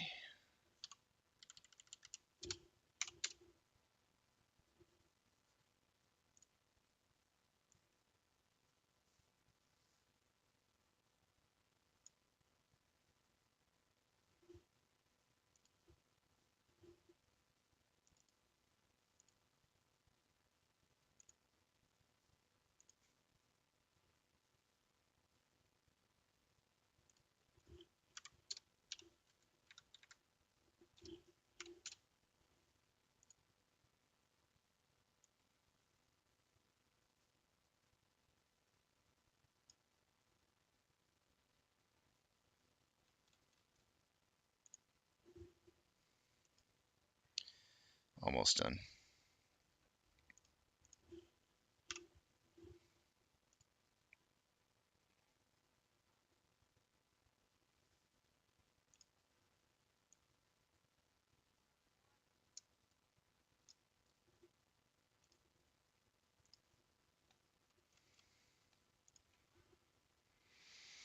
And let me just get some comma separators in here. Let's see. Let's do comma separators for these columns, just so it's easier to read.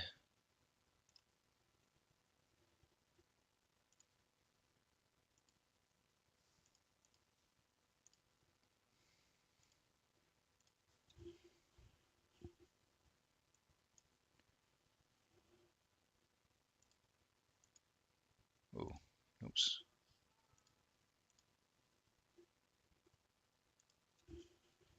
Difference and cumulative total.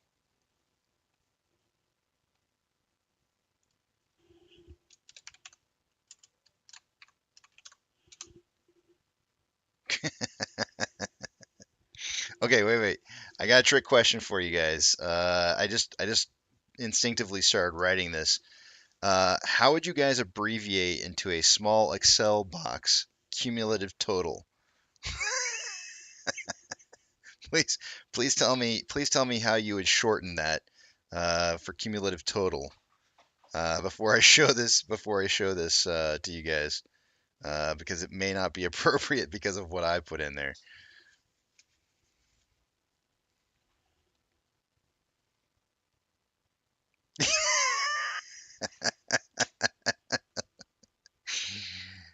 I mean that's kind of along the lines of what I kind of put. So Dino Mike rescinded his cumulative total. Didn't even think about it. Who's got the best one? Because I don't want to show what I've got.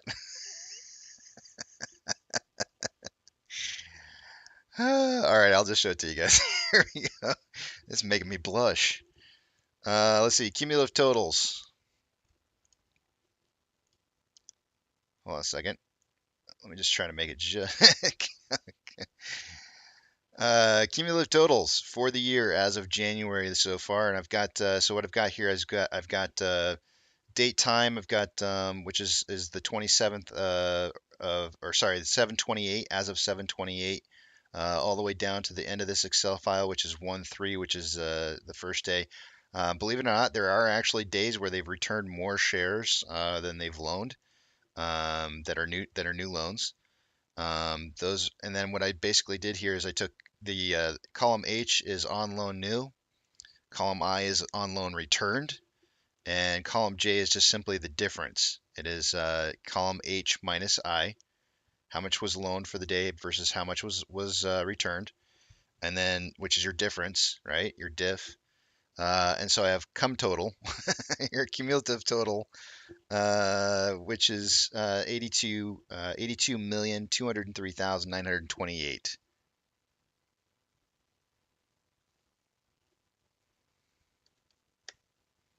So that's what I got. That's what I got. Your cumulative total, when adding up all those, comes to 82.2 million.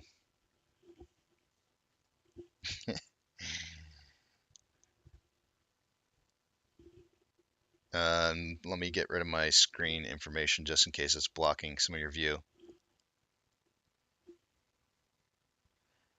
Tell Dog says every time you say I think of Beavis and Butthead. Man, I do too.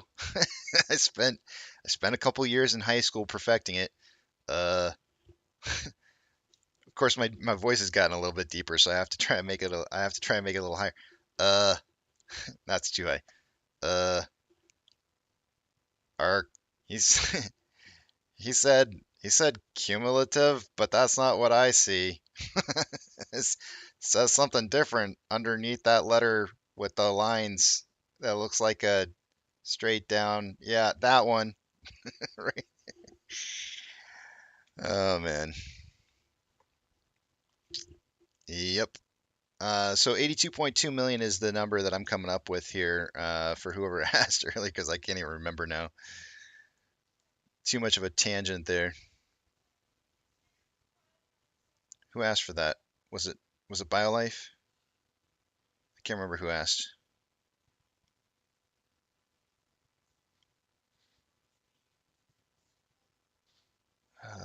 Who asked?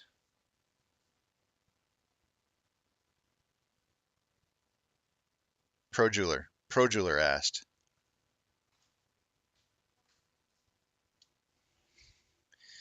So how many days worth of volume? Yeah, roughly. Roughly.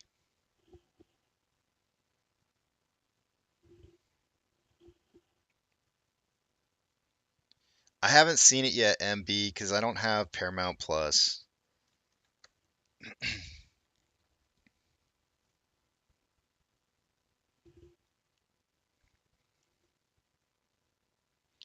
But yeah, that's your your cumulative total.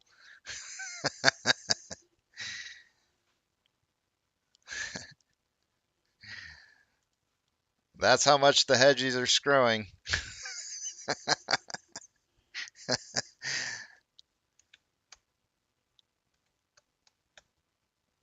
This this humor writes itself.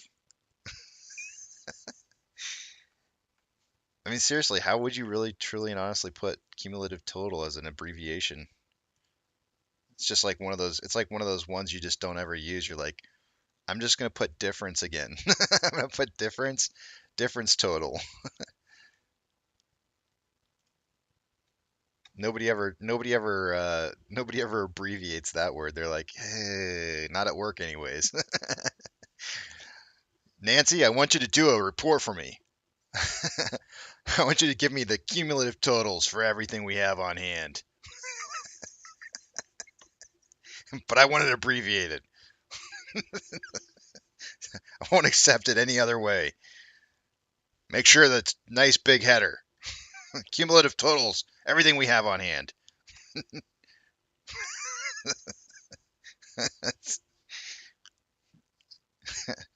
Oh, look, Yo's over here being all PC. Q-tot. That's awesome, man. That's great. That's great because you go to present that and you put Q-tot in there and everybody goes like, "What the hell is Q-tot?" And you're like, "Cumulative total, duh." And then you make them feel like they're an idiot, right? Because then they start to realize they go like, "Oh yeah, that's probably how I would probably put that in."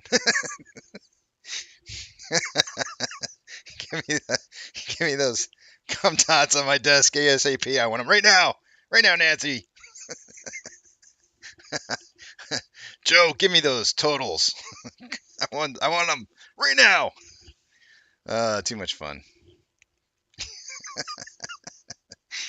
It's just one of those words you don't abbreviate it.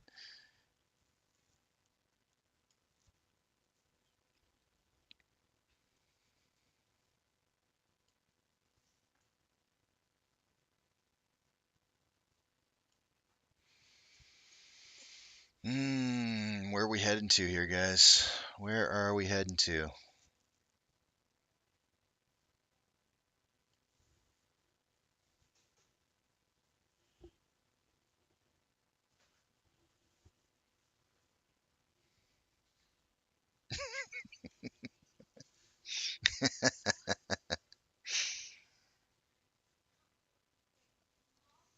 No more tater tots for beach guy. Come on, Danny. You're the math guy here. I know better. How would you abbreviate that, Danny? Because I don't think I saw you put in your numbers.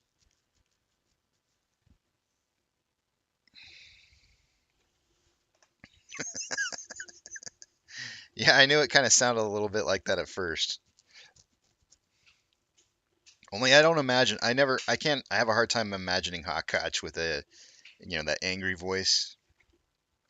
Maybe stern, but I don't feel like he ever gets. I don't feel like he doesn't strike me as the kind of guy that like blows up in anger. Maybe he does. I don't know.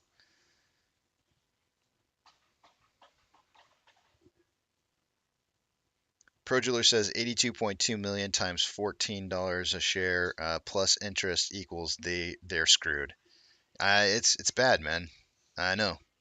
You got to realize so not all that. Well, the interesting thing is if you take it back further in time, it's actually a lot more than that, right? We did it not too long ago where we were looking at those numbers and it was in the billions. If you go back a year and a half worth of time to see what those numbers are like, they're in the billions of shares, and so it's like just massive amounts of money that they owe right now, and it's pretty crazy.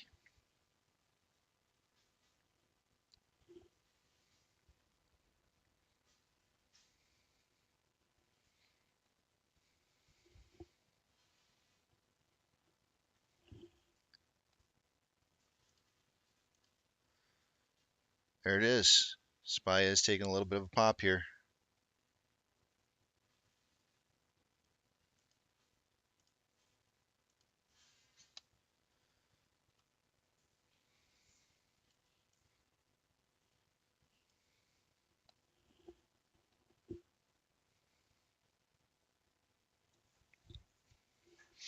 Actually, you know what? If I interviewed Hawk, I would ask him. I would ask him and say, Hawk, out of all the time that you've ever, and by the way, I found out he was actually a producer, not a director. I looked at I think I did his IMDb on it, and I always get producer and director mixed up. Um,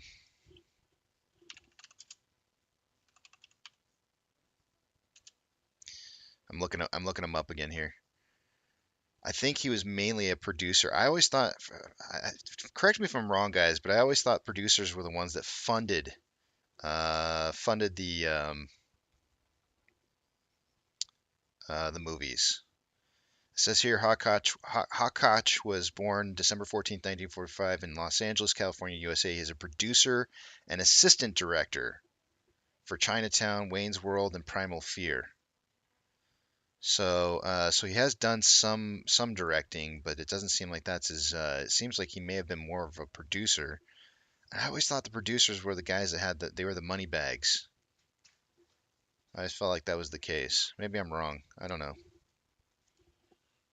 Probably not as familiarized with executive producers fund producers hire and organize production. Got it. Okay, thanks, Sam. I appreciate you correcting me on that because I don't So he's basically the money guy who goes around telling people whether or not they can do what they want to do for the movie based on their budget. So, okay. He looks at the budget and says, "Okay, how much is this going to cost to do the scene? Is that going to make the budget? No. We're going to have to make budget cuts right here. Here's how we're going to do it." That makes sense.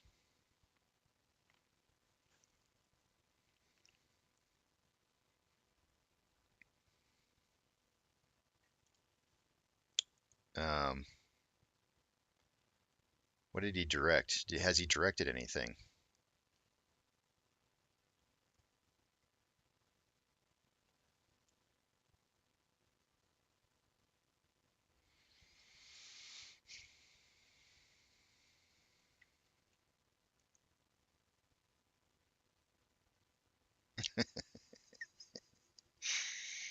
This is the first time I've ever looked up his kids' names, but since he didn't like his name, Howard, in case you guys didn't know, his real first name is Howard. Um, if he didn't like his first name, then you can sure as hell bet that he wasn't going to name his kid something that he wouldn't have liked with his last name. So he named his two boys Robbie and Billy, and his daughter Emily. Emily's a cute name. I like that name.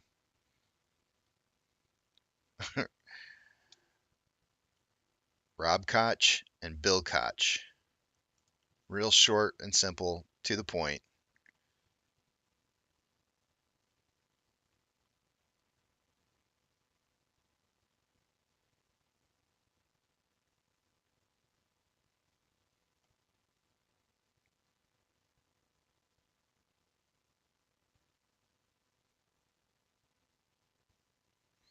I'm not seeing Crow in the list of names here.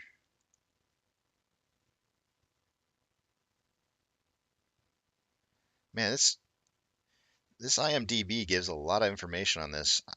It's weird. It even tells you like who he dated. It shows that he dated Sandra Locke in 1989. It's like, man, like I mean, I know everybody's up in your business in Hollywood and stuff, but I mean, like, really? Like somebody you dated from 1989 is still showing up on a site in the 2022? What the heck? Like that's going too far. That is too far. Yeah, that was like 30 years ago. I dated that person 30 years ago, but there it is for the whole world to remember. Oh man, you guys are terrible.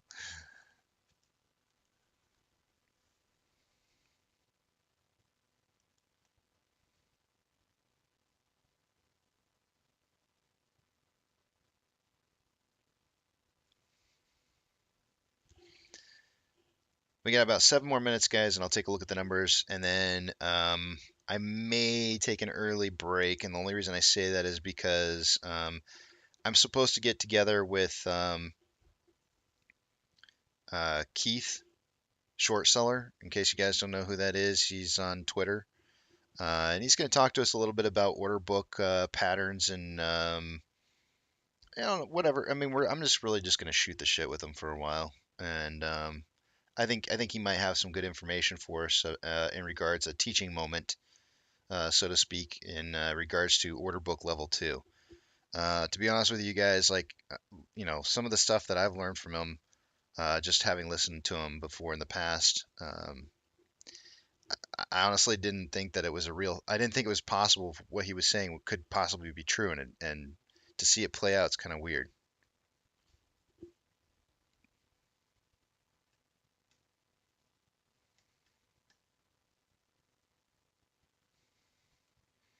There's pictures of him at the grotto. I feel like I'm supposed to know what the grotto is, and I don't know. Why do I not know? I feel like I've heard it before, but I don't know what that is.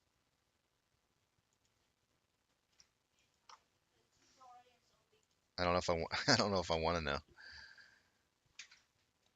Keith is rated R. Yeah, I mean Keith, that's all right. None of us are perfect. I'm okay with it.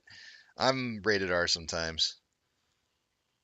I mean, look at that whole bit I just did on what do you abbreviate cumulative total to? Come on, that's not a kid appropriate.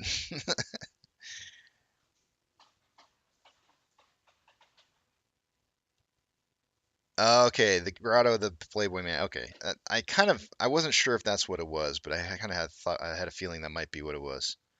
Yeah, it happens. People go to the Playboy Mansion. Steve says no, I'm not bashing him for it. Okay, good. That's good. You know what? You know what I've found to be true in life sometimes, Steve? The people who swear are the ones that are more honest in life. And I don't mean like swearing at you, but like just in general, just kind of swear. Um, I don't know. It kind of seems to be a trait where it's. I don't know if that means rated X or not. You said rated R. All I can think of is swearing.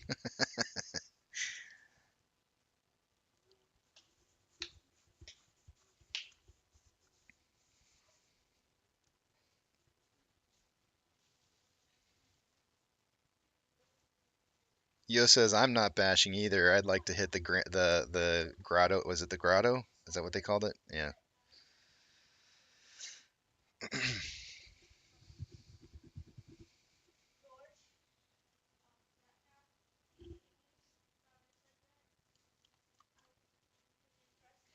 Somebody had mentioned earlier this morning that we were potentially on a bullish triangle, and that's starting to play out a little bit more now with this run up that we just had right here. So what if I were to take this right here and kind of draw it out? It's going to look like a wedge, but what I'm going to do is I'm going to disclude the opening price jump up at the beginning of the day, and now we've got a triangle. The problem is that this triangle doesn't complete until like well into tomorrow. So, um, well, actually, it would complete like. So I don't think that's and look, it looks the price is actually raising up above it right now, anyways, so it doesn't matter. But this is holy man, is the SPY still going? Huh.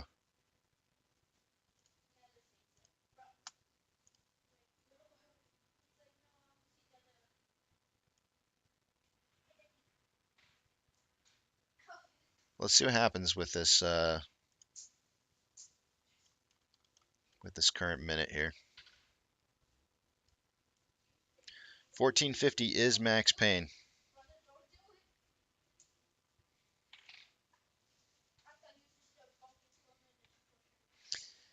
Yes, Cassius, this is correct.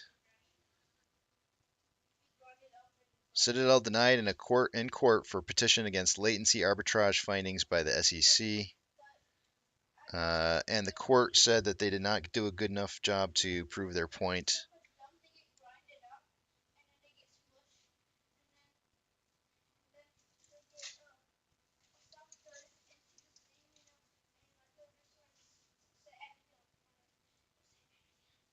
Yucca Frida says, did you guys read the fine print before subscribing on Casey's channel? I hope you don't feel like you gotta subscribe. I don't even know what the fine print is. What's the fine print?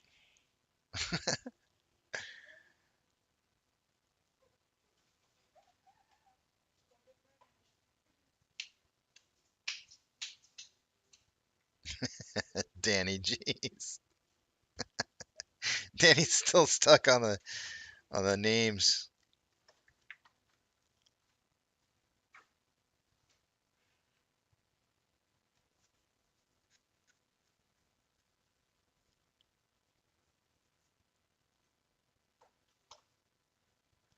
Cassius, good morning to you. Hassam, are you or anyone you know tracking max pain week by week versus AMC price? I'm curious to see how often we fall below. I track it every single day, Hassam, and every single day I'm streaming. So there is a recorded history of every single week. If you wanted to go to every Friday's show and see where max pain is for the week, you could go through and look. And the great thing is I try to keep the format really similar every single day, so you can go straight to a specific time and see the max pain on a daily basis because it's on the chart that shows up.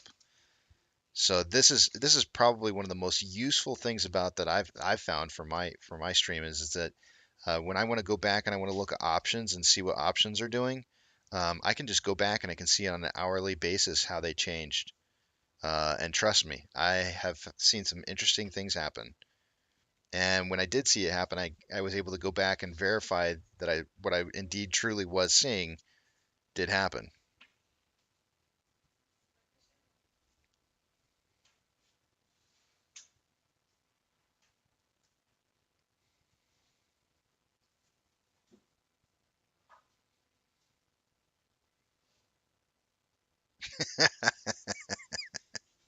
I just laughed at what you wrote there, yo.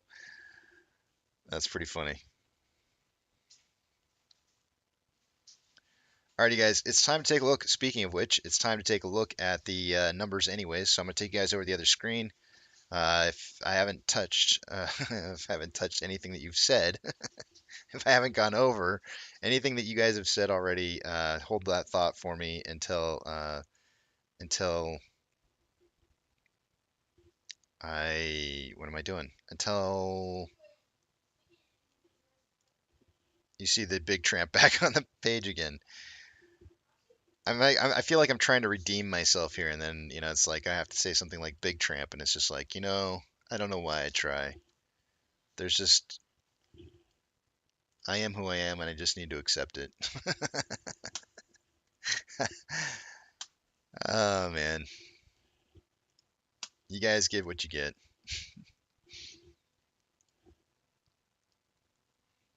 All right, let's take a look at off exchange here. 56.85 an hour ago at 12.58 out of the EDGX. Let's give that a refresh and see where we're at now. 56.88 and 12.61. Again, you get what you get. Here it comes. 69% of our of our volume going through off exchanges. Nice. 69.49%. Most of the off exchange, not all of it. Those numbers are really high, not super high. We've seen some 70s lately that's been higher, but it's kind of coming down here, and that could be part of the reason why we're seeing price rising. Taking a look at total amount of shares having been borrowed an hour ago, it was 58,000 shares for the day on Ortex. It's now a return of 249,000 shares. The cost of borrow, you know what, guys? When we took sex ed when I was in high school, my teacher had to stop the class at one point. And I think she did this for every class, but she had to stop the class at one point and tell us that if we continued to laugh or snicker at the things that they were being talked about, and this is like when I was a freshman in high school, that she was going to send us down to the principal's office. You don't understand how hard that was for me. I am such basic humor. It's so basic. Cost to borrow average is at 9.3%. Max is at 10.49. Min is at 6.56. Shares on loan is about 500,000 shares day over day, with totaling 144.45 million. I'm going to lose it here in a second. Options for the day today. I'm just a child. I'm a child. For $14.50. An hour ago, there was 10.9 thousand contracts. There's now 13,000 contracts. On the puts, at a $14 strike price, there was 6.6 thousand contracts an hour ago. There's now 7.5.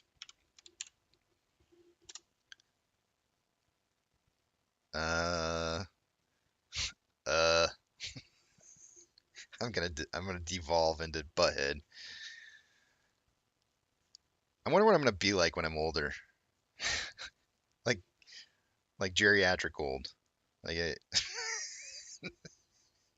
I'll probably take my teeth out all the time and purposely talk without teeth in. That would definitely be something I would do. Currently, the total amount of volume and calls and puts, almost a 2-to-1 ratio in calls versus puts, but the market's still signaling for a close somewhere between 14 and 14.50. However, $15 call options are starting to rise, and they may beat out the calls at a $13 or $14.50 strike within the next hour, which could give us a close somewhere between 14 and 15. Taking a look at orders by Fidelity customers.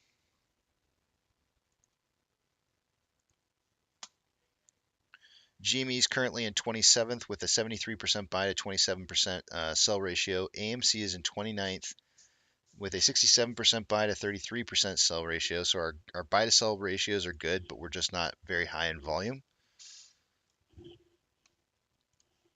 Shares available to borrow is 900,000 right now. We have trigger price would have been for SSR would have been $13.12. Does look like they've borrowed another 50,000 shares that were available a little while ago for about 7.7% in fees. Let me add that to the number. It looks like about 800,000 shares that they've borrowed so far for the day today, according to Stonko Tracker. And 92.9 thousand contracts are out of the money on the calls versus 6.4 thousand contracts that are in the money. 34.4 thousand contracts are out of the money on the puts versus 12.4 thousand contracts that are in the money.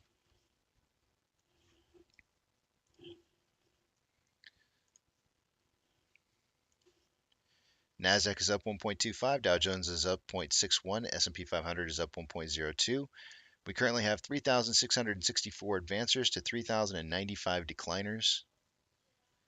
The VIX is down 4.08, IWB is up 0.98, IWD is up 0.57, IWM is up 0.11, Tesla is up 2.3, Amazon is up 11.5 after good earnings, Cinemark is down 2.8, Doge is down 1.59, Bitcoin is down 0.15, GameStop is down 1.06, HYMC is up 2.45, Hood is down 1.1, NCMI is up 1.77, and AMC is down 0.45. Taking a look at HYMC real quick here, I just want to see what their volume looks like. Yeah, they're at about the same pace or less in volume for the day today. So they didn't have the increased volume that I thought they might have. In regards to inflow versus outflow, we've got about $2 million more in inflow. 10.36 million shares having been traded so far after just slightly over halfway through the day. 218 minutes traded so far, giving us a pace of around 18.5 million shares having been traded or maybe traded by the end of the day is our pace. I suggested in pre-market we might see somewhere between 15 and 35 million. It does look like we're starting to get an uptick in volume here, but it's not very high. It's pretty low. Taking a look at the weekly. More selling pressure than buying pressure with an RSI of 43.53, which is slightly below average. On the daily, we have more selling pressure than buying pressure with a crossover over this last day. An RSI at 49.33, which is just about average. On an hourly, we have more buying pressure than selling pressure with an RSI of 52.93 and climbing, which is just slightly above average. On a 30-minute interval, more buying pressure than selling pressure with an RSI of 55.44, which is slightly above average. We're getting a big change. This quick jump in price is causing RSI to rise pretty quickly in a lot of these instances on these different time intervals. On a 5-minute interval, we have more buying pressure than selling pressure with an RSI of 74.72, signaling overbought. It's quite the day today on the 5-minute. You can see we started out the day dipping well below, now rising super high above. So oversold, overbought.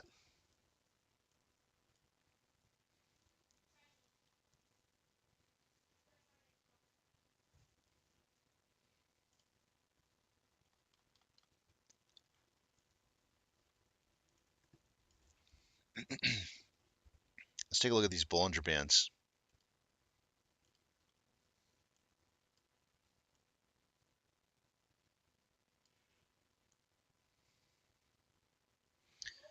So low volume, but kind of high volatility.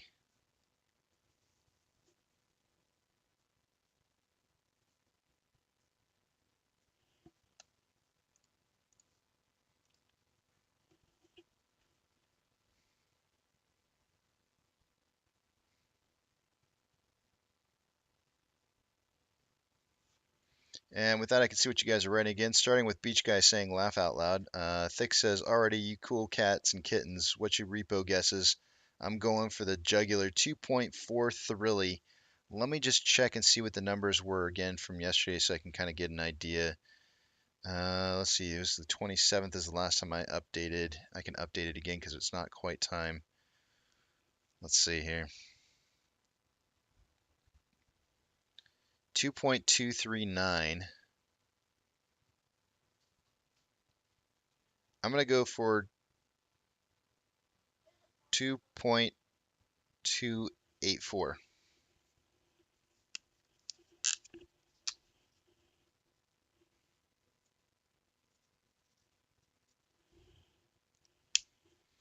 That's what I'm going for.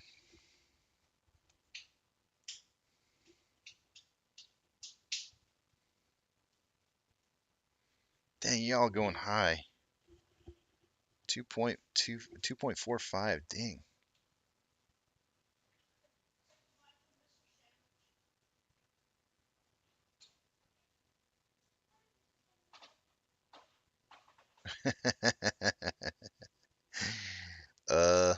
Ligma's back.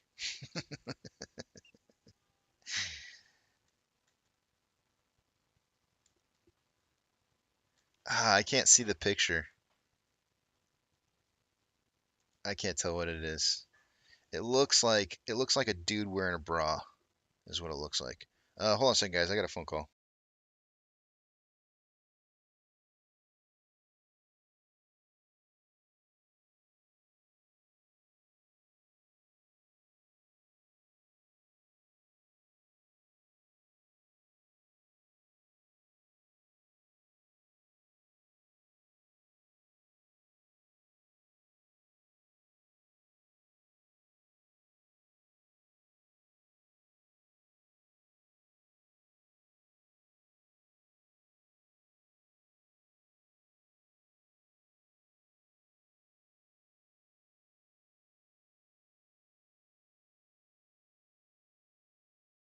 Guys, I'll be right back. I gotta take this phone call real quick. I'll be right back.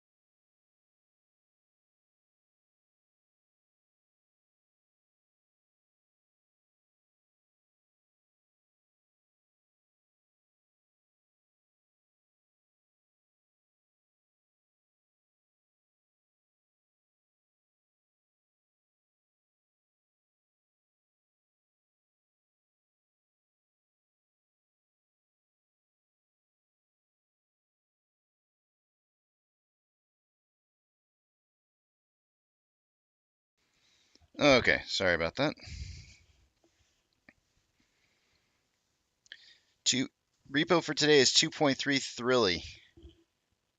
I had 2.284. Oh man, I was so close. I was really, really close. Ivana Liquor. Oh, that's terrible.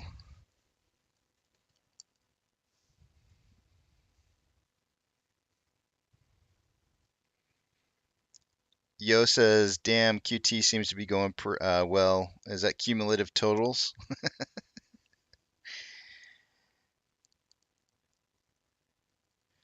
Warning, some content of this stream may be found inappropriate. Wait, hold on. Warning, some content of this stream may be found inappropriate for some viewers. So, like, don't watch and stuff if it's gonna make you angry. Like, go away.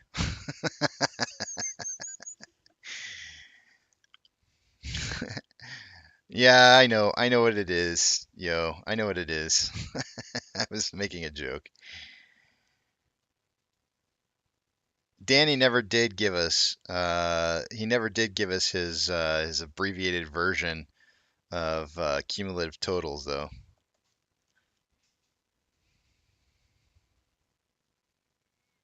I think he tried to skate away from that one.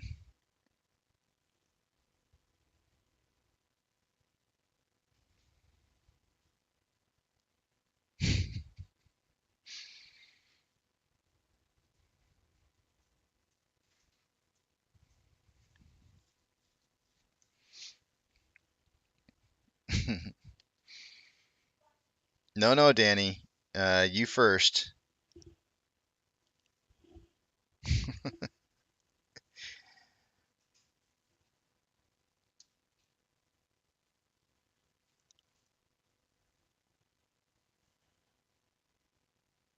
Thorblade says, Casey, can you compare Ethereum Classic to AMC chart? It's correlated in the past. It's looking like next week AMC pumps good. I can throw it up here real quick and do a quick comparison because I do know that I always forget what. Can you remind me what that one is? I know I've looked at it before, but I always forget the abbreviations for them. Is it ETHC? Ethereum Classic. Let's see here. Remind me what the ticker is. Let me that Ethereum. They have Ethereum here, but which is ETHUSD, which makes sense. Maybe it's ETHC USD. That might be it. Yes, maybe. No. No, that's not it.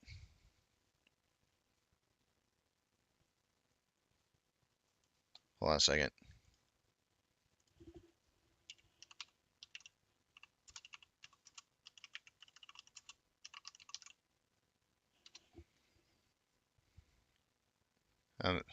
ETC USD. Okay. So you just drop the H and put in C. Got it.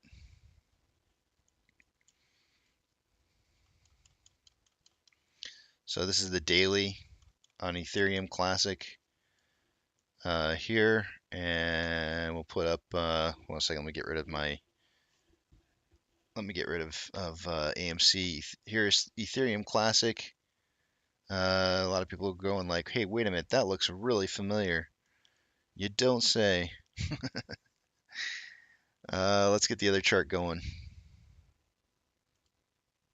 I hate it when I do that.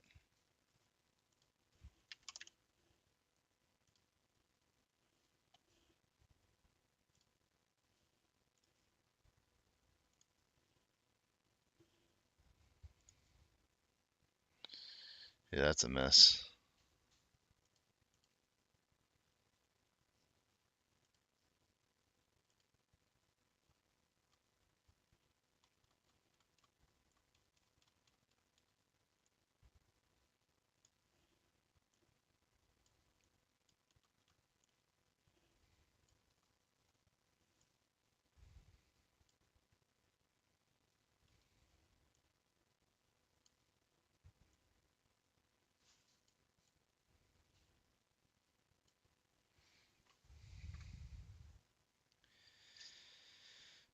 One of the things that kind of stands out in my mind is this little pump that we had right here. Actually, let me see here. What do we got? June, July. Let's see if we can match these up like right on top of each other. All right, so Ethereum. Right now, I've got the months lined up here on the lines almost. It's close. It's hard for me to get it like just perfect, but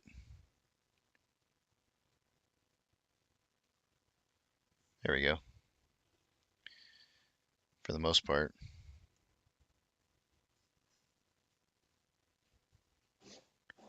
It's probably the closest I'm going to get it.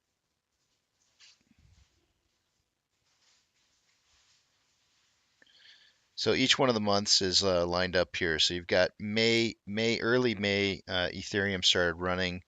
Late May, AMC started running. This particular portion right here started on. Oh, hold on a second. You know what I can do to make this a little bit cooler looking? Crosshairs. There we go. You can see right here on this portion right here started to run up. Let's see, the run up really started at about the 720 and finding the top on 816, but AMC started on right afterwards from 812 to 913. So a little bit of a delay there, was just slightly off.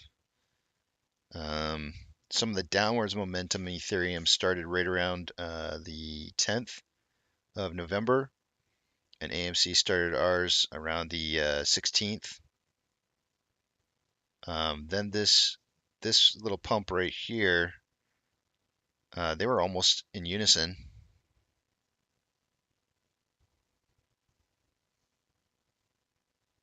AMC almost looks like it's a little bit of a head rate on the secondary drive right here. Then AMC starts its run before Ethereum, and we actually fall down almost exactly at the same time. The bottom, the very bottom down here was almost identical on the same day. And then we had a little bit of differing, we had some bumps in here that we saw, a little couple quick little runs that occurred that I don't think Ethereum really saw as heavily. And then this next run up right here started for us on 7.7, but Ethereum started on 7.13. Ethereum ran, traded sideways for a little bit, and we actually started to come down. We're starting to come down as they're starting to run upwards. So it seems like in the past, Ethereum was always ahead. And then as time went on, further and further and further, we actually became probably more locked in unison in time and on runs. Excuse me. Probably starting right around this time frame in here, somewhere around like the beginning of this year, late January.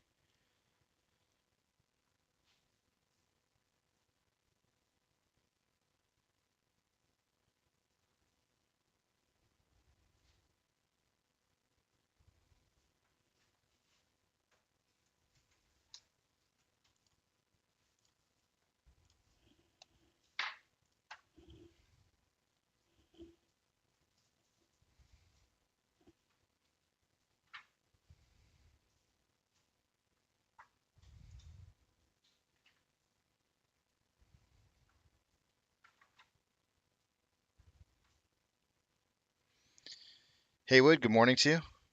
Kind of afternoon for me, actually.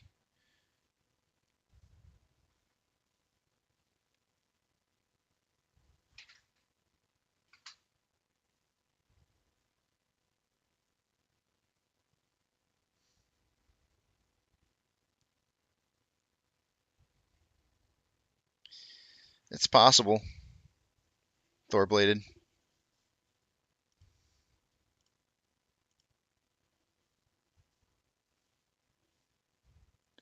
I mean, they had a little bit of a dip prior. Not much. I mean, a little bit.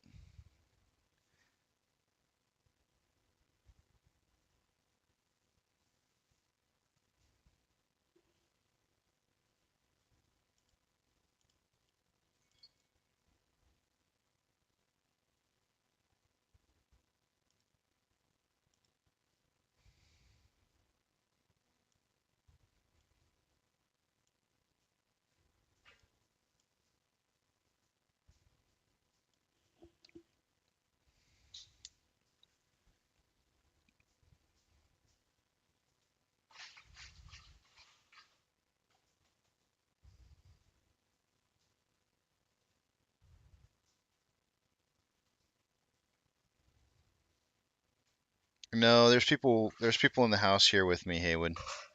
No bong hits here. It's not legal in this state. Oh, Curtis says failure to delivers came out today, over 200,000 T plus 35 settlement coming close for the 9 million. Failure to delivers last month, thoughts. Let me see here. Let me check and see. Well, it sounds like, I guess my initial thoughts. Let me just run the numbers here and see real quick. But my initial thoughts is that they found the shares. Hold on a second. I'm not seeing the failure to delivers yet. I just ran the numbers, but I don't see it. Let me check.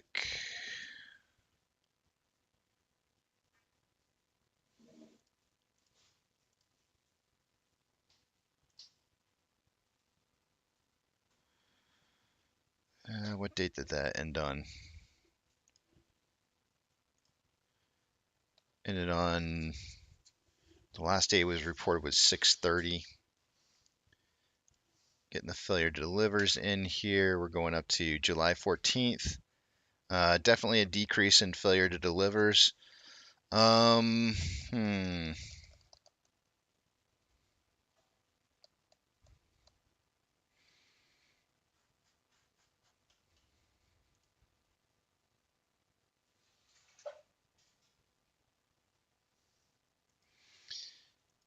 Yeah, I got thoughts. So let me pull up the page here real quick.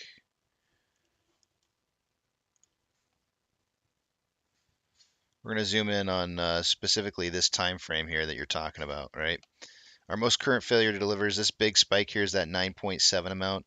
Here's your security lending volume right here that occurred right after that. The question is where is that security lending volume, and how much security lending volume occurred during this period of time that's still outstanding? And fortunately for us, I just ran the numbers. Pro Jeweler asked me to pull those numbers here just a little bit ago. So what I'm going to show you here is that instead of taking the cumulative total from the beginning of this year, what I'm doing is I'm going to look from where the security volume spiked first, and I'm going to go back to basically June 13th, and I'm just going to do the cumulative total from June 13th and moving forward, which is going to be this data right here alone.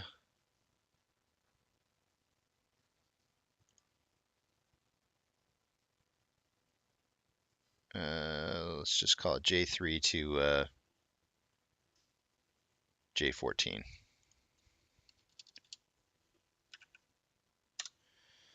There it is. Oops. 12.5 million shares has been the I can't even speak. Cumulative totals that they've had in security lending volume that they have not returned. So the answer to the question is where did it go? It's in short-term loans. Just from the 13th alone of June. No, from July. From July 13th to now. From July 13th to now, there's been 12.5 million shares in short-term loans that have been taken out. There's your 9 million. But somebody's paying pretty hefty premiums on this to be doing this. Eventually, those shares are going to have to be returned. That's the answer. So from July 13th, my birthday, to today, the total amount of unreturned shares is 12.5 million.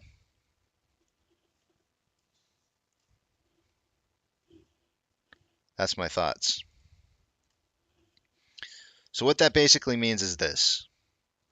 There's not going to be an immediate pressure for them to have to purchase from the market.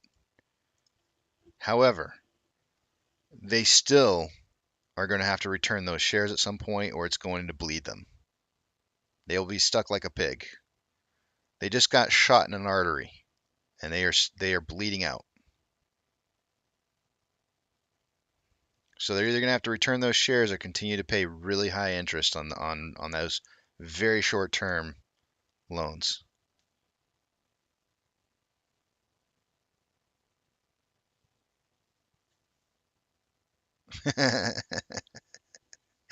Dino says that's a lot of cum tots. Yes, it is. All over the place. Reminds me of what's his the dad from South Park, Randy. It reminds me of a Randy picture. It is. It is a lot.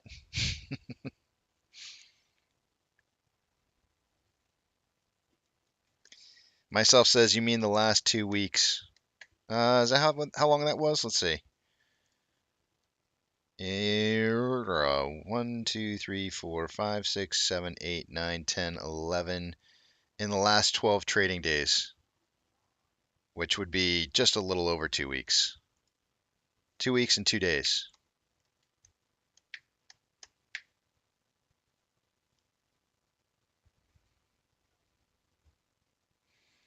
Doug says, what's your Ichimoto look like? Cloud look like for today? Let's pull it up.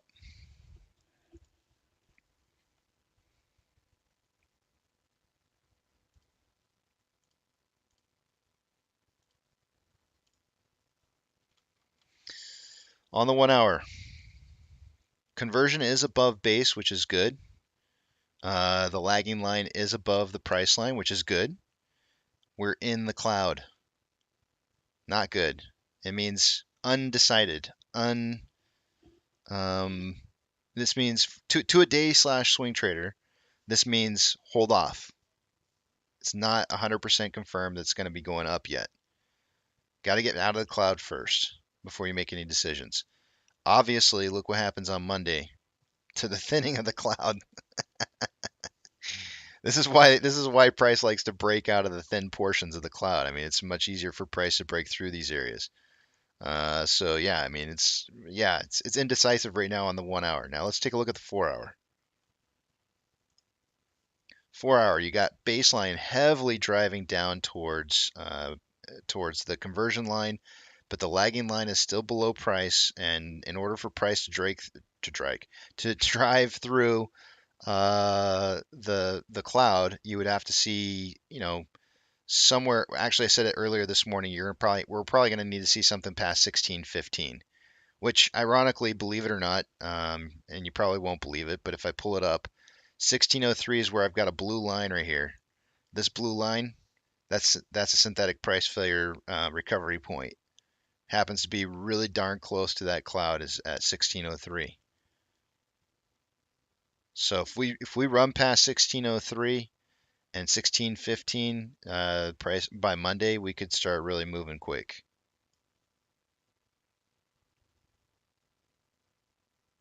Actually, that's not Monday, that's Tuesday. My bad.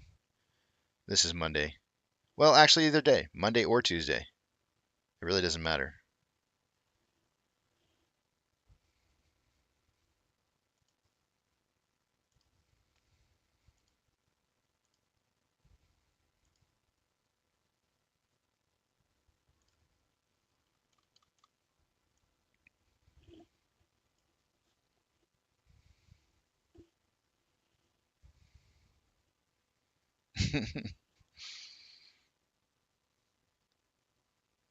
Future whale, I'm not skipping over you. Hold on, let me read back up. Well, every once in a while, I read somebody else's comment and then I take my attention away from the chat, and so I do skip over messages. But yeah, but we're almost at 200 million shares on loan now. Look at where we're at, and the price is lower. Understood. Yep.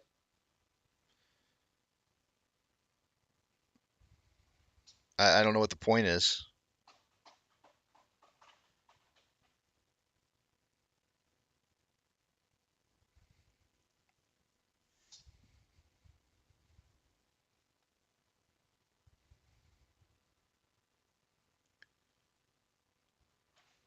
Steven says, so how is it when they can keep this pinned at max pain all week? So who's they, first off, Steven? That's the very first question you got to ask yourself is who's they? Because everybody seems to think that price is being controlled right now by hedge funds, and it's not.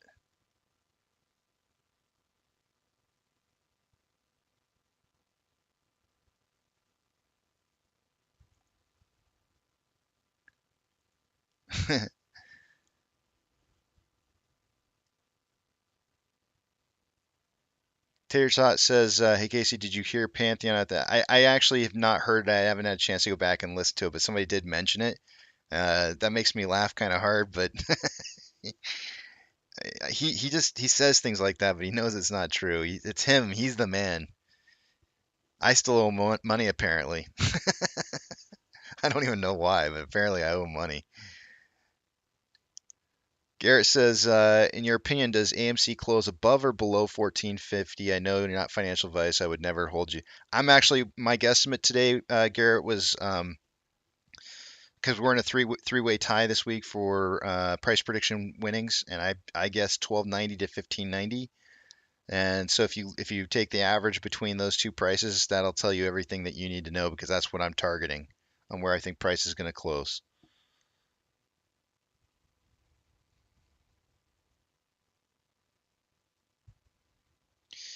No, Captain. Those 9.6, that's not true.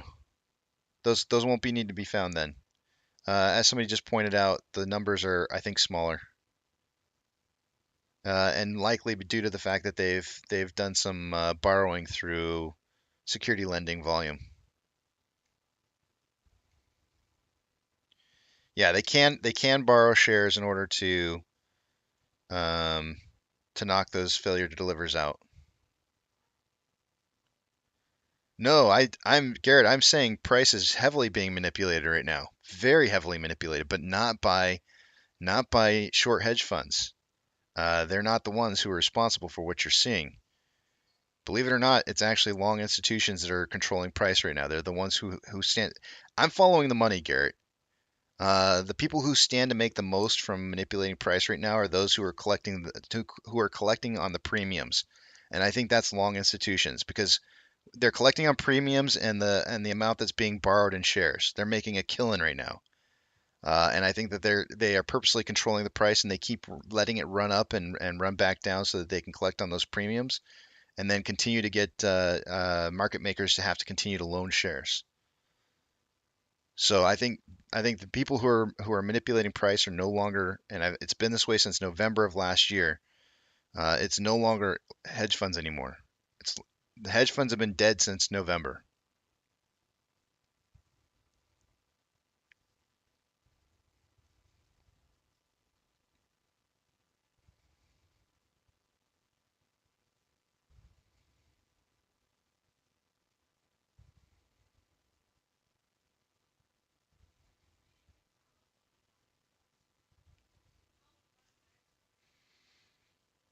Well, that's the whole point, Apes R Us. The more boring they can make this, the less likely it is that people are going to stick around.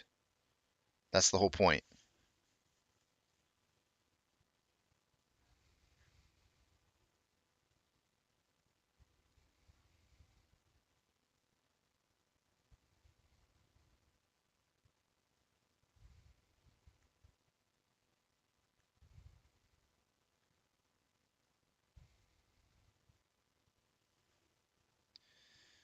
Yo, I'm trying to read your question here, and it says, "Is there any other thing besides the lines look the same that tie ETH to AMC?" That's a great question. I actually don't know the answer to it. Not that I'm aware of. But I mean, that doesn't mean there's not something there. I'm not saying that there isn't something there. I just don't know if there is something. I don't know what it is.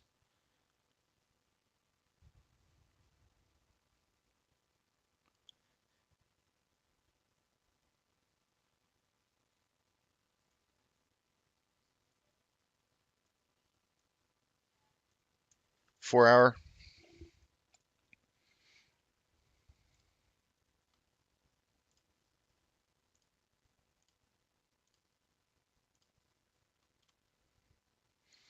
Yep, it does look good. It's actually it doesn't. It actually looks more like a dragonfly to me, Doug. I don't know if you see. I don't know if it's looking different on your platform than it is on mine. But here it's looking like a dragonfly to me. Let me just do pattern analysis because I always forget this stuff. Hold on a second. OBL2 page. Let's see here. Dragonfly bullish. Let's see. Do they have Dragonfly on this one? They may not have Dragonfly on here. I might have to actually look it up on the internet. Let's see. I don't see it. Oh, there it is. Okay, that's not a Dragonfly. I'm wrong. At least based off of what I'm seeing on here, the Dragonfly Doge does not quite look like this. All right, I thought the Dragonfly had to have the top on it, but I guess not. But this does look like a bullish advanced baby, perhaps. Maybe. I don't know. Definitely looks bullish to me. I agree.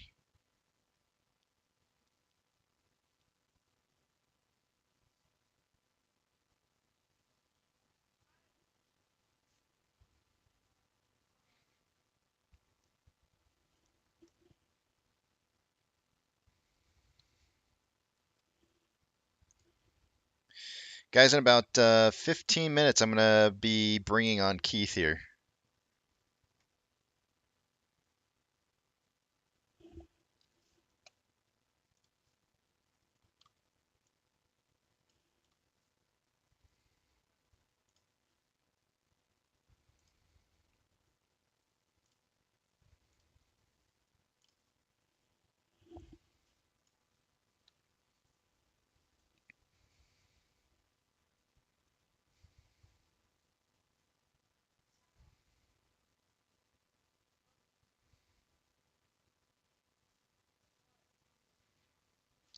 Casey, there ain't. It's Fugazi for clicks. I mean, so I will say this, yo. In regards to patterns, like, I mean, you can go to a lot of different stocks out there, and find these same exact patterns at like smaller time intervals. These patterns are very, very repeatable. It just so happens that ETH or ETC rather is on a very similar time pattern and path. Um, it could be that the algorithms are trading that one just very similar, or they're set up to trade very similarly to what it is that we trade. That could actually be the end of the discussion. That could really be the easiest portion, or the easiest. Whoa, Dragon Warrior, easy. All right. Well, we'll have to put you in a timeout there.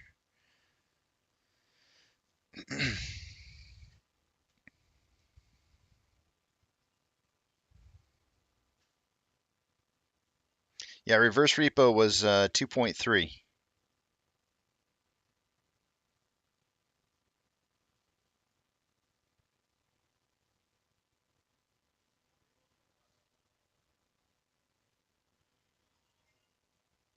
Pro Jeweler says, so they're borrowing to cover failure to delivers and short into the market to control price. No, I don't believe. No, they are borrowing to cover failure to delivers. Yes, long institutions are controlling price by using the dark pools. So here's one of the things that I've been saying for a long time, Pro Jeweler. When you start seeing V's in the marketplace, right? Usually when hedge funds control price, this is the big difference that you see here.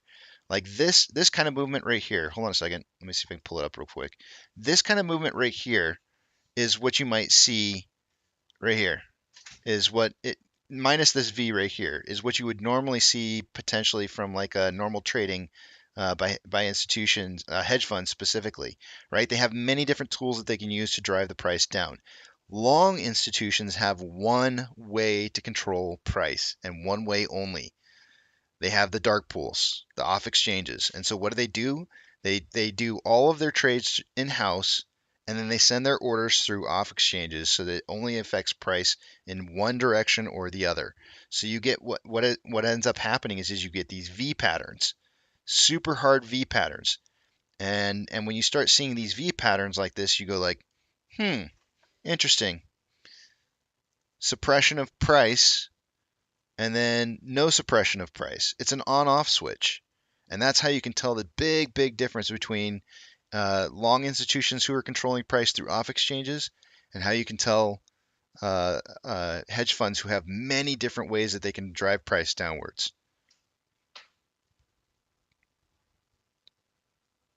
Hey, Doug, you can go back and watch. He'll be here. You can watch later. I'm trying to go back to see what you guys are saying here. Spams. Yeah, I killed him for a little bit maybe. I didn't delete him. He was sent by Ken Griffin.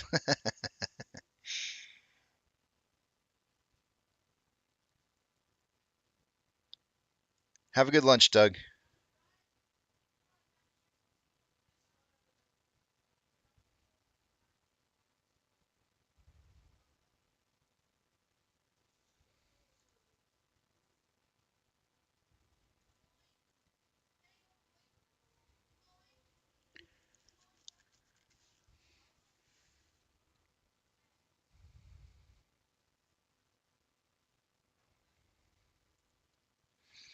Thank you,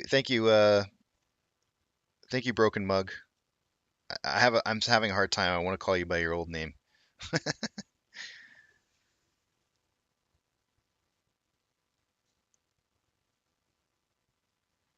Captain says, funny how he mentions, I won't say the word, but funny how he mentions that in some clown bot named that comes in for a spam drop. Huh, I didn't even think about that. That was kind of weird.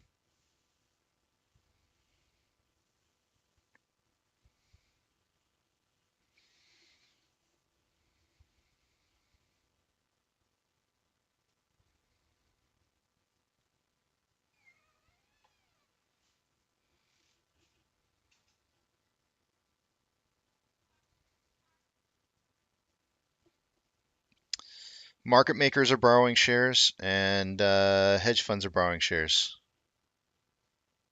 And the reason why is because well, first off, they need to make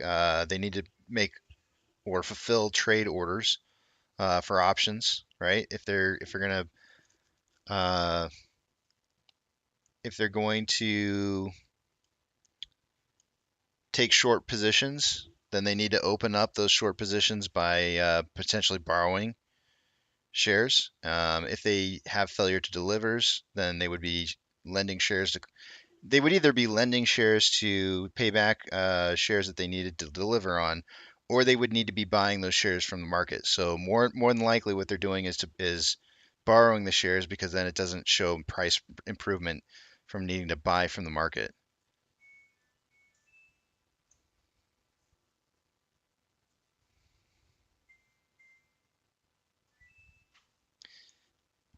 I saw the comment, Doug, where you said you were going to take a lunch.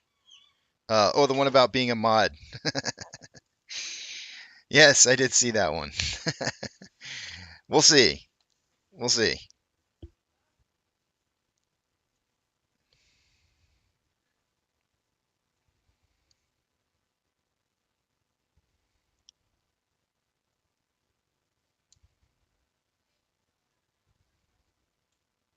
Right now, I'm having some problems, in-house problems, so I got to take care of those first.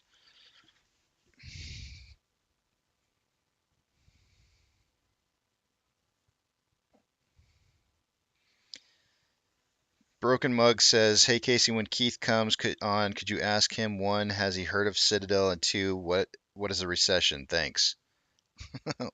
Okay. I hope that's not like some kind of side joke that I don't know about.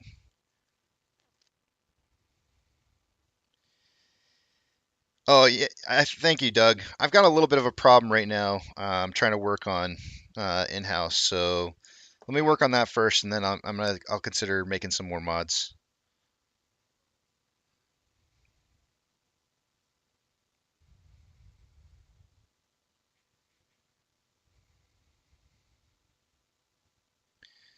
All right, Broken Mug. I'll make sure and ask him. Uh, has he heard of Citadel? Hold on a second. I gotta write it down. Hold on.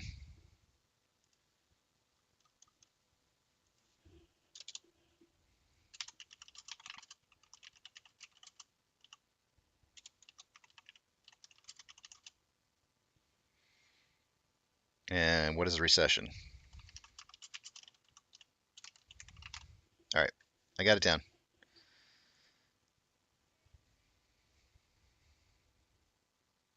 Pro Jeweler says you only need mods for the next 2 weeks.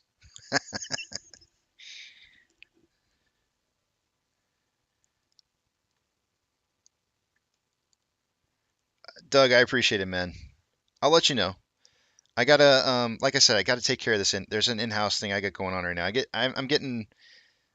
I'll just say it out loud. I don't mind. I don't mind saying it out loud. I've got people who are being silenced in the community here, and I don't know who's doing it, but I don't think it's cool. My hopes is that it's just random accidental butt silencings that's going on, but I've got to figure out what's going on, who's doing it, and why it's happening, um, and even decide whether it's malicious or not. So I don't tend to think that it is. I feel like most of the people that I've been pretty picky about my mods for the most part. James says you'll be my daddy.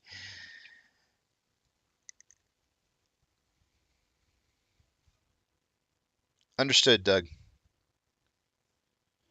Let me check and see if let me see. Okay, back of the big tramp. I do not see Kevin. I keep calling him Kevin. You know, I can tell you guys why I keep calling him Kevin. I actually had a coworker named Kevin Keith, and so I keep calling Keith Kevin because that's because of a guy I know named Kevin Keith.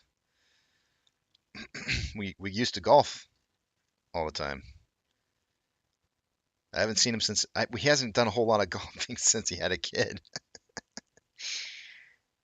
Oh, come on, bit. All right, Dragon Warrior's gone. Dragon Warrior, you had your chance, man. I gave you timeout the first time. The second time, that's enough. Yes, Cassius. Another mod. Apparently, I did not know this, but I had one mod silence another mod because myself got silenced, and myself is a mod right now.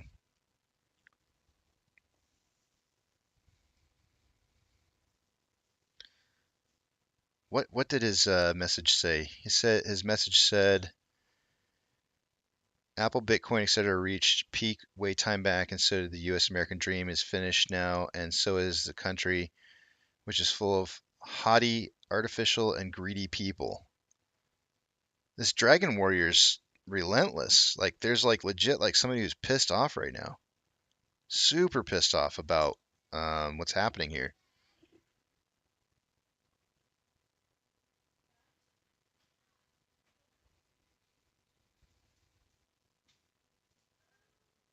Whoever it is, they're pissed.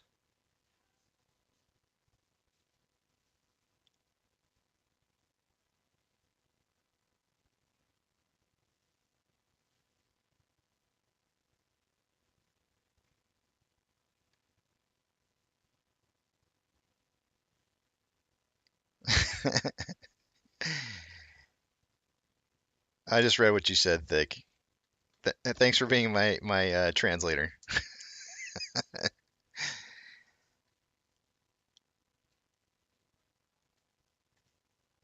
I don't have Miss Harris as a mod.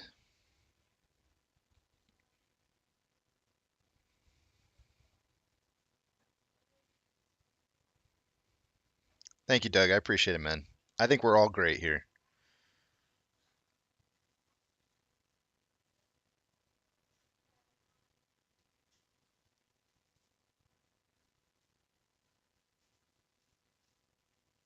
Kathy says, late to the game will happen.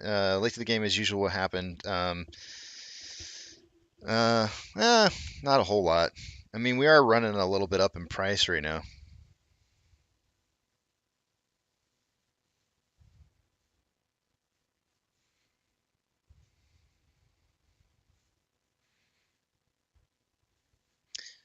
No, I'm not even gonna comment on that.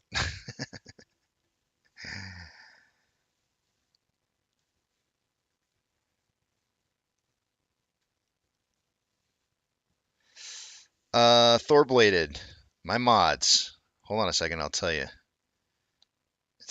I have to go to the list because I can never. There's no way for me to remember from history. Like I just can't. There's just no way. I don't have enough brain power to try and remember all that stuff in one Hold on a second. I'll tell you though.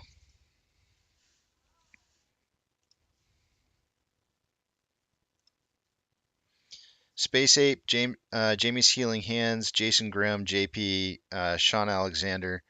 So part of the problem, guys, just throwing this out there is that some of these people, first off, is not everybody are moderators. Some people are actually YouTube personalities, and because I want to make sure I know who they are and that they're real, I've given them permissions. So some of these you'll find out are not. I don't really consider mods, just personalities on here. But Jamie's Healing Hands, Duncan, Remtaco,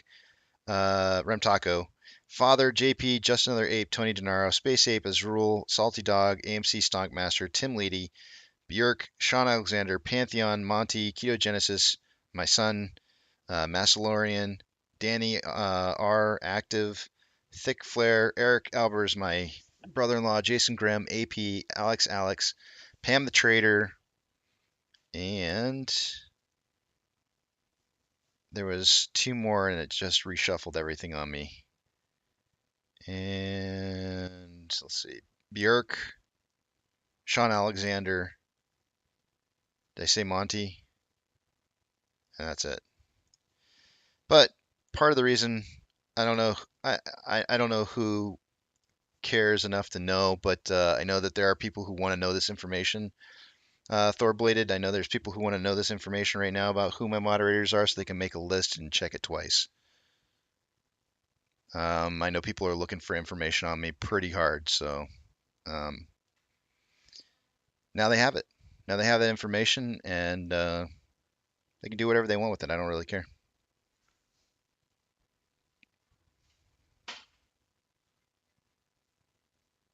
It doesn't change anything for me.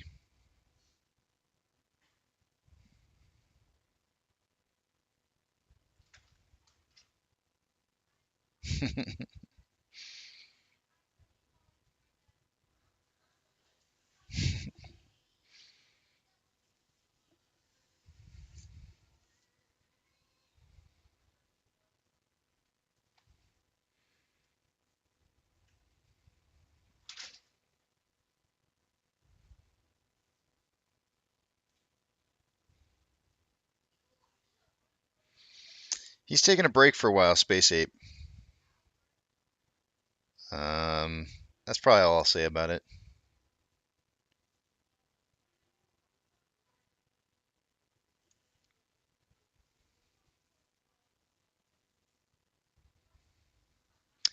No, I don't think people are out to. Well, actually, yes, there is a couple people that are out to get me, at least.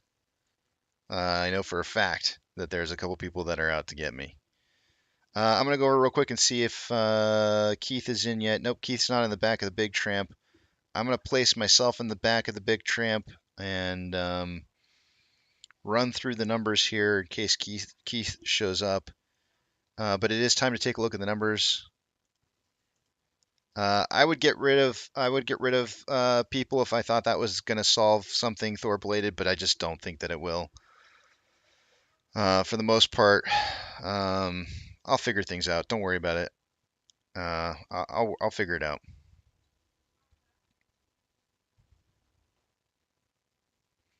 Dr. Zeno,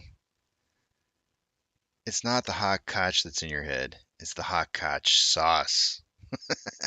That's what's in your head.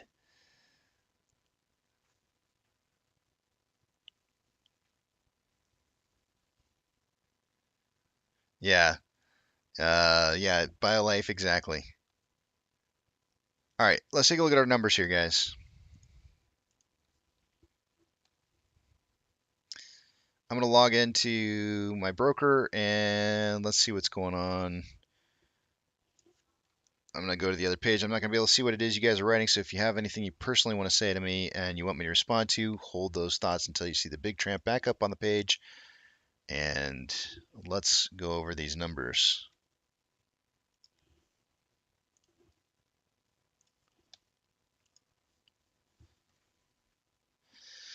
Off exchange 56.54 and EDGX at 12.94. The grand total for those numbers Comes out to 69.48% of our majority of our off exchange data going through there. Our volume going through the off exchange. 69, nice. Let me make sure that's updated. I feel like it didn't update. All right, it's updated. Taking a look at the Ortex data here. Let's take a look at where that's at. An hour ago, there was 249,000 shares having been returned. That value is 906,000 now. That's going to have the effect of lowering the estimated short share interest of the free float to 19.53%. Cost to borrow average is at 9.29%. Cost to borrow max at 10.49, and min is at 6.56. Shares on loan is 144.45 million shares as of today, and that is 500,000 shares more than it was day over day.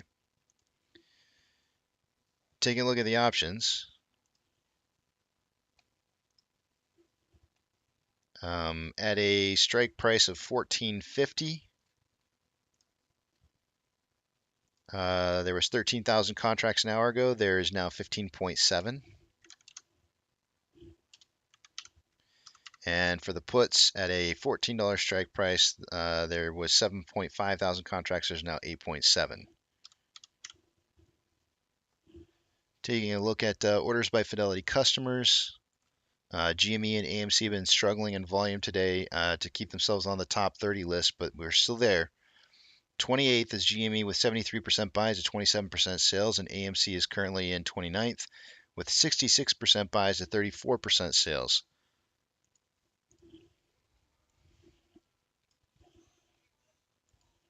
Trigger price for SSR is $13.12.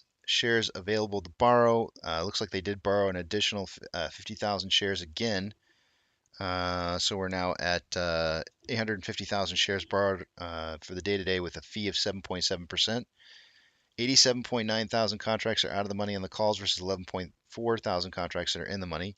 37.1 thousand contracts are out of the money on the puts versus 9.7 thousand contracts that are in the money.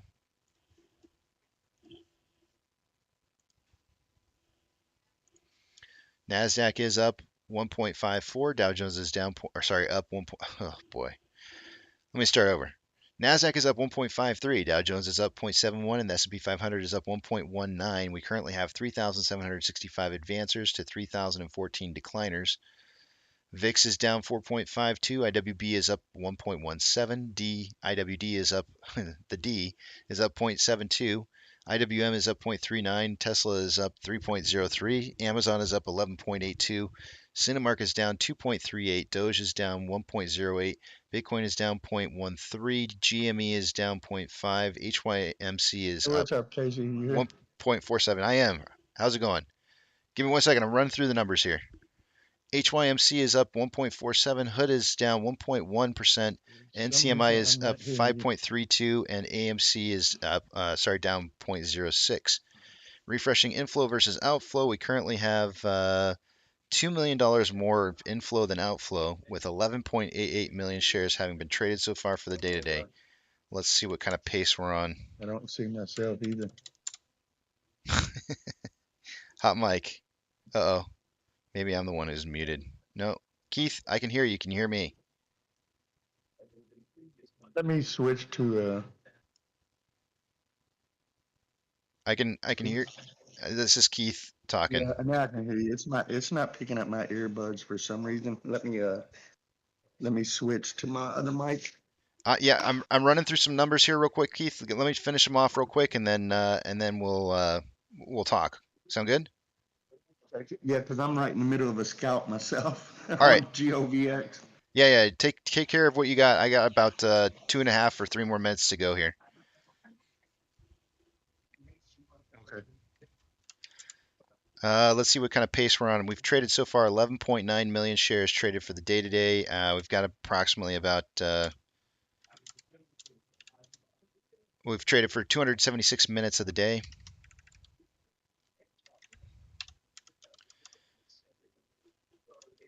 Putting us on pace for about 16.82 million shares traded for the day today. I suggested in pre-market we would see somewhere between 15 and 35 million shares traded for the day today, looking like that's going to maybe hold. On the weekly interval, we currently have more selling pressure than buying pressure with an RSI of 43.59, which is slightly below average. On the daily, we have more selling pressure than buying pressure with an RSI of 49.51, which is just about average. On the hourly interval, more buying pressure than selling pressure with what appears to be a divergence of those values on the Vortex indicator in the near future with RSI at 53.41, which is slightly above average. On a 30-minute interval, we have more buying pressure than selling pressure with an RSI of 55.98, which is slightly above average. On a 5-minute interval, we have more selling pressure than buying pressure with an RSI of 64.58, which is above average. And with that, I am done with the numbers, Keith, and I am ready and able to talk to you. Other people can join in the back of the big tramp here. If you just want it to just be me and you, we could move to a different room. But if you don't mind other people coming in and asking questions live versus writing in a chat box, I'll leave that up to you. Oh, no, if they want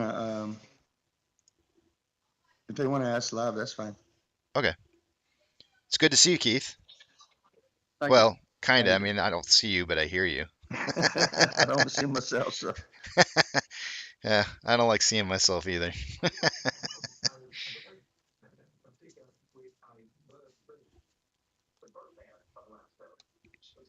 You want me to go ahead, or you want to wait for some questions, or? No. So first off, the reason that I brought you, the reason I actually wanted to contact you in the first place was, I think it was 2 nights ago, maybe 3. I don't remember how long ago it was, but I went on to a space call, and I got in there. I think Sokyo was hosting, and you were right at the very end of talking about some new pattern or signal that you were seeing that's occurring that's repeating itself, and you're kind of looking for something that might be keying you into something. I was just kind of curious, like what that was, and of course, since I came into the end of it and didn't get to hear it, it was like it was kind of one of those moments where I was like, "Damn it!" What was that about? Do you remember what you were talking about in regards to that? Oh, absolutely. Yeah. To make a long story short, I got cheated out of like 81K 5 years ago, and I told myself one day I'll pay these, you know what, back, right? So I studied for 3 years, 16 hours a day, reading level 2s. I knew there was a code in there, and I ended up finding it. And that's what I call the algorithms code. And the easiest way to explain it is like if you had a parentheses in a sentence and you put something in parentheses, what that does is it gives more meaning to the sentence. The exact same thing is taking place on the level 2s, the bid and the ask. In the old days, when a market maker and an institution wanted to order shares, he would have to call a runner at the building. The runner would pick it up, the phone, and then run it over to the desk and say, "Hey, they want 10,000 shares at $10," right? Mm-hmm. Well, today that's all done by a computer. So that language still has to be somewhere inside the bid and the ask or the computer. Well, I found out that it is in the bid and the ask, and it's like this. It's this simple. And let's say they wanted it at $10. So here's how it would look like. At $9.99, there would be, for example, 201 shares. It ends in a 1. That's all you're looking at is the very last number of the order, the bid and the ask. And then at 10:01, it would have 301. So what happens at $10, the order is in a bracket of ones, a parentheses of ones. So that's telling me that it's going to hit that $10. And the only thing I use this for is scalping the stock market. And what I'm literally doing is I'm seeing where they're going to take it low and buy in, and then I see when they're going to sell it at the high part, which is normally 10 to 15 cents apart. So what I'm doing is I'm bidding 1 penny above that bracket of ones, and I'm selling 1 penny below so they don't leave me there holding the bag, right? And I'm scalping the market and stealing the institution's money before they steal yours. And I did it live on Astro's channel, September the 4th of last year. And it's really pretty self-explanatory, but I would give a class with visuals somewhere if you wanted to set up a whole room for it, where I can show the charts and everything, so it would give more meaning to people. Yeah, But I am absolutely. able to pull within 1 to 2 cents, the top and the bottom, which is simply the spreads. What the market maker calls a spread, I see different spreads. And, you know, I'm able to scalp. I'll go in on a $2 or $3 stock and buy 1,000 shares. If I make 10 cents, I make $100 in 10 to 20 seconds or whatever. Excuse the noise in the background here. I've got people here, but yeah, I would love to put something together like that if you wanted to have a chance to be able to show like a presentation slide here. I do have a question from Mount Saint Funk says, Keith, I've noticed there's a bid that keeps switching between 1,400, 1,500, and 1,600 shares today. Does that mean anything to you? No, what you will see is they're not supposed to spoof the market, correct? But they spoof every stock all day long. If you look at the ask side all the way at the bottom, I use Webull and actually a cell phone. So if you look all the way at the 50th order at the bottom, somewhere around there, you'll see a large goofy order of 100 shares for sale for $900,000, right? They're using that to spoof the bid and actually pull it up. Contrary to fact, you know, it's supposed, if it's on the ask side, it's supposed to push the stock price down, but it doesn't. They use it as a pull up to pull the actual stock up instead of down, and it's flat out spoofing. So something is wrong, or that's kind of another signal to the market, to the algorithms code to pull it up, because something went wrong inside the algorithms code that they're cheating on. And it's not the overall algorithms code, it's their algorithms that they're sending to the market is broken, not the overall algorithm, you know, of the SEC, because they're supposed to show us the best bid and offer of the top 30. Yeah, I'm looking at it right now. Right now on the ask side, I'm seeing 1739 with 271 shares. So they don't have anything up there right now, but currently I see that it's just 1739 with 271. Let me pull up. I just scalped GOVX for the 5th time, so let me pull that up. I mean, I'm the only one dumb enough to go into a stock that's 170% up and scalp it, but it worked for me, so because it showed the code on it. And it's very reliable. And actually, if I studied a stock like I did AMC, my God, it's so predictable. I can give you an example. They have changed the brackets on me because they know I know. But if you look at 1451 right now, if you look below it at 1450, there's 501 on the bid Oh, side. this is There's on 501 shares. this is on And at Gov. 1452, there's 401. So it will drop to 1451. Is this GovX you said? That on AMC. Oh, on AMC? And you're saying Yeah, on it will the drop to ask side? 1451 in a minute. Huh? Yeah, on the buy side. So Oh, it will drop to that. okay. But they have a ceiling right now of 1464. There's also a single one. And if you look at 1456, they have a 6, 1,456. Now, remember, I'm always looking at the very last number of the bid and the ask. So the 1 is the highest priority. 10 is next, so that is 2 numbers, but you're looking at a 10 and then a 5. A 5, I think, is our orders, which is very low priority. And a 6, if you can picture it like a magnet, like the number 1, as strong as it can get, is sticking right to the metal. You pull a little bit away, that would be your 10. You pull it a little bit further where you just feel a pull, that would be our orders. When they throw a 6 in, that's like turning on an electromagnet that draws it right to that 1. And so see, it's getting ready to hit 1465, which at 1 is on. And at 1466, there's a 6 right there. So that 6 is pulling it right into that 1465. And it will hit it. And now the next, so it just did. Now the next one, you look all the way down, The only one you see is at 1471. But if you look on the ask side, but if you look on the bid side, there's a 1 at 1461. So that's the low, and 1471 is your ceiling right now. So if you was a scalper, you would already know that you can make 10 cents. But remember I said I go 1 penny above and below, so I know I would make 8 cents. So really I would wait on that if this was a $2 or $3 stock is what I'm talking about. But the principles are the same. The algorithm's the code on every stock above $1. When it gets below $1, it's a whole different thing. Interesting. But see, still later, sometime today, it will go back to that 1451. Now, another thing that I've seen too, and I'll just run this by you, is sometimes I'll look for values, the last 2 digits, and I'll look for numbers that are kind of running in order. So like, let me see if I can find one. Right now, the ones that are sticking out to me are 45s, 45, 46, and 48. And so I would start looking for those on the right-hand side, but I don't see anything like that right now.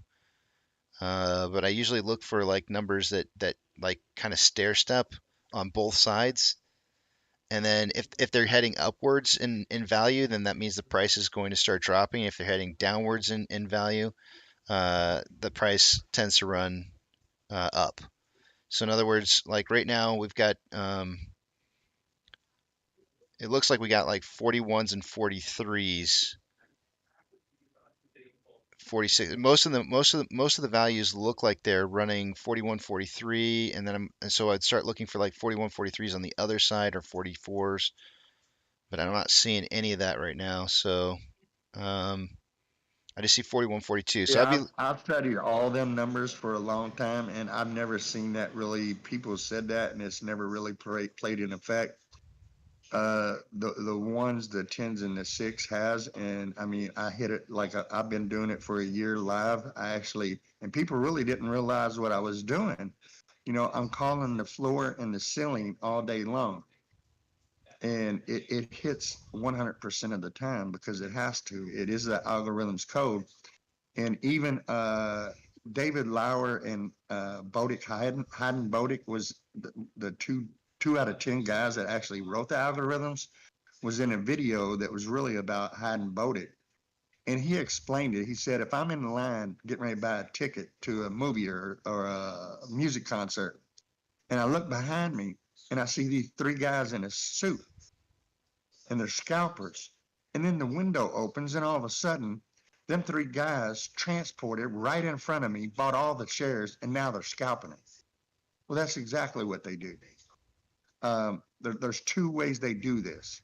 When you put in a limit order, a market order is always higher priority. So any market order, and see, we just hit 1471, and there's no other algorithm, so it should start dropping. 1475 could be the high because it has a 10, and they just popped in a 1 at 1475. So it's going to hit 1477 right now. They popped in another one, so we're in an uptrend. But back to what I was saying, Hydrick Bowden said that when they wrote the algorithms code, they found out that these institutions used the last digit to slide in a number and control their algorithm code, which was a high frequency. And that's what I found out, what that number is. That number, 1, is their number, the high priority for the institutions. So that's why it'll always go through on theirs. And then, like I said, the smaller institution, I take it would be a 10, and we would be the 5, which means we pretty much get last bid on it. That's why they're always stealing our money, and we get front ran all the time. And it's all right there in the code, right in front of our face. It's pretty crazy, man. See, even though they took it off, it still should hit 77 and then back down to 70. Do you do this on do you sit on space calls and talk about this in space calls at all? Oh, absolutely. Almost every single day I'll talk about it. I don't do it all day now because it's monotonous, really. but I will teach classes every once in a while. Like the last time I did a visual presentation on Twitter, within a week, 1,250 people watched that one. And I pulled it down only because I want everyone to learn it, but I really don't want the institution getting a hold of it or the short sellers I had because mentioned that you were they, talking they about. know I know. So Yeah, I had mentioned that you were talking about doing a YouTube channel, and I went looking for it and couldn't find anything. But um, I was supposed to ask you two no, questions. it was on Astro. Oh, on If you Astros? look back at Astro channel, yeah, it's September the 4th of last year. Oh, okay. He cut it down into segments because once I blew their mind, at first they thought I was full of shit. And then when I called it, they was like, holy shit. And everybody just dropped what they was doing the rest of the day. That video got 61,000 views, I think, in a week. Well, I'm not gonna lie. I'm And not gonna lie, Keith. I'm telling you right now, the first time I ever heard you talk in a space call, I was like, dude, this guy's full of shit. And then and hey, then everybody says that until I prove it. I sat there and I listened to you for a while, and I was watching. I was going like, holy son of a bitch, this guy's doing it. Like he's legit like calling it out. And so the more I sat there and watched, I was just like, my God, this is crazy. So yeah, I mean, it's pretty cool. Um, so I'm supposed to ask you two questions apparently. Number one, have you heard of Citadel? Absolutely. And what is a recession? Recession is when the whole market's supposed to drop, which it is. And if you look, today's kind of a prime example, and I believe last Friday, okay, the the New York futures was up, and so was the Nasdaq, but yet the majority of the stocks dropped. Well, that shows you we're kind of in a recession, and it's bottoming out the whole market overall. And in my opinion, I think we're really close to the bottom because the whole shit show is making absolutely no sense. It's not just one or meme stocks anymore. It's the whole market. Doesn't make sense. Mm. Yeah, I've been And seeing so I some think similar we're really patterns. close. I've been seeing some similar things happening where I monitor like some kind of some of them are meme stocks, some are kind of random, and I'm seeing them all trading the same exact way. And I'm sitting there going like, what the hell? Why like this shouldn't happen? You know, they just shouldn't all be trading exactly the same. And it's kind of shocking to see. Um, so when I asked you, have you heard of Citadel and what is a recession? I was told that you would know that it was some kind of inside joke. Somebody apparently thought you would think that was funny. I guess you didn't Oh, think. that they're trying to change the definition of what a recession is right now. And they actually wrote it on Wikipedia. They changed what the meaning is, and then they locked down the page where you can't change it. And I used to look up different words like the explanation of God is Jesus Christ claimed to be God, right? Well, if you look on there, that definition got changed, and then that page got end up. I went in, I figured out how to get into it myself, and I can put in definitions unless the page is locked. So when I started looking at definitions of different words, it's from all foreigners and mainly people from India and Islamic, and they're writing English definition to our words, which is I find hilarious. And then they lock it down so we can't change it to the real meaning. I'm like, what? And this is what America is learning from. They Google shit and it has a meaning written by somebody from a different country, Did you know? changing our language. Did you know that there's a site called Wayback? I think it's called Wayback Machine. Uh, So let me see if I can find it. I would just type in Wayback Machine in like Google, and then you can find it's called archive.org, Wayback Machine Internet Archive. And then when you click on that, what you can do is you can plug in your website that you want to look up, right? So, for example, and I'll just kind of I don't know if you're watching the stream or not here on the channel, but what I can do here is I can just say, for example, look up. Let's try this test this out real quick here. I'm gonna search Google definition for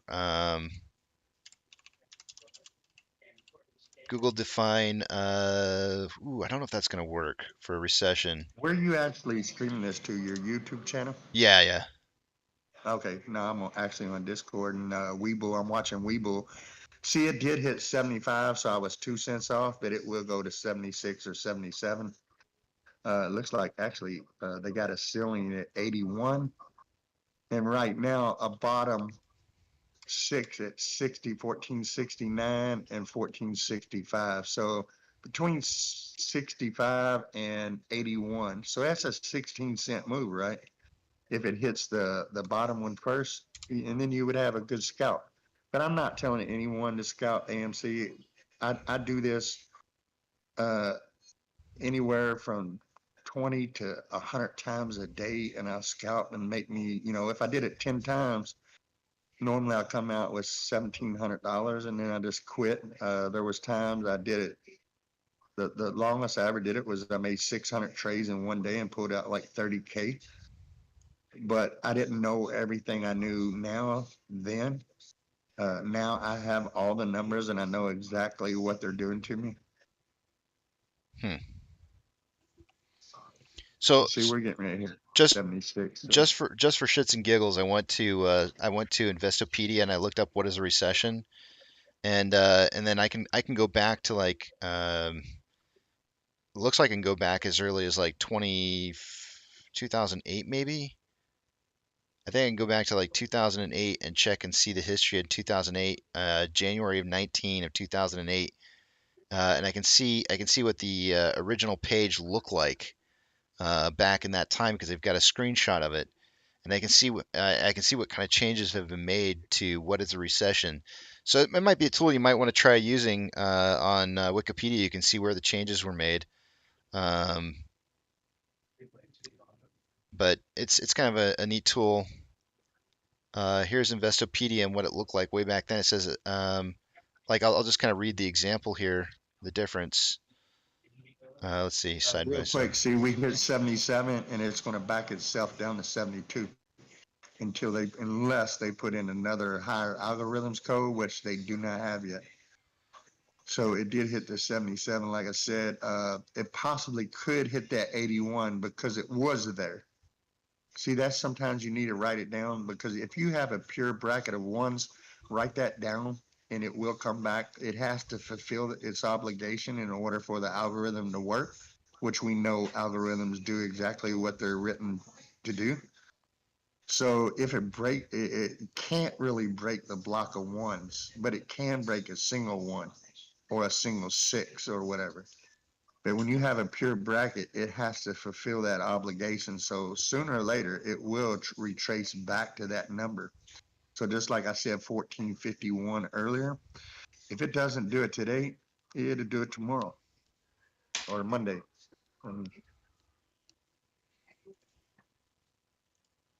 But yeah, if you got that definition, it'd be good to hear what they said before. So here the old version from 2008 says a significant decline in activity spread across the economy, lasting longer than a few months. It is visible in industrial production, employment, real income, and wholesale retail trade. The technical indicator of a recession is 2 consecutive quarters of negative economic growth as measured by a country's gross domestic product. Recession is a normal, albeit unpleasant, part of business cycle. A recession generally lasts from 6 to 18 months. Interest rates usually fail in recession times to stimulate the economy by offering cheap rates at which to borrow money. Then over here, our more current one says a recession is a significant, widespread, and prolonged downturn in economic activity. Because recessions often last 6 months or more, one popular rule of thumb is that 2 consecutive quarters of a decline in a country's GDP constitute a recession. So a little bit different wording. But anyways, you can use that Wayback archive to see what websites look like from the past and see what the wording were for things, just in case you ever want to use that. If you don't mind, see it hit the 81, like I said, and then they popped in more algorithms showing me that it's going to continue up. It should hit 87, and we got a damn good possibility of hitting 15 in probably 20, 30 minutes. It should hit 15, or it has a real good possibility. And when I say that, it's only because there's only one on it. But like I say, they know I know the algorithm, and so they switch it up on me to try to make it hard. But right now there's a 10 at 1487. It's headed right to that.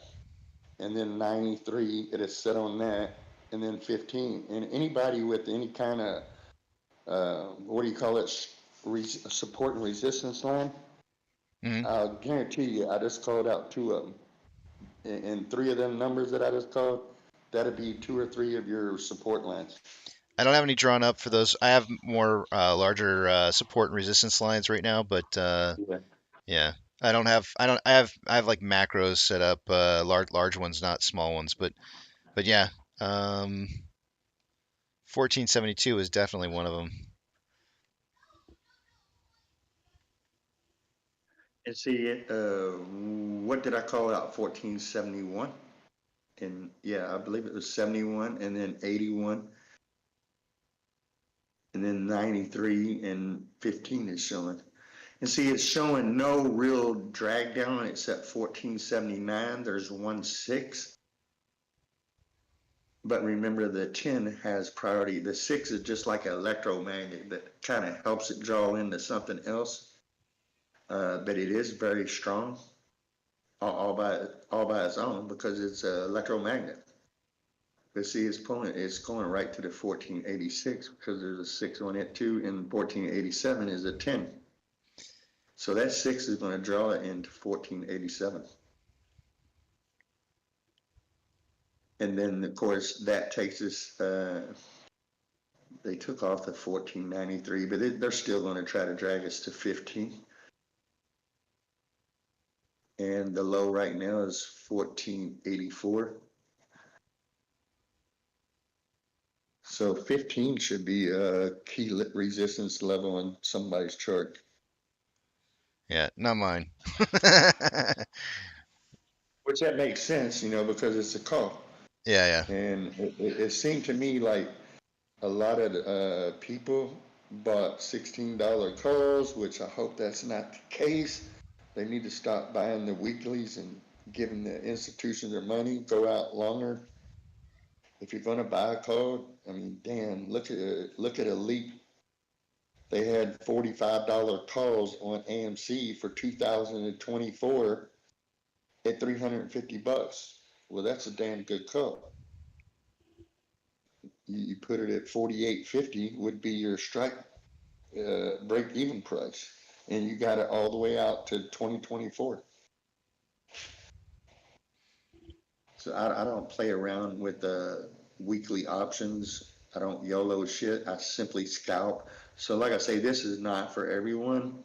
You can do it on a small account. Like even me right now, I only have 3 day trades every 5 days. So I scalp GOVX with all my main account and then switch to one of my other accounts, and I'm using them 3 up.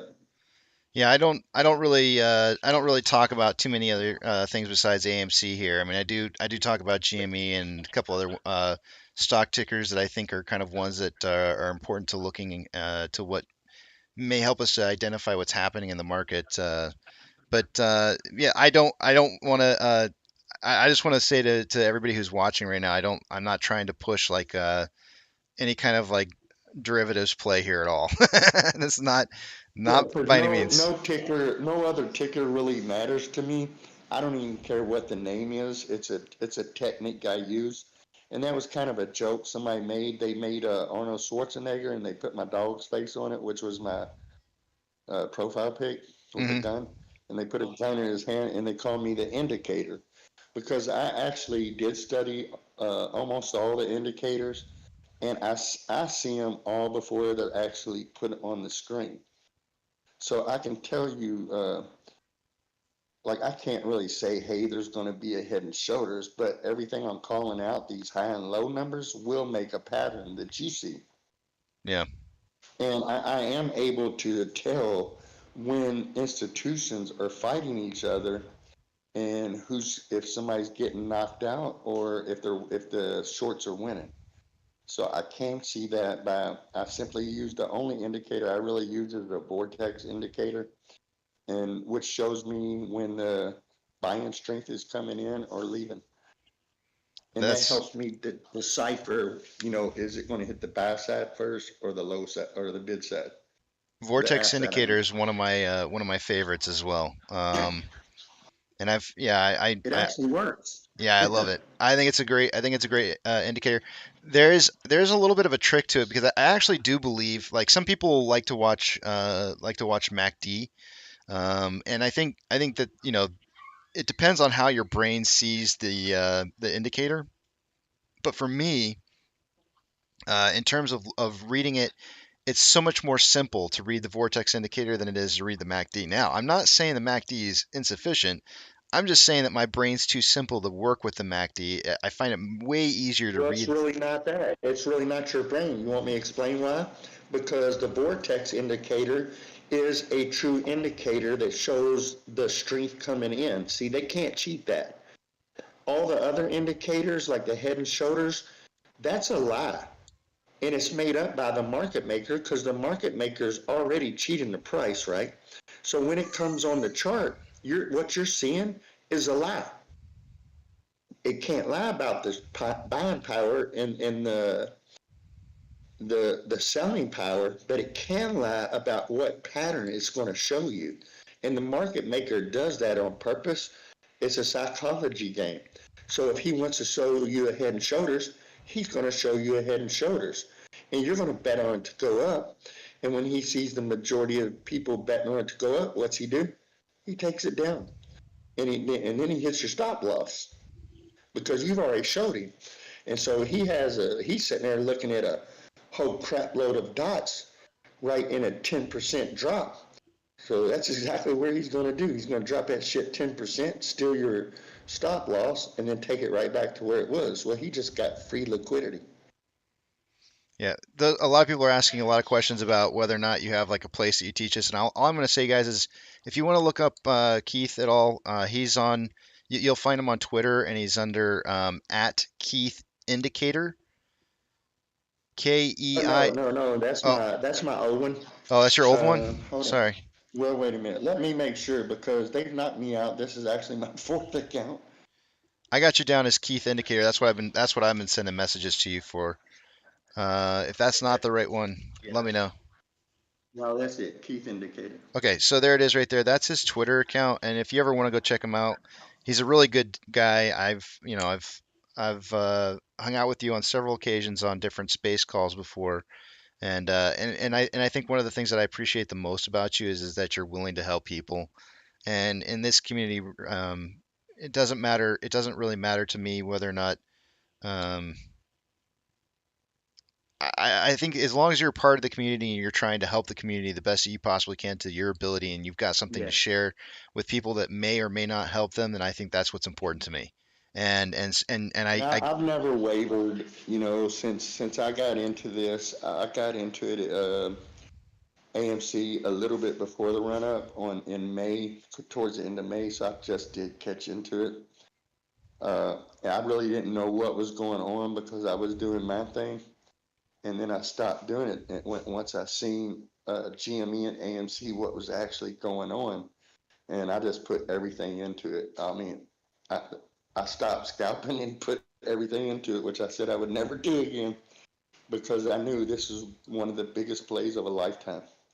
I did not know it would take a year, which doesn't matter because it's still the biggest play of a lifetime. You'll never see this happen again. And I can go ahead and do it right now.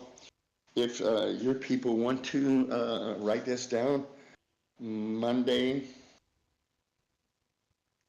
at 10 o'clock, I'll teach a live class and show you visuals on how to read the algorithm's code. Yeah. No matter if you scalp or not, it still could be useful to you when you're wanting to buy a large sum of shares. It could help you get in at the lowest price. Well, I mean, even during the squeeze, like knowing what some of the indicators, and if we can see a pattern on when momentum is going to swing in one direction or the other, knowing when to get out, and you want to sell on an upswing. If you can see that that pattern is moving in a direction, and the indicators are telling you that on the order book, price is going to be moving up for a while, then that would be really helpful information into knowing, okay, we're on an upswing, and if I want to exit my position, I've already decided this is the proper time for me to exit, then this could help you. Absolutely, 100%. It's going to help. You're going to look at that and you're going to be like, okay, here's some information that I can use. And it's called the Wyckoff theory, right? The fractal pattern. And that's what Astro was actually putting out. And at first I thought, I was on my Webull. I didn't even have Twitter. And I thought, this dude's crazy. Nobody can break the algorithms. And I thought that's what he's talking about. And I said, I can't do that. So I looked to see what he said. The dude's pure fucking genius in his own right? And the fractal pattern plays out in every single stock and even crypto. Well, that told me that, hey, our government's in control of crypto. Be very careful. The same people that are still in here are the same people doing cryptocurrency, because you shouldn't have the exact same pattern. Now, on that note, the fractal pattern is not a same pattern that plays out every day, all day. It's the parts of it. And he tells you what they are. You have your two tops, green where it booms, and then you have a red candle that normally drops 30 to 50% of the total move. That's normal standard, deviation where it dropped 30%, 50%. He said this before? Watch the next Wait, phases. wait, hold on. He said 30 and 50% before. 30% to 50% of the overall move. When a stock is cooling down, let's say it takes $1 jump, it'll drop 30 cents to 50 cents, 30%, 50%. And then it'll continue its trend up or down.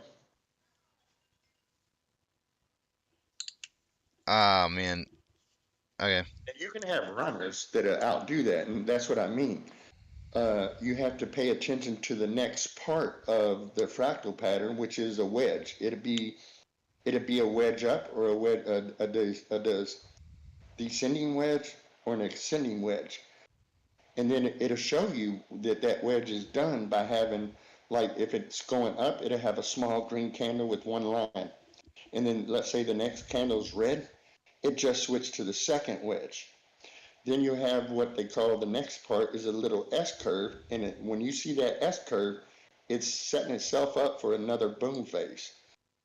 So it'll definitely have another boom. And how do I determine that is when I see that S-curve, I can look straight down at the numbers and tell you exactly how high that boom is going to go by reading the algorithm code. So that helps me scout.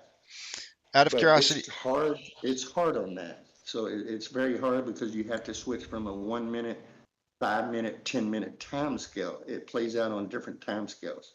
let me ask you a question. Have you ever seen the algorithms do something like midday, or like any specific time of the day where it's trading, and then all of a sudden it just switches on you and you're like, wait a minute, everything just changed on me? Does it all day long. It'll switch our shit to the dark pool. You can literally see it happen right in front of your face. If you ever notice how they have strength indicators on certain, when they have somebody has 10,000 shares, it has a strength indicator that their green goes up. The bar coming across the screen is a long bar.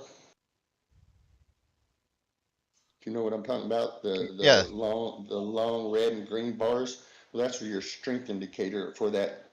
How, the power behind it. And what you'll see is that a flash for just a fraction of a second and then go right back off. Well, what did that just do? It changed the damn algorithm, throwing our shit into the dark pool, our bias, and then it flips right back on. And that's why you're seeing 95% of our trades go into a damn dark pool. So yeah, you can see it. Well, I'm only seeing like a little over 70% right now, but yeah, it's still really high. One way or the other, it doesn't matter. It's still really high. Yeah, I forget who it was that was talking about the 95% trades going to the dark pool, but that was put out by somebody. I forget. It was high up person. It doesn't matter. In the SEC, so yeah. Yeah, Right now, what are we seeing on AMC? 70% going to the dark pool or 55? yeah, I'm getting like 70. Well, I mean, I know it's a little bit higher than what I'm seeing. This last hour just before we started talking, I think it was like 60.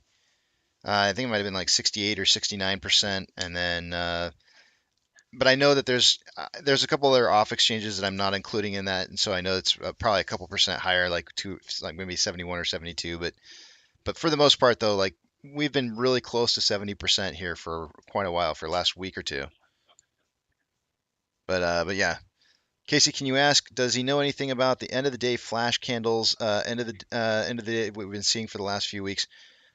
Those actually haven't been showing up lately. We've been seeing more of them in the morning. Have you been seeing those? Yeah, and two friends of mine are actually looking into that to see if they see any pattern. But I can tell you what I seen at the very beginning. During the day, they were showing me an algorithm code that 100% it was supposed to hit. There was you got to pay attention to the numbers. It has to be three consecutive cents in a row, like 1001, 1002, 1003. It can't skip a cent. So if there's a 1 at 1001 and a 1 at 1003, it's going to hit 1002. 100%. That's a fact. If it breaks that code, the market maker cheated it and he took it down further. Why? Probably to hit somebody's stop loss. And then if something happens where the institutions step in and start putting on a ladder attack from there, they just cheated the algorithm's code. And in order for the algorithm to work, remember I said it has to fulfill its obligation. So guess what they do at the end of the day sometimes? That's the high you're seeing in the low. They're going back and fulfilling the algorithm's code, hitting that really quick so nobody knows what's happening. And what that allows is from that time on, the algorithm takes over and runs on its own. The market maker can go back to doing what he does. That's exactly what's happening. He's fixing the algorithm that he stole during the day. I've got another question for you here. Do you know anything about the? Oh, wait, sorry, that's not the question. Somebody asked, do you think MOASS will happen? Oh, absolutely. I wouldn't be here. I'll tell you straight up. I do not get into a play that I don't know I'm going to win before I get into it. I don't gamble my money. I've done it before and I've lost everything I had. I'm not losing again. I figured out how to beat the system and that's what I do. And I would have never put my shit on one stock ever again if I didn't know I already won. Yeah, I hate losing too, man. And a year later, I'm still sitting on the best stock in the world. I mean, it's not just that it's a short play. There was no fundamentals whatsoever. It was just a plain out simple short that they shorted, in my opinion, 8-10 times over. And we own 2 times the float, in my opinion. But then look at the fundamentals now. Holy crap. Me and Jake actually sat down and figured out just the popcorn, the merchandise, and 3 other small things that they're already going to make $3.421 billion a year once they get that operating. Extra. So they're doubling their business just off of the new implementations they already have coming up. Let me ask you another question that I've got here. Do you think that, actually, I'm going to ask it a little bit different than the way they asked it here, but what do you think about buy and hold works? Why do you think that works? It's the best strategy in the world for a shortest stock. And here's why. They play, here's what I say, that it's 50% patience, 30% psychology, and 20% knowledge on the stock market. And here's what their rule was, 90-90-90. 90% of the people will lose 90% of their money in 90 days. And why? Because they would play so much psychology on you and cheat you so bad, in 90 days they're going to take all your money. And they laughed at us. So when we bought and held over 90 days, they was like, what happened to us? We didn't take their money.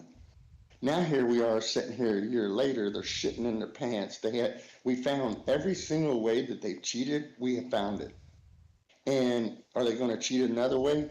Absolutely, a crook's going to try to cheat another way. So what do we have to do? Just be patient, look at it, find it, point it out, and move on. Just hold. You're sitting on one of the best stocks that has not only great fundamentals, but heavily shorted. There's no other stock that has fundamentals like AMC. None that I've ever seen. Not this many. They have like 12 to 14 different price discoveries that have to come out. Show me another stock that has that. Hell, you take a bio company. Normally they only have 1 or 2 patents going on at the same time, and they 20 times themselves sometimes. You just had a stock climb in 1 week from $16 to 400 and something. HDK. I don't know that you've ever heard me say this before or not, Keith, but I get oftentimes asked when moon, and the answer that I always say is 2 weeks, and the reason for that is that it's kind of a running joke around here. Did you ever see the movie Money Pit with Tom Hanks? And all the construction workers, every time they'd ask him like how much longer until this place is done, and they'd say 2 weeks. So it's I can't pick times, dates. What they show me, I mean, I can give you my opinion all day long, and I'll be wrong almost 100% of the time. but when I'm reading the algorithm code, that's a fact, and that's why I make sure distinction. Hey, this is just my opinion, and this is the algorithm's code, because I don't want people to get confused that hey, this is his opinion. No, the algorithm code is not my opinion. It works, and I prove it. I can prove it live. Well, like I But my said, opinion, yeah, you guys I'm look him right up. live. Look him up at Keith Indicator and on Twitter. He's in Space Calls. What time on Monday did you say you were gonna do a class?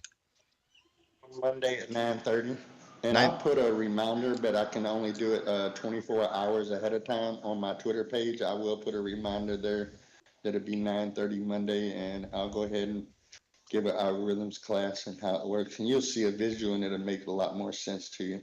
And what was that? Is that nine in the Eastern Standard Time? Yes, 9:30 Eastern Standard Time. 9:30 Eastern Standard Time on Monday. All right. Now they do have a different algorithm in the morning in pre-market and after hours, so it's totally different than when it's actually 9:30 to 4. Cool. Well, I'm gonna actually take a little quick break. I normally would have been break during this hour, but I wanted to make sure that I was here and had the time to be able to talk to you. So I'm gonna step aside and take a break. And I want to thank you for coming in and just sharing a brief sharing of what it is, because I think I have a feeling you have a lot more to show. But I've talked about you on plenty of times in the past, and I thought it would be fun to finally just have you come on and just kind of show some people what it is that you're seeing. I know I I like. appreciate it, man. I mean, anytime I can help, I'm more than happy to help anyone. And I know, and I've gotten that out of you every single time I've ever talked to you. I've always felt like you're trying to help the community. So, and I appreciate everything that you do for the community. And thank you for having me here. Hey, man, thank you for being a part of this. Take All right, care. thank you. Take care. Later. All right, bye. Bye. Alrighty, guys, I'm gonna take a break. Like I said, I'm gonna write down in my notes here if I can. I can't even find my pen right now. I don't know where the heck my pen went, but I'm gonna write down on my notes 9:30 Eastern Standard Time on a space call, and I'll remind people on Monday in case you guys want to go over and check it out, so that we don't forget. I'm gonna write up my notes on the computer here. I can't find a pen, but I've got a computer. What do I do? All right, Monday. I'm sure he'll probably host like a space call on Twitter.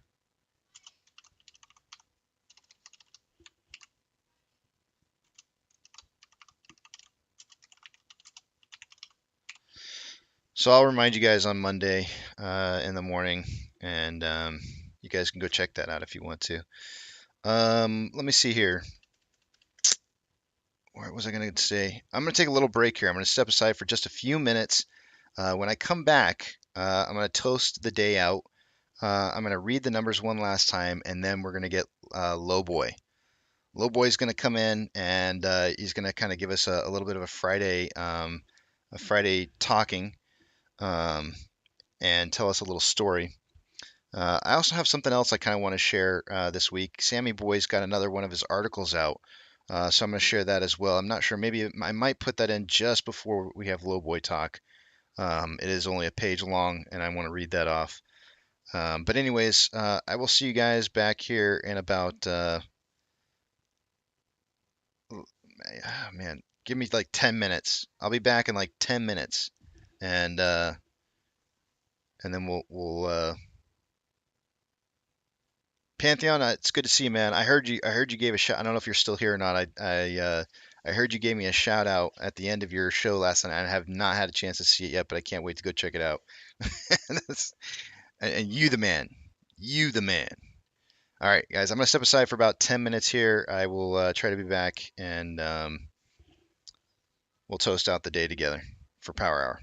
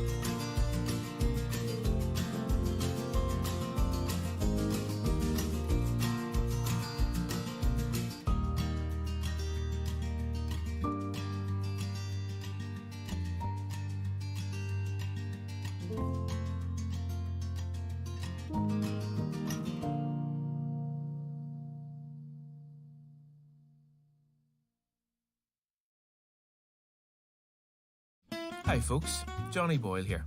It's a privilege to see the brilliant content you're creating with my music. If you're enjoying Upbeat, why not go premium? I guarantee you won't look back.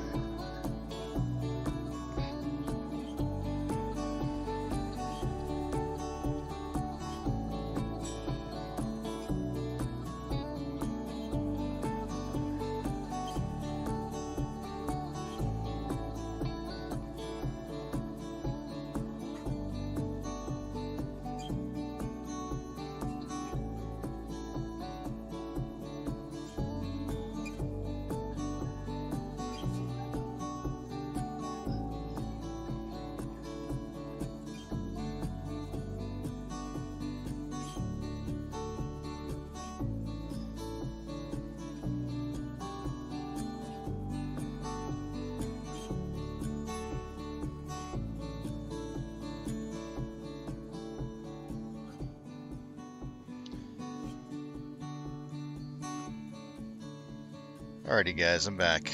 I'm gonna go to the back of the big tramp, see if Lowboy is there or not. Just because I kind of did say for the power hour. He's not there, but I'm gonna head to the back of the big tramp so he doesn't think I bailed on him. Let me cover the numbers here. First I gotta crack open a beer and toast. Welcome to the power hour, guys. Power hour. Keith, it was good having you here. I don't want to make any presumptions that you're still here, but if you are and you're listening, thank you for coming on. I really appreciate it. You lending your time. I know I always presume that everybody's time is super valuable, and so I appreciate you taking the time to come on and spend it with me because it was your time, and that's valuable. So appreciate that. And so I'm going to toast. I'm going to toast out the day here on the Power Hour, and I'm going to toast to people who are in the community who are helping. People who help people within this community is what this is all about. I wouldn't be a part of this community if I didn't see something like this happening. We have to be able to count on somebody, and right now we're dealing with long institutions, short hedge funds, government agencies, everybody who's against us. We got to have somebody we can rely on. So cheers to helping each other. And I'm doing beer today, guys. I forgot to go get Kahlua.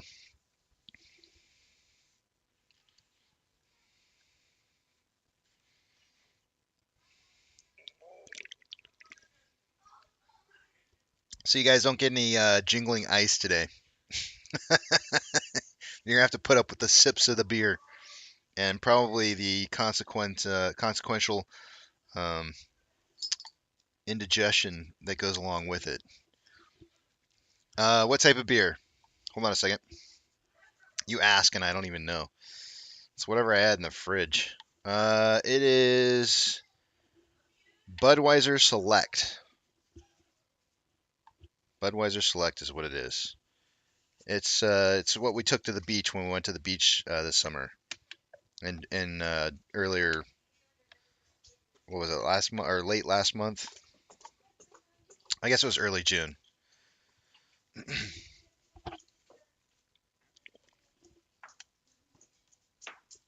All right, let's take a look at the numbers here real quick. I want to try to get these out of the way so that we can get Lowboy in here to start talking to us about his story, his experience.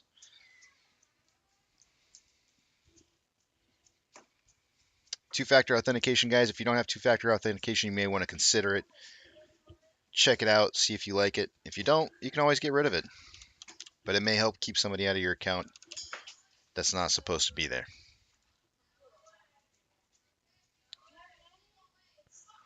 It's getting loud in this house, guys. All right, let's see what we got going on here. Taking you guys over to the other page. I'm not going to be able to see what it is you guys are writing. If you guys see Lowboy show up and he's like, hey, where's Casey at? Just tell him, meet him in the back of the big tramp. Let's see here. Alrighty, starting with off exchange. As of an hour ago, it was 56.54 and EDGX was at 12.94. Currently 57.11 in the off exchange and 12.21 in the EDGX, giving us a total of 69.32%. Nice of most of our off exchange volume. Looking at Ortex data here, an hour ago we had 906,000 shares having been reported as returned. It is now 1.35 million. That's going to have the effect of lowering the estimated short share interest of the free float to 19.5%. Cost of borrow average is at 9.29, max is at 10.49, and min is at 6.56. Shares on loan is 144.45 for the day today, which is 500,000 shares higher than it was yesterday. Taking a look at options, highest amount of volume for call options is currently at holy moly, guys. We had a switch. Go on here. So it was $14.50 an hour ago. It's now 15. At 14.5 an hour ago, we had 15.7 thousand contracts. At that same strike, it's now 21.1. But now the clear winner is $15 strike, and it's all the way up as high as 24.5 thousand contracts. At a $14 put price, there's 8.7 thousand contracts an hour ago. There is now 8.8. So the market's still signaling, or the market is now signaling for a closing price between 14 and 15, whereas an hour ago it was between 14 and 14.50. So something higher than 14.50 may be possible, although not what I was banking on. There is a 3-to-1 in volume for calls versus puts.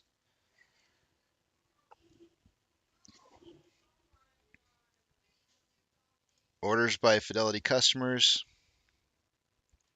GME is currently in 26th with 71% buys and 29% sales, and AMC is in 27th with 64% buys and 36% sales. Trigger price for SSR is $13.12. As far as shares borrowed, nothing new in the last hour. Fees are still at 7.7%. 46.4 thousand contracts are out of the money on the calls versus 9.9 thousand contracts that are in the money. 16.3 thousand contracts are out of the money on the puts versus 6,000 contracts that are in the money. Looks like people closed out their positions today, one way or the other. We had quite a bit of closing of call positions and put positions right there. Oh, no. Nope. Take that back. This is reporting next week's data. It looks like they took off the end reporting. The numbers that I just read off to you is next week's data. I was going to say, because these numbers seem awfully small. That's new. When did they start doing this? All right, well, they're not reporting the end of the day numbers for in the money and out of the money calls and puts.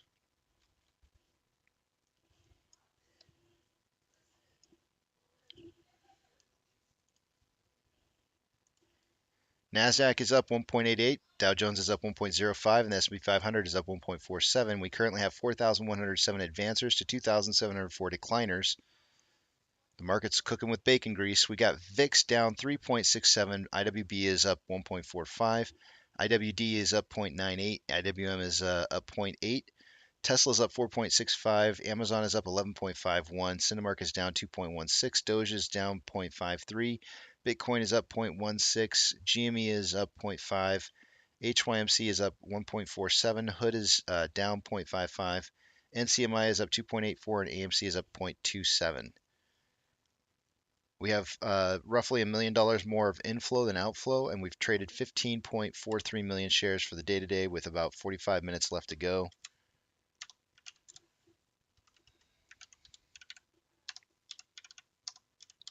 We're on pace for 17.5 million shares traded by the end of the day today. I suggested in pre-market that we would see somewhere between 15 and 35 million. We're going to be sub 20 today. On the weekly, more selling pressure than buying pressure with an RSI of 43.76, which is slightly below average.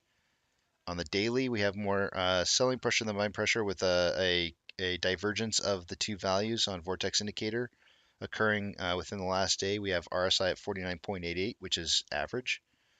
On the hourly, more buying pressure than selling pressure with a divergence of the Vortex Indicator within the last 2 hours. RSI at 53.99, which is slightly above average. On a 30-minute interval, more selling pressure than buying pressure. Several crossovers here on the Vortex Indicator. Currently more selling pressure than buying pressure with an RSI of 56.46, which is slightly above average. And on a 5-minute interval, equal amounts of buying and selling pressure with an RSI of 52.89, which is that's pretty much average.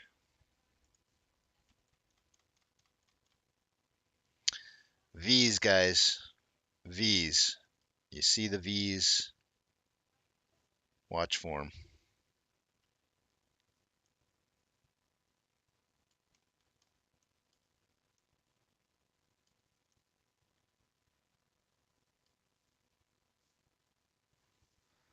A lot more volatility in the last hour.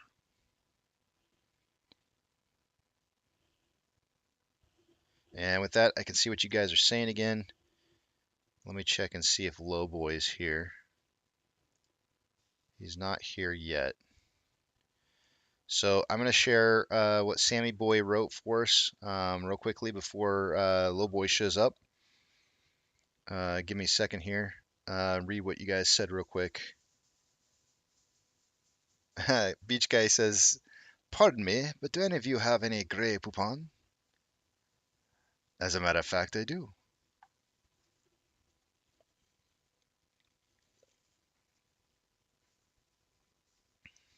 I just had honey mustard on 13 bag of chicken nuggets.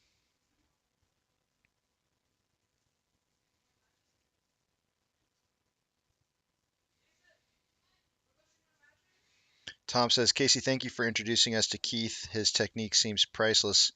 Is there a way to post a space call from Twitter onto your channel after it's complete, just for us that do not have Twitter?" We can look into that. Cumulative totals is trending apparently, according to Danny.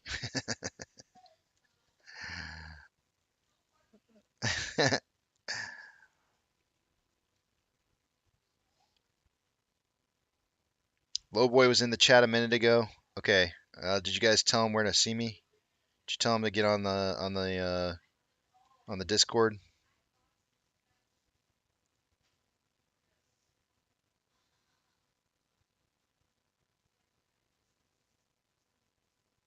Oh, thank you, Captain Awesome. We'll have to check it out.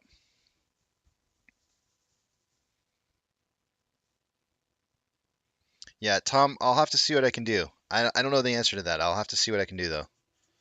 I can talk to Keith about whether or not he'll record or not. I mean, it does sound like he doesn't really want to record it to just kind of put it out there for anyone. So it sounds like it's kind of one of those things he wants to just kind of make available. Lowboy, click on the voice channels. Uh-oh. Is he in the general chat? What's he doing?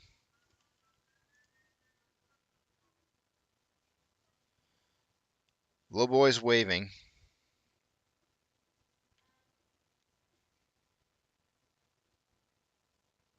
Little boy's writing a message. I'll just. Oh, I can't drag him. Can I drag him? Hold on a second. I will.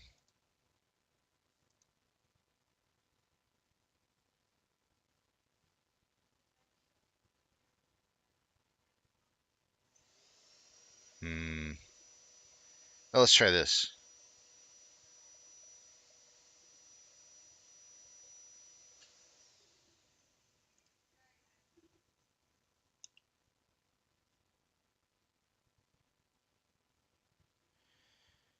Let's see. If Little boy, if you're watching the channel right now, if you scroll down on the left-hand side of the page, if you're on your phone, it might be a little more difficult, but you'd have to like swipe left and then look for the voice channel. Ah, we're friends now. Now I can just call you. There we go. That works. Now I can just call him.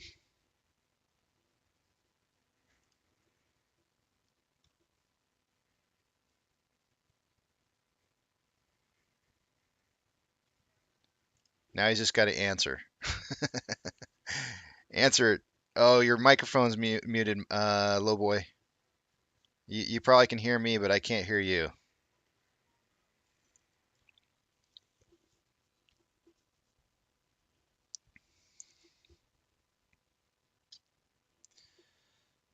If you go to if you look on the lower left-hand side of your screen, you're going to see a user settings. You want to click on user settings, potentially go to voice and video, and then perhaps change your input or output device that you have listed for that. Oh, it doesn't look like you're muted anymore. Now you can try talking. Let's see. Hello? Testing.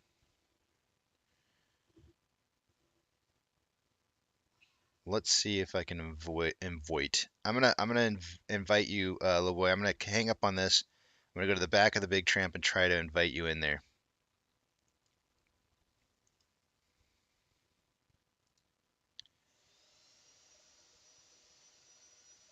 Pantheon, how's it going, sir?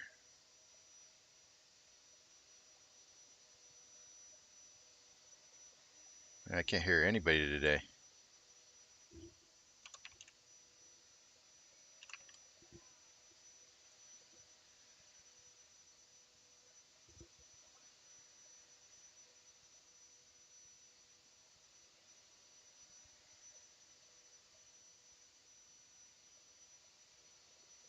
Oh, wait. Don't, no, not that one.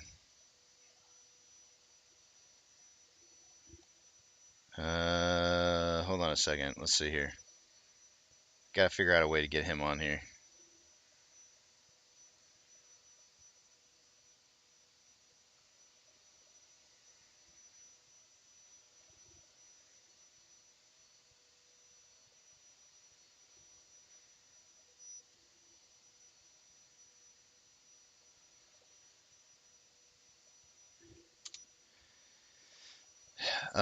Hopefully, little boy, if you can just click on that join voice, maybe that'll take you in there. It does look like he doesn't have, I just sent you an invite. Hopefully you can get in.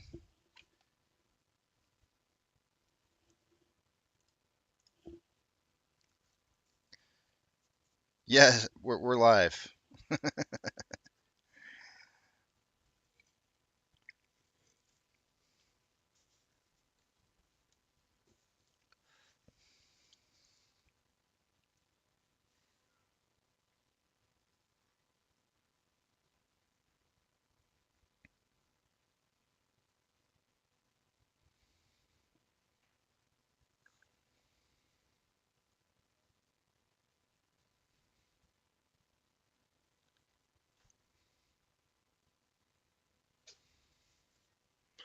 Hey, Beach Guy, are you sick right now? Do you have the vid? Do you have the Rona? I think I might have heard somebody say something about they hope you feel better or something like that. Let me know if you have the Rona. If you do, I got some things to say to you. Monkeypox. Do you have monkeypox? What's going on here? Hello? Yes, hello? KC? Yes, sir. Low boy, how's it going?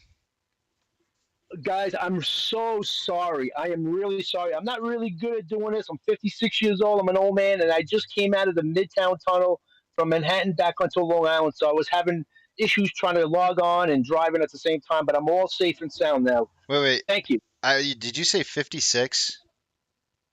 I am 56 years. Actually, I'm 56 and a half years old. Yes, I'm an old guy. To me, honestly, like, I mean, your voice and your energy and everything sounds like you're like maybe mid 30s. Maybe. I really appreciate that. No, I'm an older guy. No, I'm a family guy. I got 3 older kids, and I love everything that's going on. And first of all, Casey, before we even get started, I got to say thank you for everything you do. I just hate that you're an hour behind me because I got to wait that extra hour in the morning before you get on. So I listen to you all day long. I may not be able to join in on the chats as much because I'm in and out, and I can't keep up with you guys. You guys are great. I listen to everything you say. I've learned a lot. Pantheon, if you on, I love you too. I look forward to when I go to work 4 o'clock in the morning, and you just ending your show. I appreciate everything you do as well. And here I am, and man, I'm happy to be on. I love all you guys, and I do got a quick story for you guys. Real quick, going back a couple of weeks ago when Elvis was being played, and my wife and I. Now, Elvis is a little bit before my time. I might be 56, but Elvis was a little bit before my time. And of course, I loved his music growing up, but I wasn't that much into him. But he was there, and he was great. So my wife and I wanted to go see this movie, and I think it was probably the weekend after that it came out. And here, fortunately, I'm from Long Island, New York, and fortunately for me, we have 11 AMC theaters within a 30-mile radius. We have an 11. Uh-oh. I lost you. We lost you. Yep, I'm here. We lost you at 11 theaters. You had 11 theaters. You still hear me? Yeah, I hear you perfect now. Oh, okay. So, so we have about 30, we have about 11, 12 AMC theaters within a 30-mile radius. So the one that we frequent mostly is Levittown. Levittown is beautiful. It has everything. It's got everything is updated, beautiful, it's large, nice. We go there all the time. But for that weekend, we couldn't get in. And the next go-to one will be Huntington, New York. And that one was also sold out. So I said, oh boy, where we're going to go? And I'm looking at different movie theaters, and I came across Westbury. Now, Westbury is not too far away from where I live, but it's really congested. It's got many stores, and AMC is like plopped right in the middle, but it has all these high-end stores and malls. It has these big apartment complexes surrounding it. So it was kind of like you want to try to avoid that area. But when we looked into it, it saw like we had a lot of seats available. I'm like, you know what? Let's just go to Westbury. My wife and I would go to Westbury. And I went into the wrong entrance. And as I'm coming around the side of AMC, I'm like, wait a minute, what's going on over there? Because I see all these people, especially kids, in suits. I'm thinking, what do they have, like a prom, and they go into a movie theater afterwards? So little did I know, they were all going for the Minions at the time. And let me tell you something, it was loaded. I couldn't believe it. Even adults were dressed in suits. So it was great to see all that. And so my wife and I were walking into the theater, and the first thing I noticed, I'm like, wait a minute, this one seems to be a little bit dated. Like, it looked like it could have used some love. And I said, wow. I tell you what, I told my wife, I said, you know what?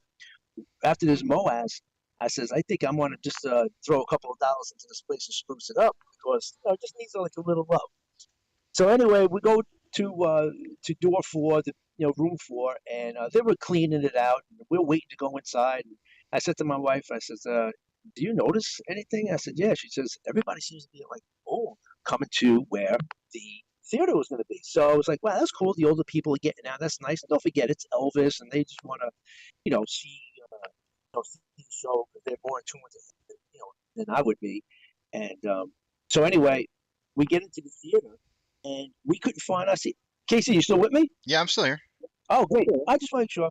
So anyway, when you see the markers for the rows, we couldn't see the markers. We're like, where's the markers? How do we know where we're going to sit down? So anyway, we wound up asking some other people that were already sitting down. They said, yeah, we had a hard time. We don't know where the markers are. So well, how is that possible, son? So we're looking around, and I noticed that they had the letters sewn into the carpet. So it's in the middle of the carpet. There's really no light. The seats inside this theater was basically like the old-fashioned theaters that we've grown up with, just regular cushions, seats, no, roll back, not the grandfather seats that's in all the other theaters.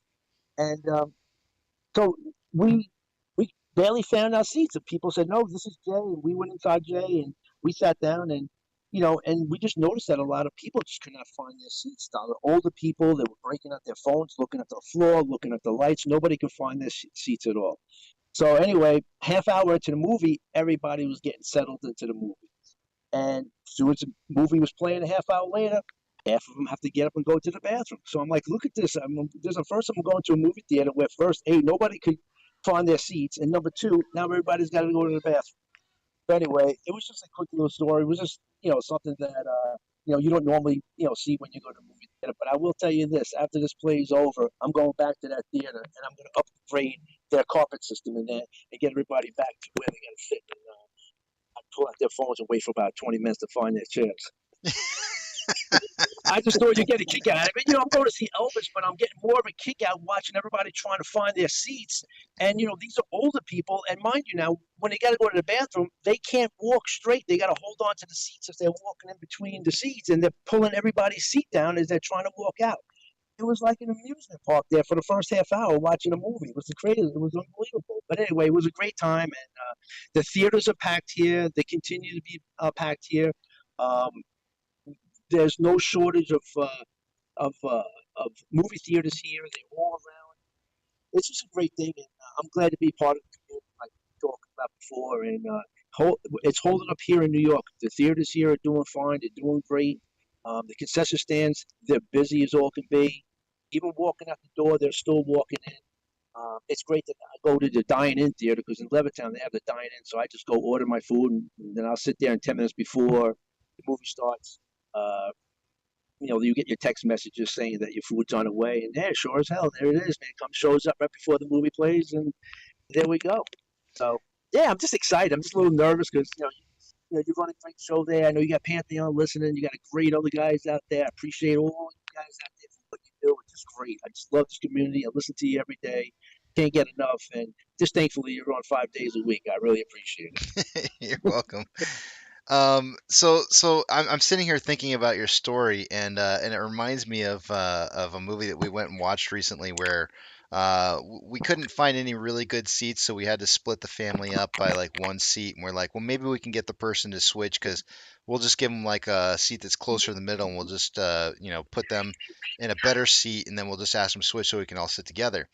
So we go in there and we sit down, and we're in our seats, and the person that was supposed to show up never shows, or at least we didn't think they were showing. Well, and this is for Top Gun, right? And then like I want to say like 5 minutes into the movie, I'm talking like legit 5 minutes into the movie, some attendant comes walking up to us and says, "Can I see your movie tickets?" And I was like, sure. So I show him, and he's like, "You guys are in the wrong seats."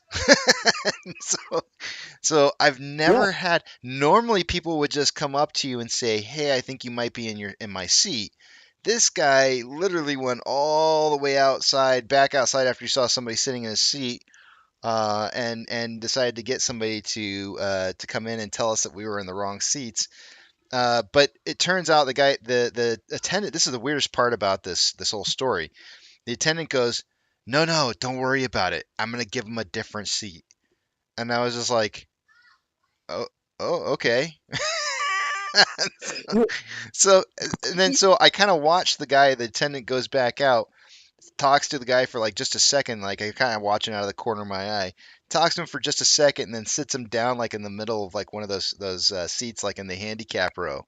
Apparently one of those handicap seats might have been open, and so the guy legit got a better seat out of the whole deal. But I thought it was kind of one of those funny things where I was just kind of like, Actually, the attendant, in my opinion, that was a great. I mean, they're probably not going to sell the seat after the movie's already started, and if it's already empty, just throw a guy in the handicap seat that's got a nice spot. It's a great way to handle it. The people who have the family that's got 5 people in there doesn't have to get split up or anything, and then no harm, no foul, and everybody's happy, right?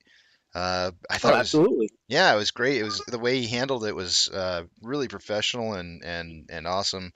And in the end, everybody was happy. I've never had somebody in New York. In your opinion, if you had done something like I had just said, how would a New Yorker handle that? Would they go out and talk to the attendant, or would there be a confrontation? Would they say Mm, something? No, I think because after all this time, the way the movie theaters changed the seating arrangements, where they just make it really convenient, like going on a plane, you pick your chairs out, that's where you are. And most people now today, they do understand it. I'll be honest with you, going back many years ago, when I went to a theater, I actually got asked to move out of my seat because I was in the wrong seat, and I just didn't understand what the guy was saying. He goes, you were in my seat. I'm like, well, how can I be in your seat? I sat here first. The guy goes, no, no, you don't understand. Like I picked this seat out. I'm like, what do you mean you picked this seat out? He goes, look, dude, not for nothing. I picked G, and this is the number, and this is G, and you're sitting in my seat.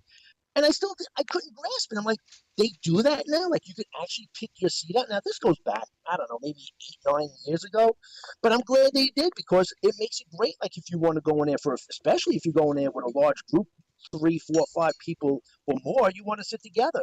And here in New York, I'm going to say for most moviegoers, I think there'd be more like courtesy. I'll be honest with you, with the Elvis show when I went through, I don't think anybody sat where they were supposed to sit. Only because by the time they found their seats, it was like, hey, shut up, sit down, and just watch the movie because you're already half hour into it. But I think for the most case, I think we're okay here in New York as far as the movie. Because when you go to the movies, it's kind of like it's a nice thing to go. You like going to the movies. You look forward to going to the movies. Whether you do dinner before or after, you go to the concession stand. It's like a whole deal. And then you're sitting there and you're watching the first half hour of all the pre-shows. So going to a movie theater, it's like the greatest thing. I love it. And I'm 56, and I've been going to movie theaters for many, many years. I love it. I just hope it just continues. And I'm definitely going to be a supporter after the fact. And I'll tell you what, I'm going to be a supporter going back to Westbury, paying some carpets there. That's for sure for the people over there.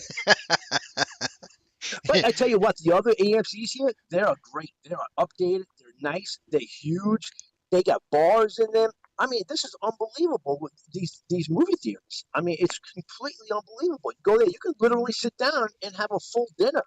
They sell burgers, they sell chicken wings, they sell quesadillas, pizzas, big giant burgers. Wait, wait, wait, They wait, serve wait, wait, meals. wait, wait. I have to stop you, man. I gotta stop. What are they? What kind of Mexican food was that again? Like a quesadilla. Am I saying it right?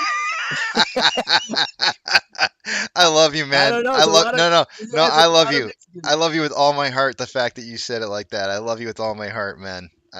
You keep saying it the way What is you that? The say it. New York Don't accent? you? Don't you The ever? quesadilla? Don't you ever change the way you say that. You just keep on saying it that way all the time because I love it. I think it's awesome. Okay. Okay. Cool. That's a New York accent. Quesadilla. Yeah. Quesadilla. I think that's what it is. I love you, man. I love you. No Hey, homo. Casey, it's like when you say bark. It's like when you say bark. I'm like, bark? What? Bark of a tree? A dog bark? No, you're like the bark of the barbecue that comes off some of your barbecues down there. That's, I don't know, like burns your mouth or something like that. So I learned something from you as well.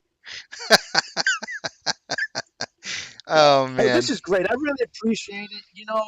Like I said, I'm a little nervous, but I love talking to you because, boy, you're great. You're very easy. I've learned so much from you, Casey. You're such a big addition to this community. You're hands on. You're every day. I do feel bad about your refrigerator. I wish I could just send you one of my extras I got sitting in the garage there with all the extra food I got sitting there. But I appreciate everything you do. You're smart. You bring a lot of information to this community, and I can't thank you enough on behalf of everybody else. Thank you. And Pantheon, if you're out there as well, thank you too. You guys are great. Everybody. Tony, everybody. Boss, great. Great group of people here. I love it all. This is great. And you know what? We just sit back and we wait. You know, I'm a weekly buyer. I got into this play a little bit late, but you know what? I've been averaging down all the time, and I'm in a comfortable spot. I'm just a little bit underwater right now, but I got a shitload of shares, and I'm just hanging tight. I got nowhere to go. I'll wait. Our day will come, and then we'll be paid. We'll be paid when the day comes. But hey, Keith, great guy to have on. I'll tune into him real quick on Monday, see what he's got to say, because I thought he was really good. I couldn't understand at first what he was getting at, but as more and more was going on, it was getting more to understand what was happening and everything. It's great to bring everything together as far as like everybody's thoughts and what their feelings might be, and just keeping everybody alive and keeping us pumped up and just keeping us going. Because listen, we're here for the long thing. Nobody's going nowhere. I'm not going nowhere. I'm here to the very bitter end. And if it goes to zero, then you know what? Then that's it. Everybody, then just everybody, just hang tight. Our day will come, Casey. Everybody, Hey, low boy, I hope for you. and I hope for you, and I hope for you, Thank you and for I hope coming for on, man. everybody. To be honest with you, like this is I love when you come on here because every single time it re-energizes me and makes me want to just be like I want to be full of more energy. I want to know how do I Well, get this New Yorker energy because I got to get some. And you know what? And not only that, and Casey, I gotta appreciate, because while I was talking to you, I really appreciate you looking into my eyes the whole time. I'm glad you looked into my eyes the whole time and didn't turn your head away. You have no idea what I'm wearing on my feet right now. I'm wearing sneakers, work boots. What am I wearing on my feet? You were looking at me in the eye the whole time, Casey. I appreciate that the whole time. All right, guys. Thank you very much. Thank God it's Friday. We'll come back and get it again on Monday. I'm holding you strong here in New York, and we'll be fine. And everybody have a great weekend, and we'll catch back up on the next time around. And I'll be a little bit better and faster on getting onto this Discord thing here, because you're the only one that I talk to on Discord. It's difficult for me to try to sign on and figure my way through, but I'll learn and get better as time goes on. Hey, little boy, don't have a good weekend. Have a great weekend, man. Have a great weekend. Take care, everybody. Hey, Casey, thanks again. Have a good weekend. Take care. You- Guys, that was low boy. I want to get that energy. He's like 10 years my senior. 10 years my senior. I want that energy. I want that kind of energy when I'm 56 years old, man. I can just hope. I can hope. Maybe.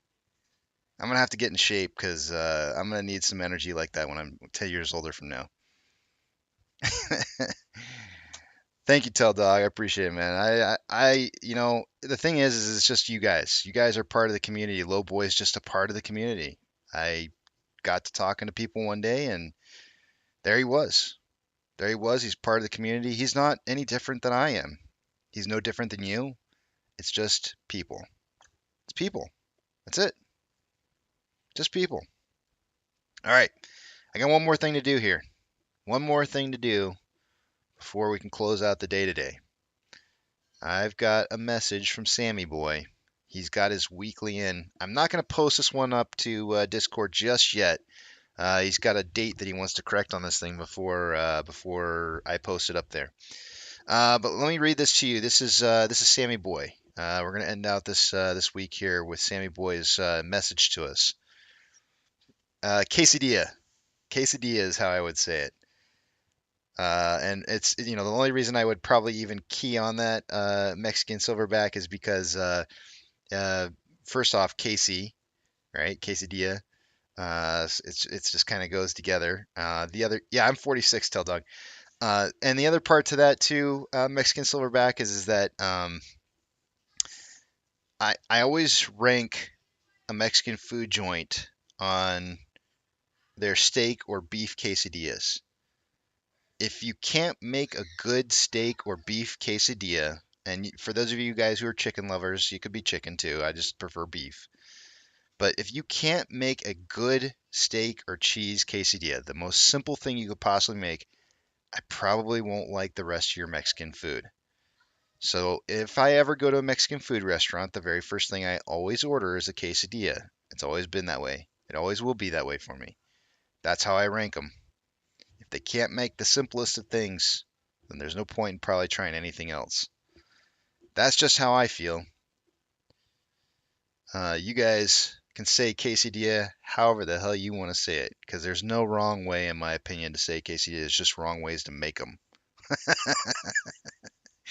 Man.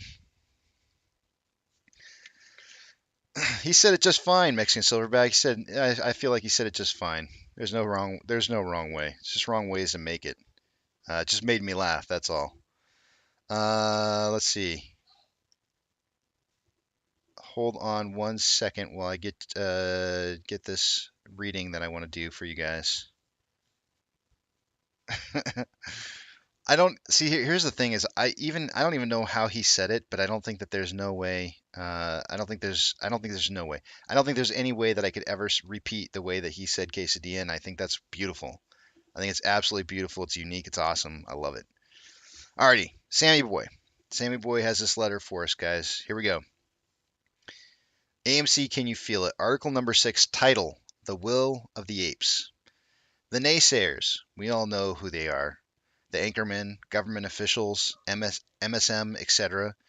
Those who besmirch the apes. We are all familiar with their trash talk. Yet has anyone noticed, as individuals, they lack integrity? Instinct is not instinct whenever I see these TV personalities. I cannot help but analyze their body language. My senses tell me that this man or woman has no honor. They know nothing beyond self, having no qualms taking bribes to protect the financial elite. Why should they care about the masses when there's money to be made? I look at them and I see Judas, no honor, no morality, no backbone. Psychophants, sorry. It's a big word. On the contrary, whenever I see someone endorsing the apes, my senses tell me, here is a man or a woman with a strong moral compass. They are pursuers of the truth. Now I realize as an ape I am biased. However, it was due to my instincts that led me and kept me in this play. I feel compelled by a moral obligation to continue to buy and hold. This is a war of good versus evil. The only thing necessary for the triumph of evil is for good men to do nothing. Edmund Burke. It was a quote. Fellow apes, I believe deep down we sing the same tune. If you're anything like me, the following will resonate. All my life I've been sick of corruption, distortion, and greed. I've seen illegal wars justified by lying governments backed by mainstream media who happily promulgate their lies. The same corruption and distortion runs through the veins of our financial markets. Buying and holding AMC is my way of opposing these nefarious forces. MOASS is the purge and cleansing of our starved markets that our starved markets require. On Wall Street, money talks. Protests mean nothing. I buy and hold out of hatred for injustice. This is my moral obligation and will. Trust your instincts. This is financial war of principle. We are the push that makes them move. AMC to the moon. I will post that up to the Discord later when he gets the corrections in there that he wanted to make before I post it. That was from Sammy Boy. I think it's awesome. Pantheon says, interesting, Wolfgang Puck tests new chefs by having them make an omelet. I mean, if you can't make a good omelet, what kind of chef are you? I agree.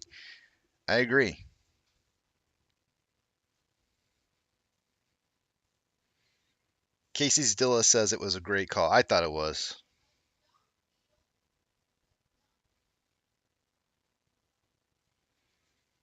Francis says, did you discuss the IEX judgment against Citadel, which will prevent the algos front running on the IEX? I did not discuss that. I know there's been a lot of other people who've already discussed that already. I think it's great. It's awesome that we won that. I think it was a big win on our part. I didn't really discuss it, though. I just read about it earlier this morning when I was on break.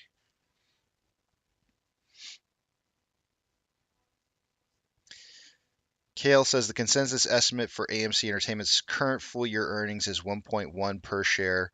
Barrington Research also issued estimates for AMC Entertainment Q3 2022 earnings at 0.23.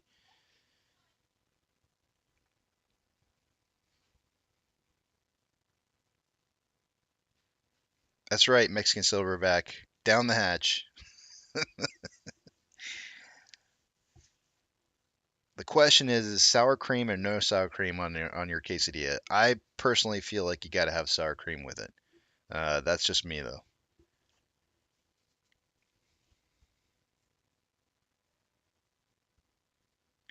Lowboy, Danny. That was the same person right there. That was Lowboy.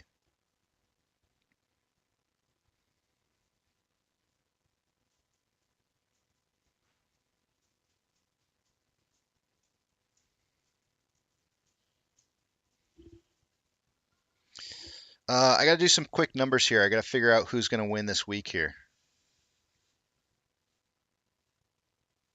Pantheon says, if anyone's not clear how the IEX works, I discussed it last night. Not the court ruling, the way IEX works. Pantheon, I didn't get a chance to watch your. I was on, but I didn't get a chance to watch the whole thing. And then people told me that at the end you shouted me out. I'm gonna go back and watch it later. I hope you stick around here just a few more minutes. By the way, Pantheon, I was supposed to mention to you earlier this morning. I saw an article about, and this isn't AMC related, but it's AMC, the movie network or the TV network, AMC Plus. Son of a gun. They've got a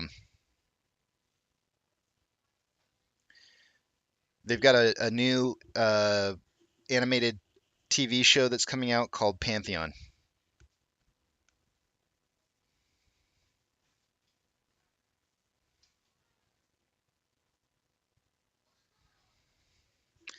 Which is kind of cool. I don't know what it's going to be about. I didn't really do any research into it at all, but I thought it was kind of ironic. I was looking at the news this morning. I typed in AMC for the news, and that popped up on there. I wonder if I can still find the link here. Hold on a second.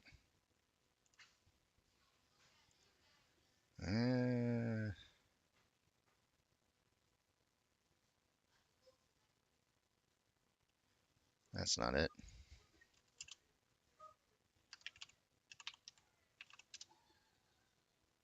Here we go. I'll link you the article. This is of course not AMC, our AMC, but it showed up.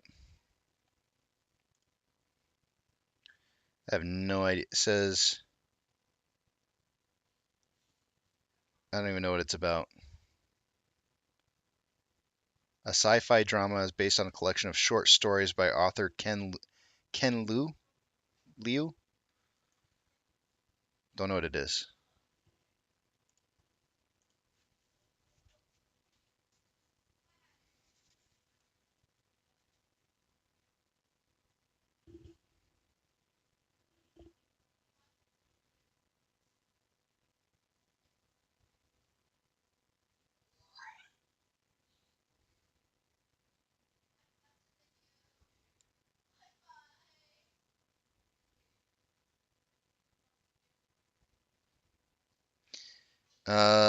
Myself, no.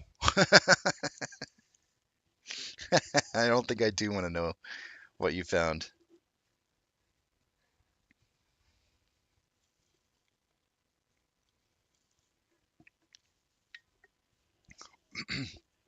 I got just excuse me. Hold on. I had just a few minutes left here to down this beer. I tried to chug that last chug pretty quickly there. Man, it's sad when it takes you an hour to drink a beer. That's rough, man. This should have been gone like a half hour ago. Tell Dog says that's some hot cotch.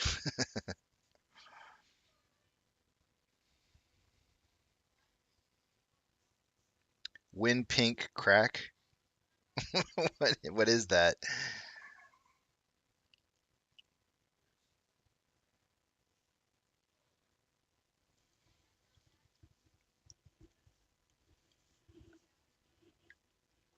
Okay, the beer's gone.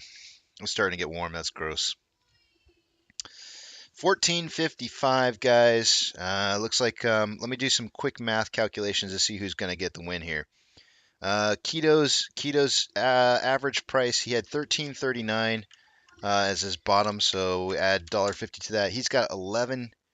Is that right? 11.89. No, that's not right. What am I should have done a plus. Why did I do minus? 13.39 plus $1.50.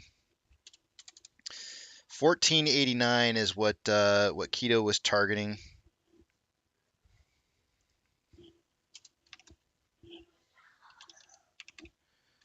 Eric was targeting 1350 to 1650.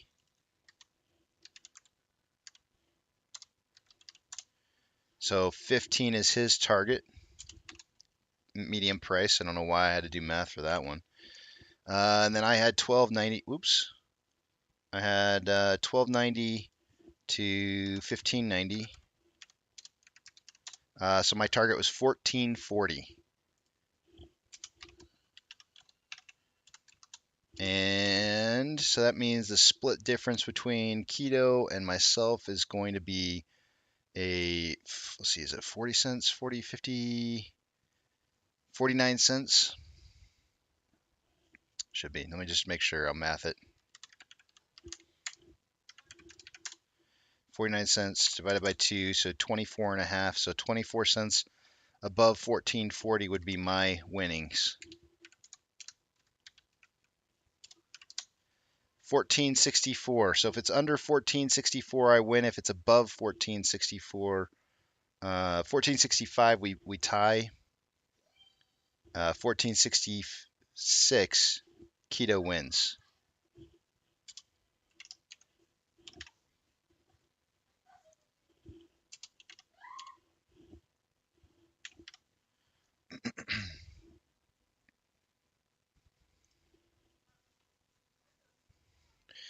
I missed it. What did Pantheon say?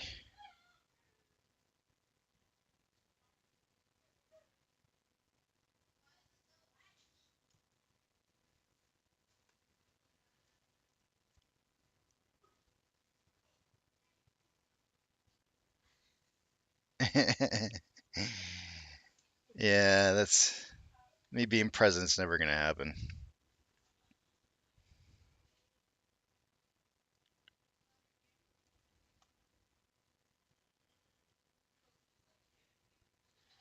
Derek says anything over 1450 and we all win. Let's hope for it. Let me just pull that up here real quick and see on the options if that's really the case. Sometimes people don't realize that there's actually more puts that would be in the money, which could technically be bought. So let me just check and verify that at 1450 that's accurate. I see about 29,000 contracts for 1450 on the calls. And on the put side, yeah, anything above, that's correct. That is correct. 11, 14, yep. So 15 more thousand contracts will be in the money at 1450 and above.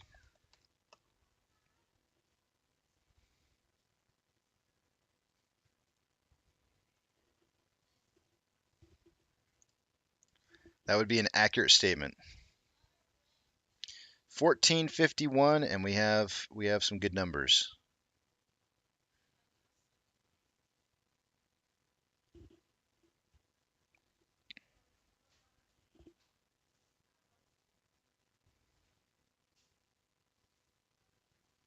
Dr. Zena says Shaw's first act as president would be to declare National Hog Koch Day.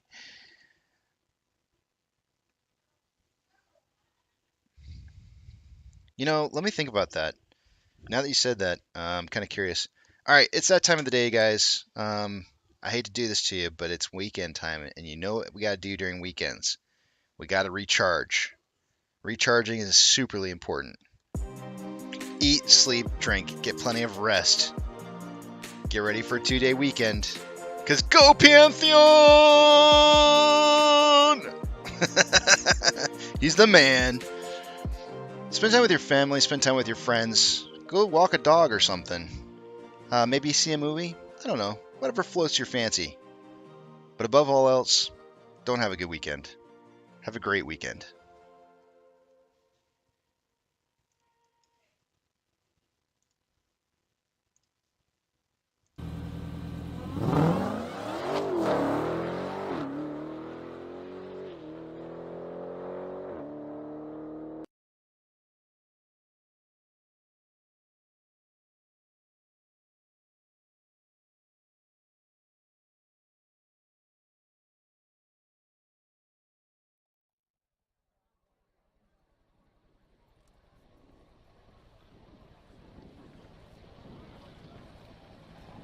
T-minus 90 seconds and counting. All systems are go. We're about 90 seconds from the launch of Space Shuttle Discovery.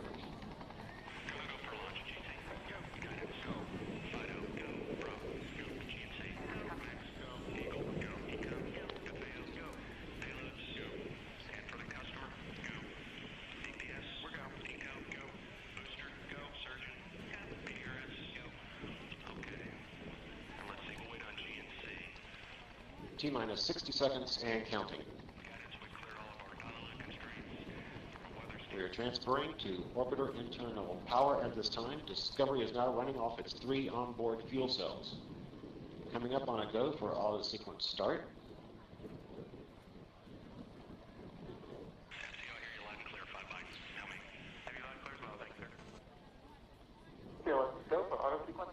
And we have a go for auto sequence start. Discovery's onboard computers have primary control of all the vehicle's critical functions. T-minus 17 seconds and counting. 15, 12, 11, 10, 9, 8, 7, 6, 5, start, 2, 1, boost ignition, and liftoff of the Space Shuttle Discovery, returning to the space station, paving the way for future missions beyond.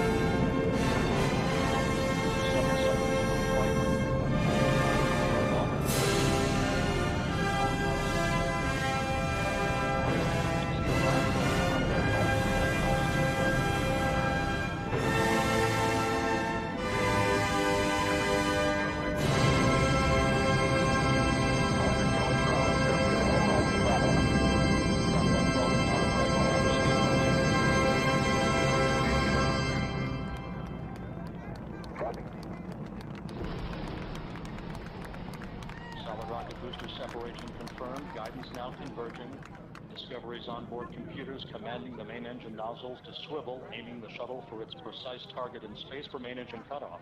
Should have a good forward leg now and okay, you sound good.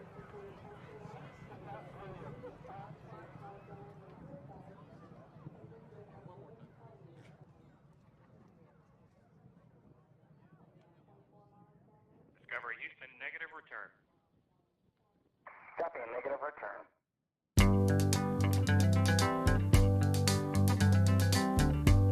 We're caught in a trap. I can't walk out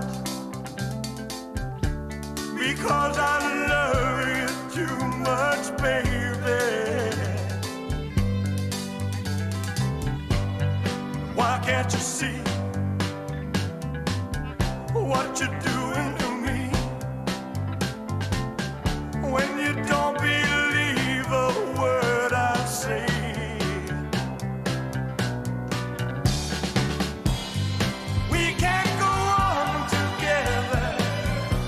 Suspicious